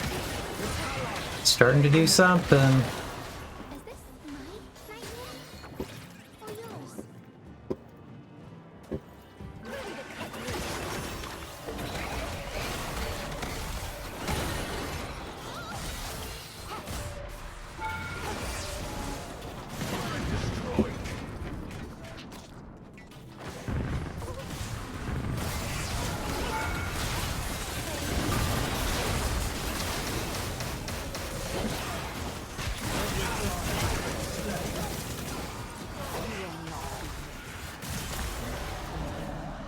Okay. We're gonna buy items. Getting closer.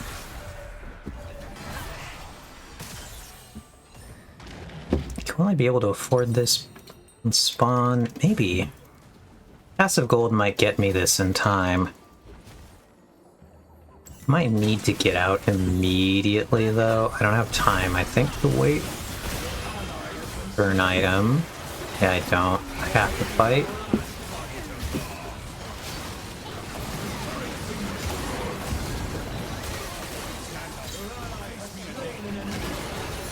Much as I might have liked.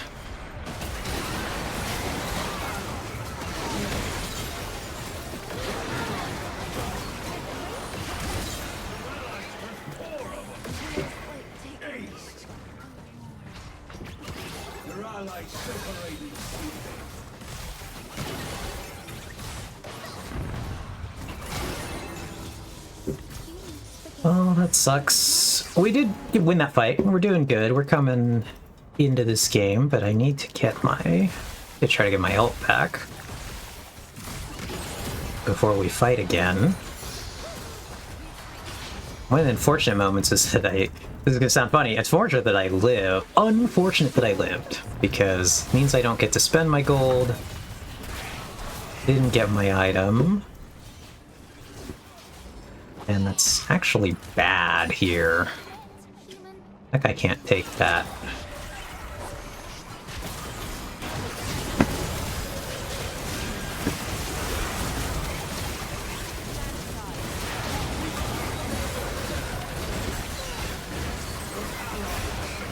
See, that's why it's unfortunate that I lived, because then can't go back and spend my gold.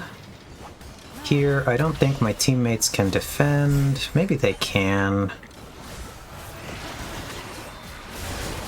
No, Senna died, which is unfortunate. The cannon play by Ari there was really good. I'm not gonna come back in time though. The only way we live is if they greed for Ari, or if they really want me.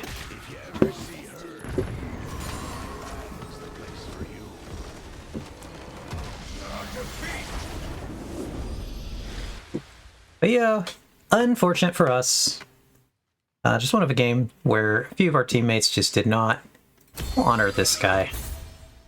Our teammates did not come online. And our Senna was quite toxic. She got pissed. But, yeah, just unfortunate game. Actually, we'll go ahead and call it there.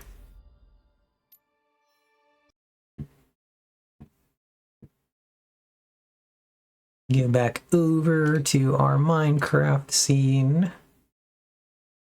Edit our stream info. Go over to set category back.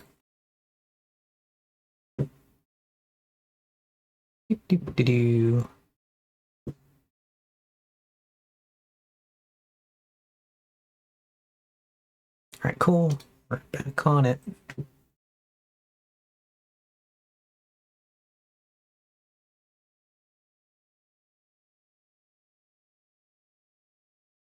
Minecraft takes a little bit to launch here. But yeah. Thank you, everybody, for coming to the first stream of the new year. We got big hopes for 2026. Cell shading by well-known artist Cell. Perhaps not quite, but his funny joke. But anyway, as I was saying, thank you all for coming. Thank you for being here.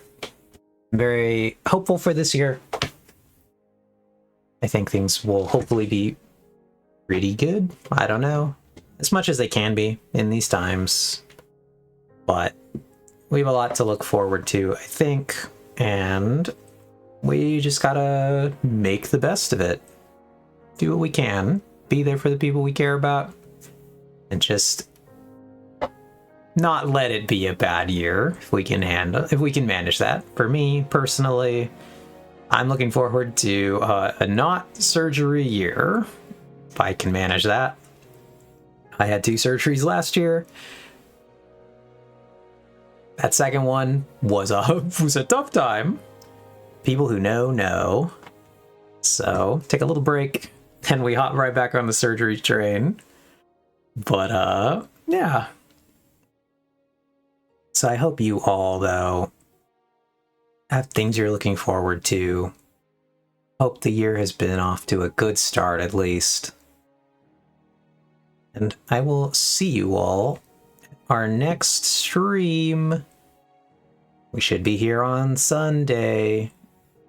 Think I have anything, so I think we'll be good. Yeah. Again, thanks for joining. I appreciate it. I appreciate you all.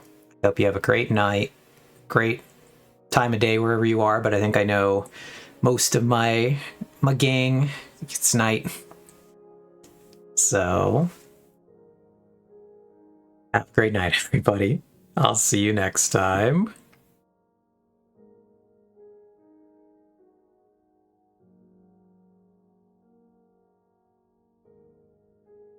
Actually, I will come briefly back. Let's try to find a raid of some kind. I always forget. Let's actually do it. Let's do the thing. Anybody got any suggestions? I'm gonna go look at the raid channel. See what we see. I don't think I have anybody.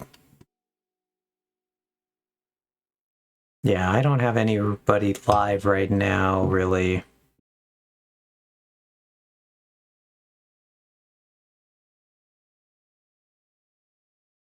Let's try to go somewhere.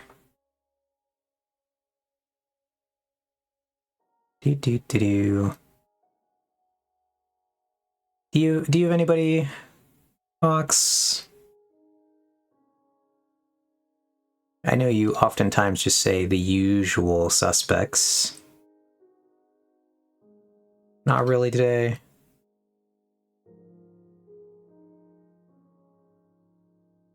Someone with 11 viewers playing Greg Tech. That's a little funny.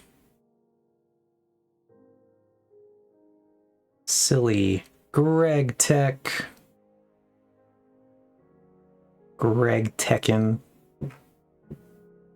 Do. Look around.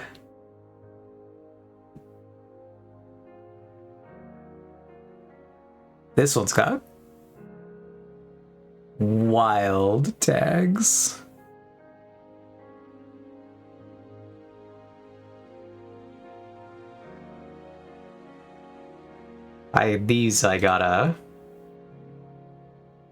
These are some tags.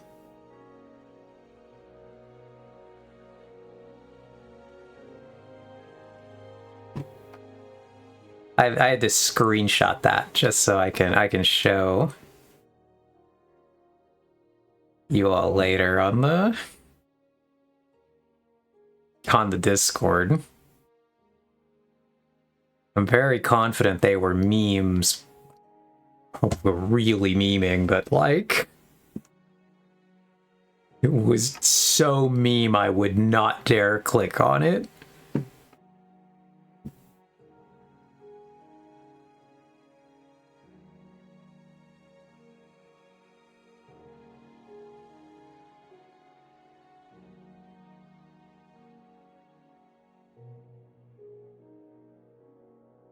Maybe we go over here.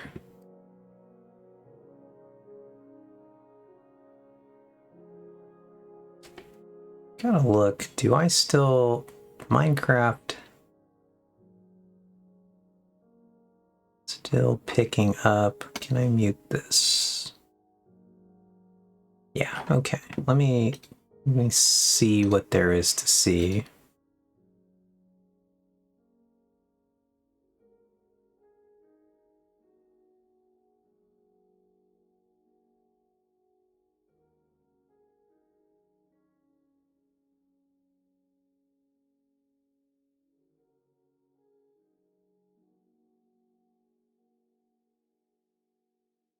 Yeah, that person's playing like one of the Pokemon.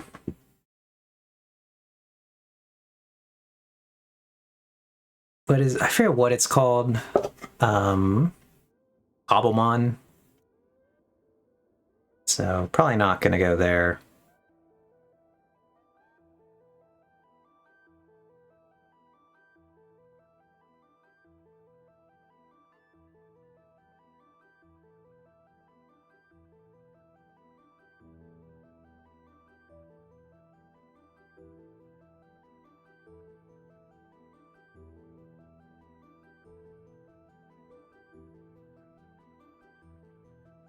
Do.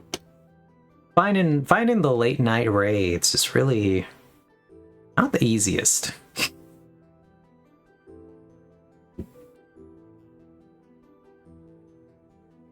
Or maybe it's just particularly right now is not exactly the best.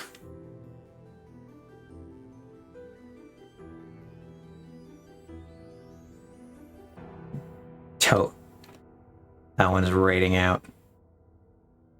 Okay, what else isn't the easiest, Tox?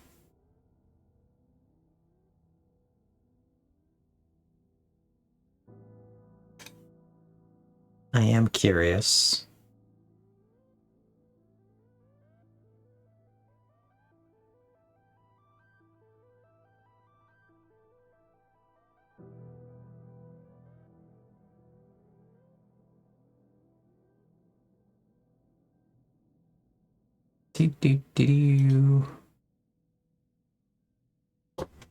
Figuring out the most cost-effective blue shield plan for surgery this summer. I have a spreadsheet. Interesting. Well, I would love to hear about it later. Kind of curious.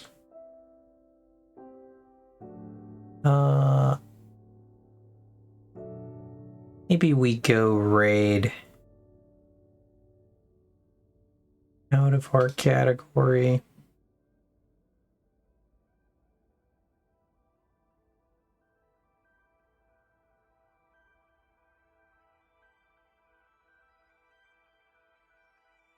See what's going on in the overall LGBTQ tag.